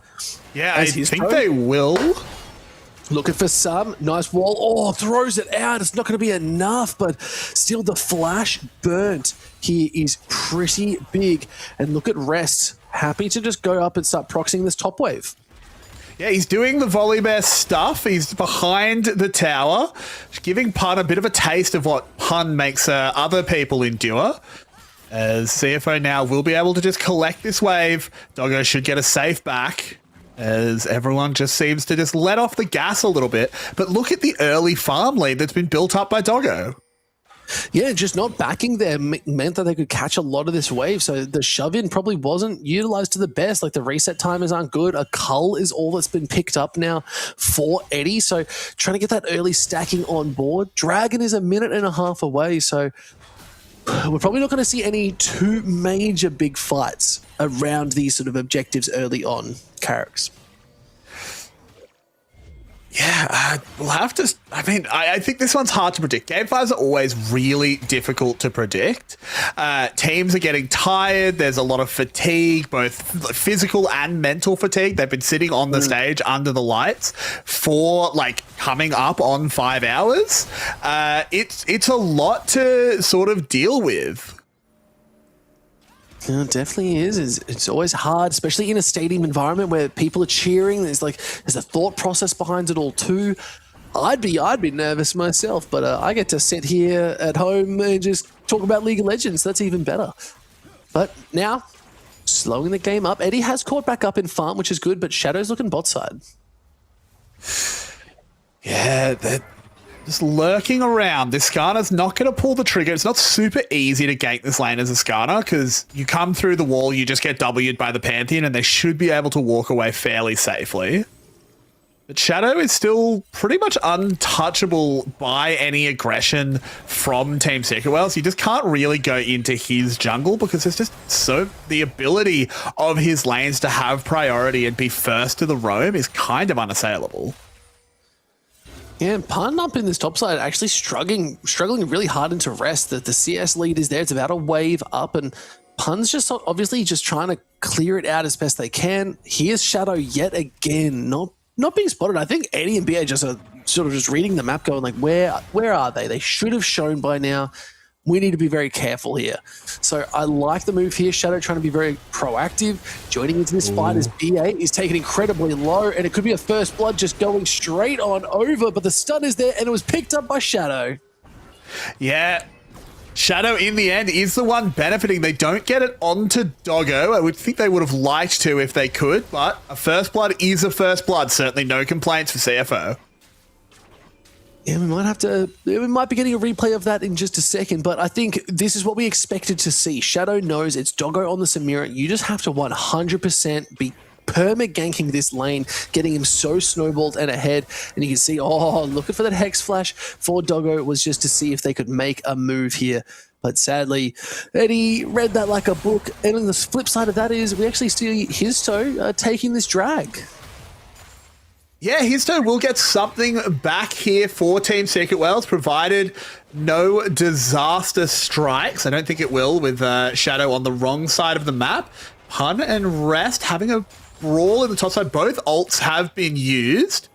Oh no, Pun didn't see. Oh no, getting flashed on, but can he slide away? He can. He's 1 HP. No. It's not going to be enough. Shadow will flash to secure the kill, but here comes D-Ray. Might be looking for a little bit of a play. Between Worlds is up, but is it going to be worth spending? See, there's not much mana. Shadow is low. D-Ray does have a bit of damage. There's Between Worlds looking for one, but getting caught on by two. I think he's overstepped just a little bit too much. He has to flash. Is he going to be able to survive out just a little bit longer? D-Ray able to hop, skip, and a dash Between Worlds, and is going to survive in a 2v1 onslaught. Wow. Yeah, just pushing it a little bit too far there, D-Ray. I liked when he went up. He just punished them and made sure that they couldn't get the really fast reset, could catch the wave. But ends up investing the ult and the flash. This Aurora is just not going to be relevant for a potential Herald fight. Let's have a look at what actually happened. It's actually really well played. Pun reading it super well, timing that public execution perfectly.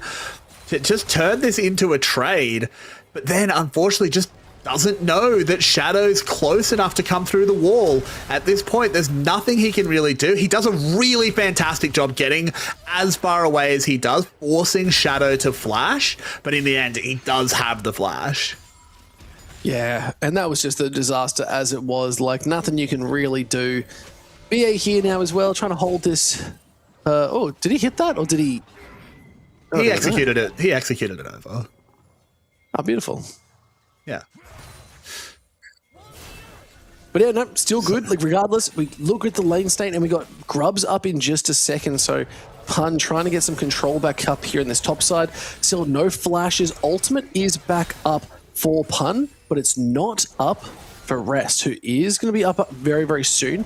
Clearing it out, and here comes Shadow once again, straight through the wall. Great flash from his toe. The reaction was critical. I think that pillar really sort of helps Shadow not catch him out. So I don't think they know Doggo's here. Oh no. The bait.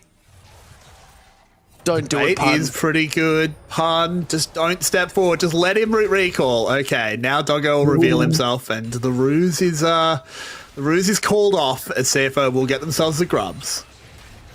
Yeah, no, it's a really good pickup here for CFO. 1.5k gold lead Carricks. Grubs are going to be good. Yeah.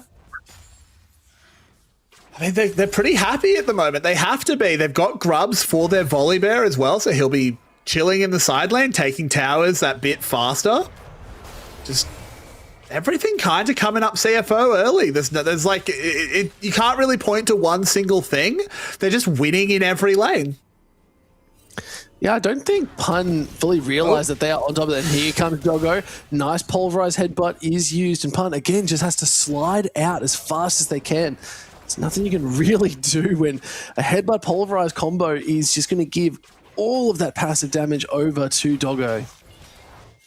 Yeah, it is being sort of traded back and forth. This is just both of the ADCs sort of bullying top laners at the moment. So should just be plates taken for both sides. I mean, there is something to be said about every bit of gold on a Samira being a little bit more impactful than gold on a Varus, but at the same time, you can still only, do so much to stop it. Yeah. No, so true. And now we're seeing Shadow coming down, Vision being spotted out as they're starting to send their bot laners back down. So obviously they were maybe waiting to see how reactive Team Secret Wales were going to be if they were going to send the bot lane up top. But they said, you know what, we can just commit. And ooh, almost finding him, but he does get out just in time. So this is really nice. It's Secret World saying, okay, if we just stick to the lanes, we'll be okay. Just like we'll get a little bit of that gold back. It's alleviated that pressure for Pun up in this top side. Not a bad play. I think Secret Wales called that correctly. Yeah, I think they did. I totally agree with you. As DRA will get away from Pout as well, able to just, farm out the wave. But DRA, I should say, his early movement has led to this Victor having just a completely untouched lane phase. He's at 120 CS already. He is so strong, and he's just going to continue to scale into a menace. Yeah, first item just been completed then. The Blackfire Torch, so the burn damage is going to be online. A little bit of that mana too, so going to be able to sustain a little bit more in this laning phase. As it does sort of come to an end very soon. We're at the 11-minute mark, and next dragon is up on the board. We'll have to see if Secret Wales want to get that priority. I think they should try. I don't think you want to play a super long game with this composition. I don't think you want to see what the late game Victor can do to you, but Shadow is first on the jump. The bot lane's resetting, so Team Secret Wales are going to let this one go. Yeah, let it slide. That's not the end of the world here, Carrix. It's only second dragon. You've picked up one, so the scaling's not fully online just yet. But it means we're going to find out what the dragon's soul is. Okay, Rest looking for a little bit of a fight. The Stormbringer did come down. Didn't really bring all that much other than maybe a little bit of rain. But Mountain Dragon secured. Going to see it's going to be a Chem Tech soul. Okay, which is going to favor CFO dramatically.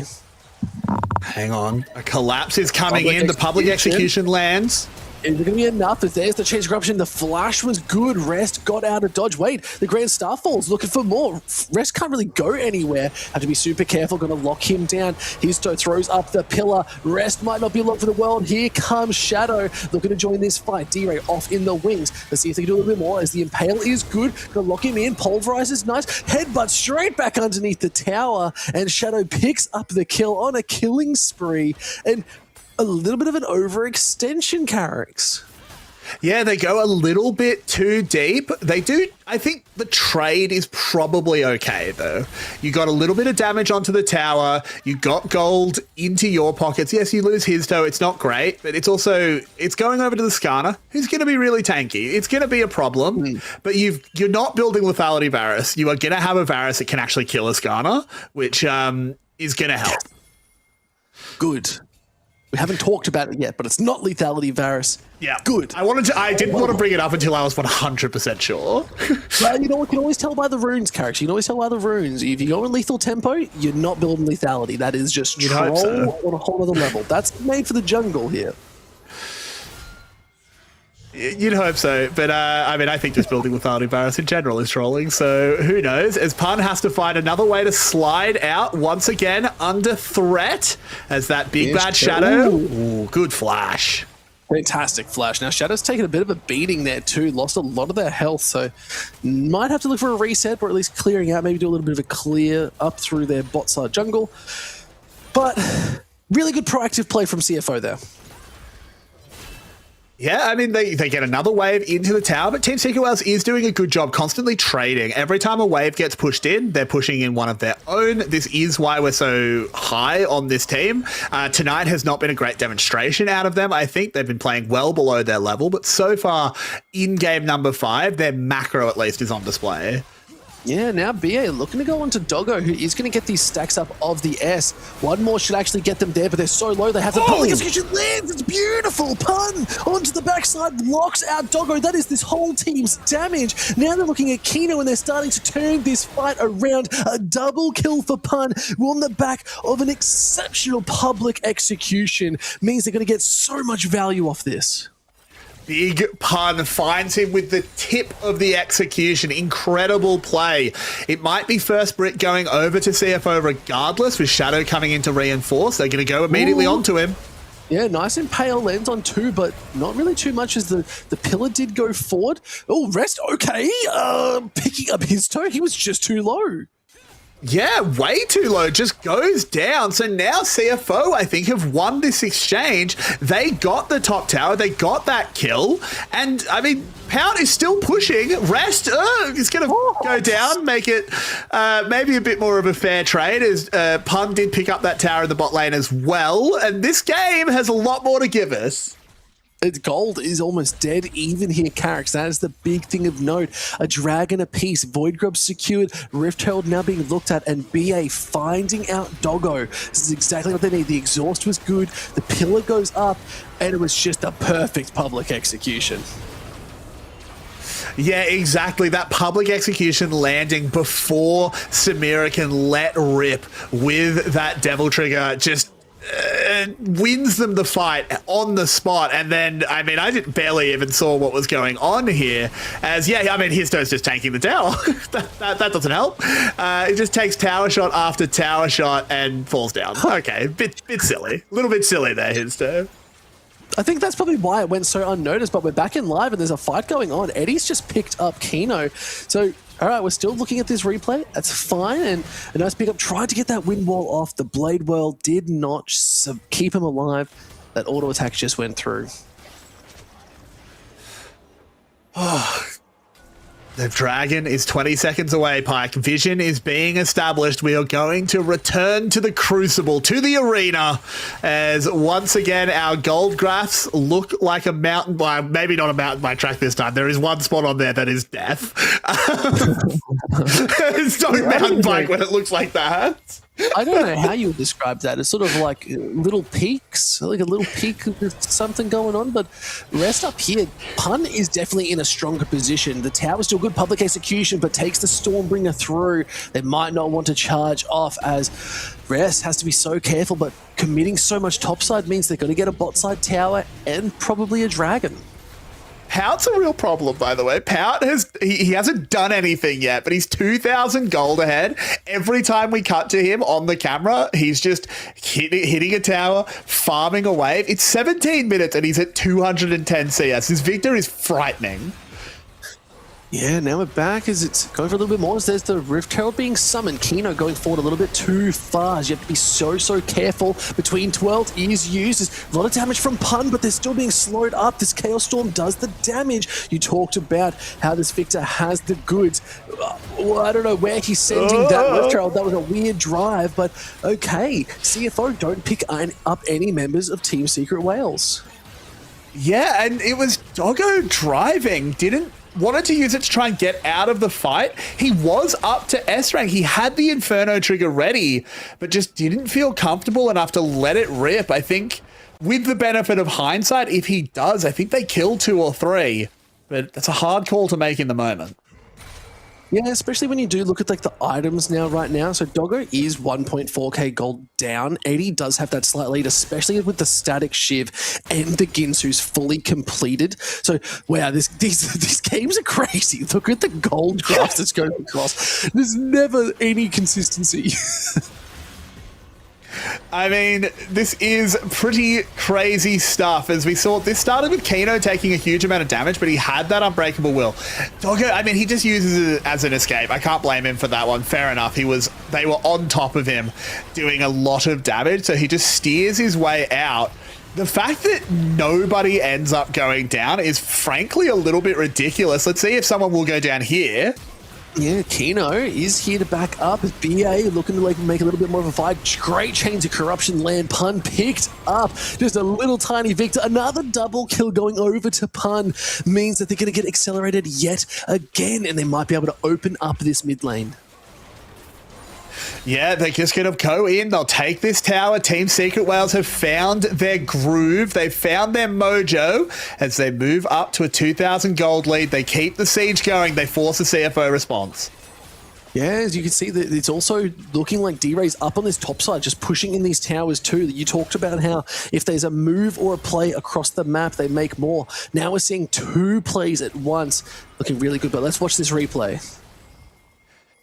Yeah, so it starts out with Pout, I think, making the right decision, runs down to Kino, but it's just that Chains of Corruption that locks everything in. As soon as that lands, there's nothing CFO can do. You can see the rest of them just turn around and go like, oh, sorry, man.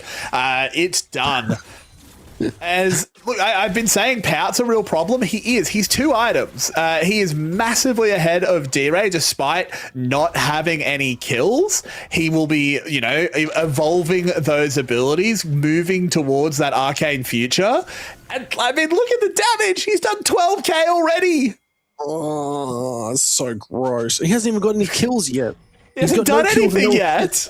He hasn't done anything. He's already done the most damage. It's craziness. What is this nonsense? But Carrick's 2 items apiece across the board here. I see an Immortal Shield Bow picked up for Doggo. It's a very different game for this Samira compared to the 19-2 one we saw last week, where it didn't get accelerated super early. So it has to play a little bit more safe, picking up that shield item so you can survive the fight just that little bit longer. But at the same time, I'm seeing what looks to be potentially could be a Kraken, could be a Terminus picked up for Eddie coming along. So we do have a lot of damage coming forward. Yeah, I think that sort of newly buffed Terminus has been really making a splash, though I wouldn't blame him for going either way, really. I think both are justifiable. As he just keeps farming up, keeps getting stronger and stronger, has, you know, that 85% kill participation if my veggie maths has got me anywhere. I don't know if that translates very well. Do we call it is that only a Victorian thing to call it veggie maths? Yeah, I've never heard of veggie maths, unfortunately. Veggie maths was like in year 10, my teacher said, hey, we're going to put you in a different maths class, and there was veggie maths.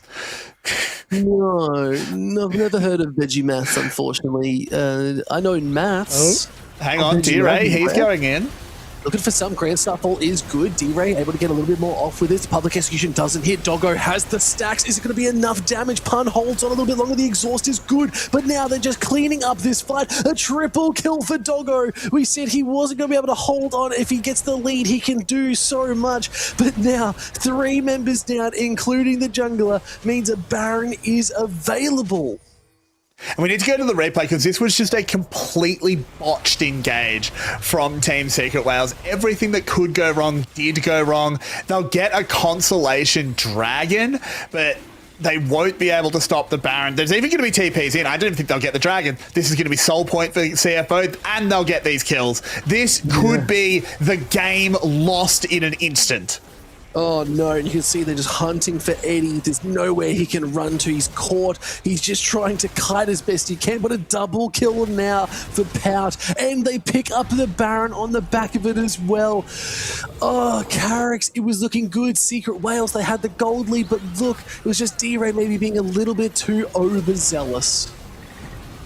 Yeah, and look at this. As they go in, there's a gravity well directly under them. The Pantheon stun never lands. And I was saying, one of the things that I was like, oh, maybe the Samira is not going to be super effective is because there's point-and-click melee range CC. That's what you need against Samira. It's why this champion can be really difficult to get working on a high-level stage, is because if there's point-and-click melee range stun, she doesn't do much. But in that situation, BA was just too far forward. He got caught in the gravity well. The stun never goes off. And as soon as the Pantheon's dead, Doggo just goes, no one else can do anything. There is nothing else that can stop me right now. I'm getting a triple kill. Yeah, it's actually crazy how this game is going. I'm not sure how we came to this here, Carrick, because these two teams are holding on as we might be looking for another little fight. As CFO, they have this strong lead. They still haven't taken the Dragon, mind you. They have the Baron buff, but they've decided to just utilize it on the towers. Now they're heading down. Exactly. It's now that 2,000 gold lead, but Pout is 3,000 on his own. CFO will get this dragon. It was a little bit delayed, but they'll get it now. Soul point secured. Baron secured. CFO are so close to dethroning the Kings and defending their record. That is all this team was looking to do. It's style points. It's who's going to be their Secret Whales. They want to... They're already at Worlds. They don't need to prove anything too much, but to win here gives them the title and the lead of the longest successful chains of games. But CFO obviously have a different story to tell. It is their title that they are looking to conquer, so CFO will hold on for life. And if anything, they're not just holding on, they are pushing back. They are going to try their absolute hardest to get this first seed to be the ones on top of the bracket, Pike. Matters to both of these teams. They want that LCP trophy just as much as they want their spot at Worlds, which Team Secret Wales, of course, is already secured, but CFO wants to lock it in as well. Yeah, first seed is actually a big one. You want to be able to pick who you will be up against. It can really change how you move through this playoff series. But we'll have to see as Good Vision is going out. Kino spotting out a couple members. BA and Histo are up here. But I think CFO just have this Baron buff under control. It's just about to end, but they're still unrelenting with this push. Going to get a couple charges off, try and hit this tower, break the crystal growth. That's a really deep TP from Pun. They are looking for this hard flank as CFO. They're I don't even think he's going to pull the trigger on it. Well, maybe. He started to make moves. He waited for the vision to go out. He does have that public execution. Grand Starfall is there. If they can lock down onto Doggo, it is the play that they need. Pun didn't really make play. He gets him! Doggo, he basically shot up. Is it going to be enough? As no, he gets the S. He's locking in. The Inferno trigger does the damage, and Rest is able to pick up the members. It was a 1-for-1 trade.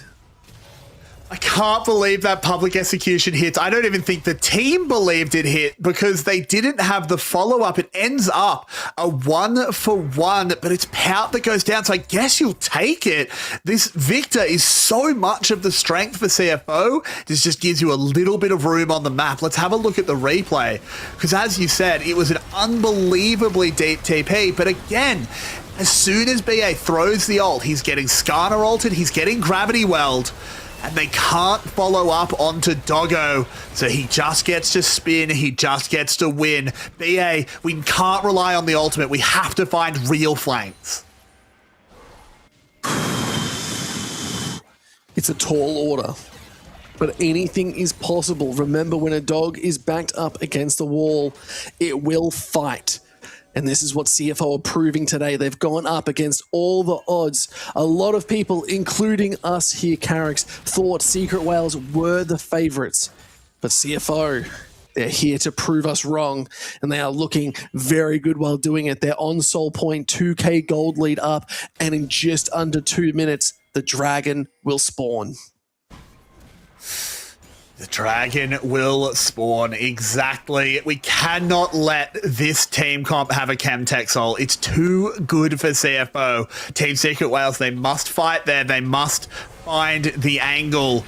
And it's just going to get harder and harder. It's a lot of damage. Ooh, yeah, Shadow is low. You have to be very careful. Good pillar is going to go up. D-Ray looking to jump in, but is it going to be able to find anything? It's not going to be able to do all too much, but now Pun is looking to scrap out with Rest. See if they can make something work as the TP is now coming in. Stormbringer is used, but Pun still looking to go forward. He still wants to join this fight. A good pillar goes up. Flash comes out from Rest. He's trying to hold on as long as he can. They pick up one, and a great shutdown there picked up for Pun. He's going to be alive just before the dragon spawns. So he will be able to TP to the fight, but won't be able to play a role in the vision setup, in the dance around it. So not ideal, but now I'm talking about Dragon, but Baron is just available. Yeah, 1 minute timer. We've got the TP now coming in. It looks like it is Pout going to be joining straight in. But remember, Histo's on Trundle. You have a full lethal, just damage Varus who's able to shred this thing too. But this is going to be the fight. They need to make one good engage. Doggo is the target. I think Pout is strong. Eddie tanked it too much.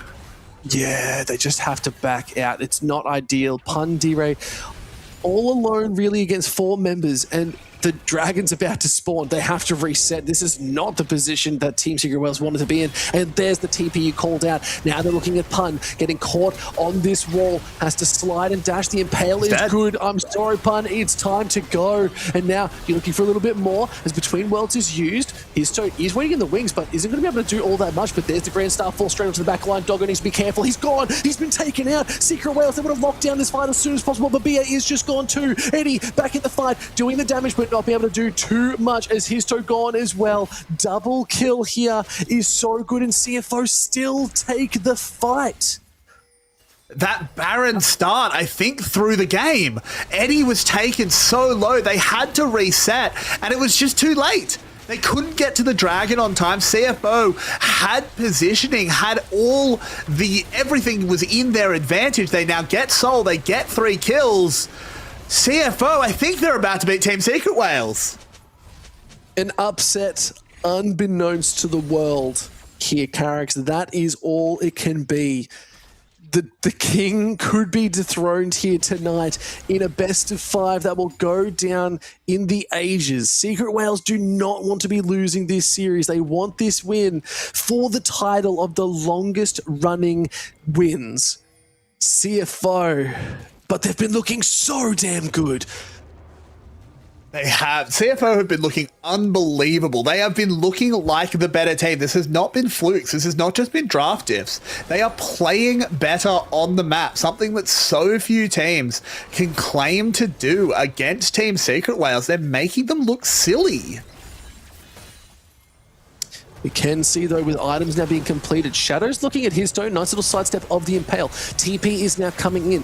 Pun wants to join this fight. Chains of Corruption is going to land. Great flash from Eddie to stay out of dodge, but Shadow is being looked at. Stormbringer onto the backside. BA trying to hold down Res, but Doggo's going sicko mode. The Inferno trigger is just absolutely huge. It's a disaster again. CFO running this game. Start to finish. 3k gold lead. They win out the fight, and they're looking to charge down mid lane against the reigning champion of the LCP. The end of the week, and they are delivering every piece of the goods. Whether they can close out right here, right now, Carrix will determine who takes us home, and it is going to be CFO at the Nexus, looking to close out Game 5, the Silver Scrapes. You will not have your title today. We will always be here to rival you as the Whales, and it is a GG well played.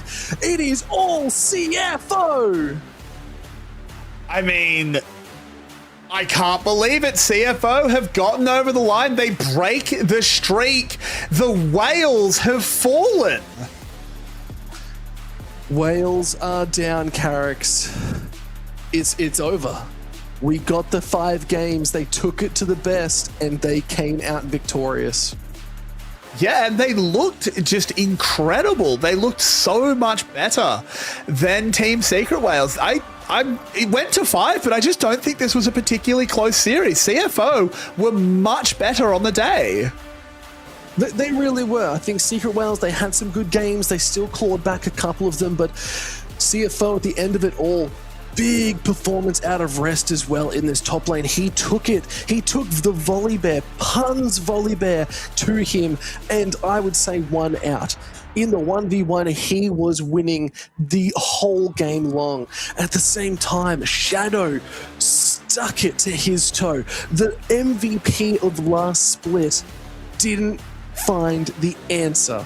And every member of CFO should just hold their heads high and say, you know what, guys, never count us out again. I mean, you just can't. I think CFO, I've been saying for a while, they've been ramping up. maybe they're at the peak now, and they've they've chosen the perfect time to peak. They're back.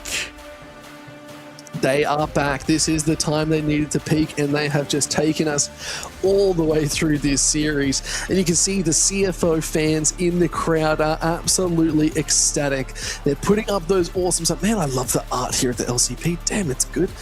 Wish I could draw that good, but you know what? That's me fine. too. You know what? We'll figure it out one day.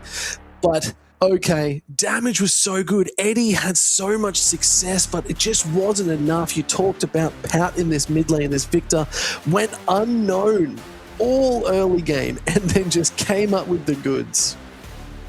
Yeah, and I mean, as you said, Pout, he hadn't even done anything a few times, and he was top of the damage charts. I think he had a fantastic game on the Victor. The real question here is, who do we give player of the match to? It's kind of a hard choice, and I'm hoping we're zooming in on Kano, because that's who I was leaning towards. He was great. Yeah, look, honestly, every single game, Kino really stepped up, was able to make moves, even in the games that weren't the positive wins towards CFO. It was always relevant. And you know what? Big props. Look at the Broad champion pro. We saw Braum again for a first time. The Camille was looking really good. The Rakan had some exceptional points. And the Karma with that Caitlyn was devastating. Yeah, he just completely ran this series. I think in all 5 games, even the losses, he was a huge part of CFO being able to get things done. I think the Karma was the only game I was a little bit like, maybe not amazing on, but when you have one game out of 5 that it's like, that was okay, and the rest are like, okay, these might have been the 4 best games of your career, yeah, I think you deserve man of the match. Yeah, that is absolutely true. But let's take a look at some of these highlights here, Carrick, because this is where we just started to see some interesting fights. And I'm not sure, it was looking somewhat okay for the side of Secret Wales, just until it really wasn't. Yeah, I totally agree. It was okay until it wasn't, I think is the best way to put it. I think they played the early game well. I don't think Doggo had a huge impact, though part of it was because of that public execution was a miracle. Frankly, in that fight, Doggo, in 99 out of 100 timelines, he gets out alive there, but we happen to live in the one where Pun lands the last pixel of a public execution. Yeah, 100%. Like literally pixel perfect towards the end. His dog probably shouldn't have gone down there, but you know what? That's a whole nother story. That's fine. And then Pout getting caught out here too. The flash, lockdown. The chains was perfectly peak range too. We had an exceptional 5th game on our hands. And you know what? I'm going to say it. The better team won. Yeah, I totally agree. I think CFO putting a real claim on being the best team in the LCP. And I don't think you can say that off just one series. I think Team Secret Wales were coming back in after a couple of weeks off. Sometimes you do come in rusty. You do come in a little bit unpracticed. And I certainly think some of these drafts looked unpracticed. Game 4 in particular, I said it at the time, genuinely one of the worst drafts I've ever seen out of Team Secret Wales. I don't think they do that kind of thing again, but this makes me so excited for the next week of our play-ins and potentially a rematch between these teams. Oh, yeah, 100%. You're bang on there. But I think one thing that was the big point of note in regards to that is I actually think Secret Wales is a very traditional, we can play the right sort of comp and we can move forward with it.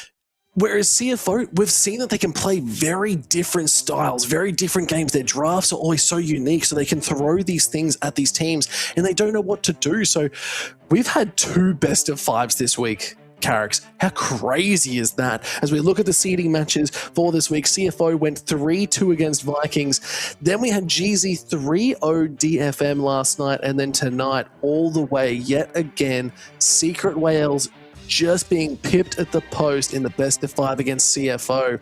The Game 5 bangers are coming from CFO, my guy, and it's loving it, but let's look at the championship points as they stand above, and it is going to be Secret Wales still at the top there. Garm, Vikings, and CFO all on the board. Sadly, Relove will not be making it onto this as they are down in that relegation, but still a lot of points and a lot of stuff going on in this split, Carricks.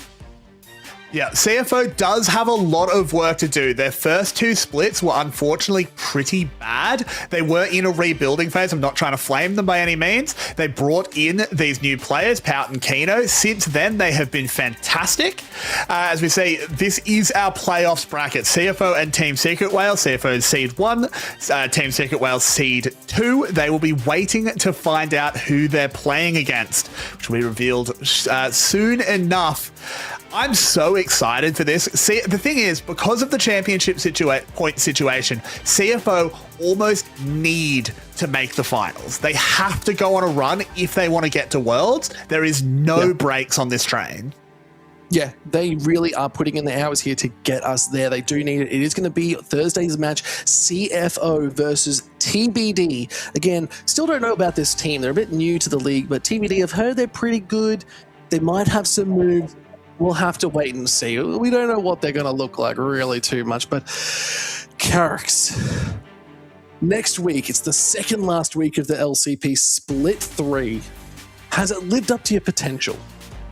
Yeah, 100% it has. I think these play-ins so far have been so exciting. As you said, we had two matches go the distance, go all the way to Silver Scrapes, and how could you not love when that happens? This has been fantastic. The LCP has so much more to give us, and now with Team Secret Whales losing a series, it doesn't feel like a predetermined outcome.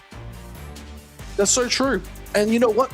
That's going to be a great place to close it out there, Carricks. I think we've got a lot of exciting games moving forward into the future. Next week, we've got more bangers to come. It's still all BO5s. Regardless, LCP is coming up with the goods, and we're not scared to try something different. And I think that's what every other region in the world should be concerned about, because we got a lot of spicy things in the pipeline. Any final comments, Carricks, before we close out the show? CFO, I'm back on board. I'm a believer. I like it. I like where your head's at. All right, guys, thank you all so much for joining us here for the final night here at the LCP as we get ready for the next week again. From all of us here, production, crew, casters of the like, we'd like to thank you for joining in, and we will see you next week. But from all of us, we'll see you on the next adventure. Good night.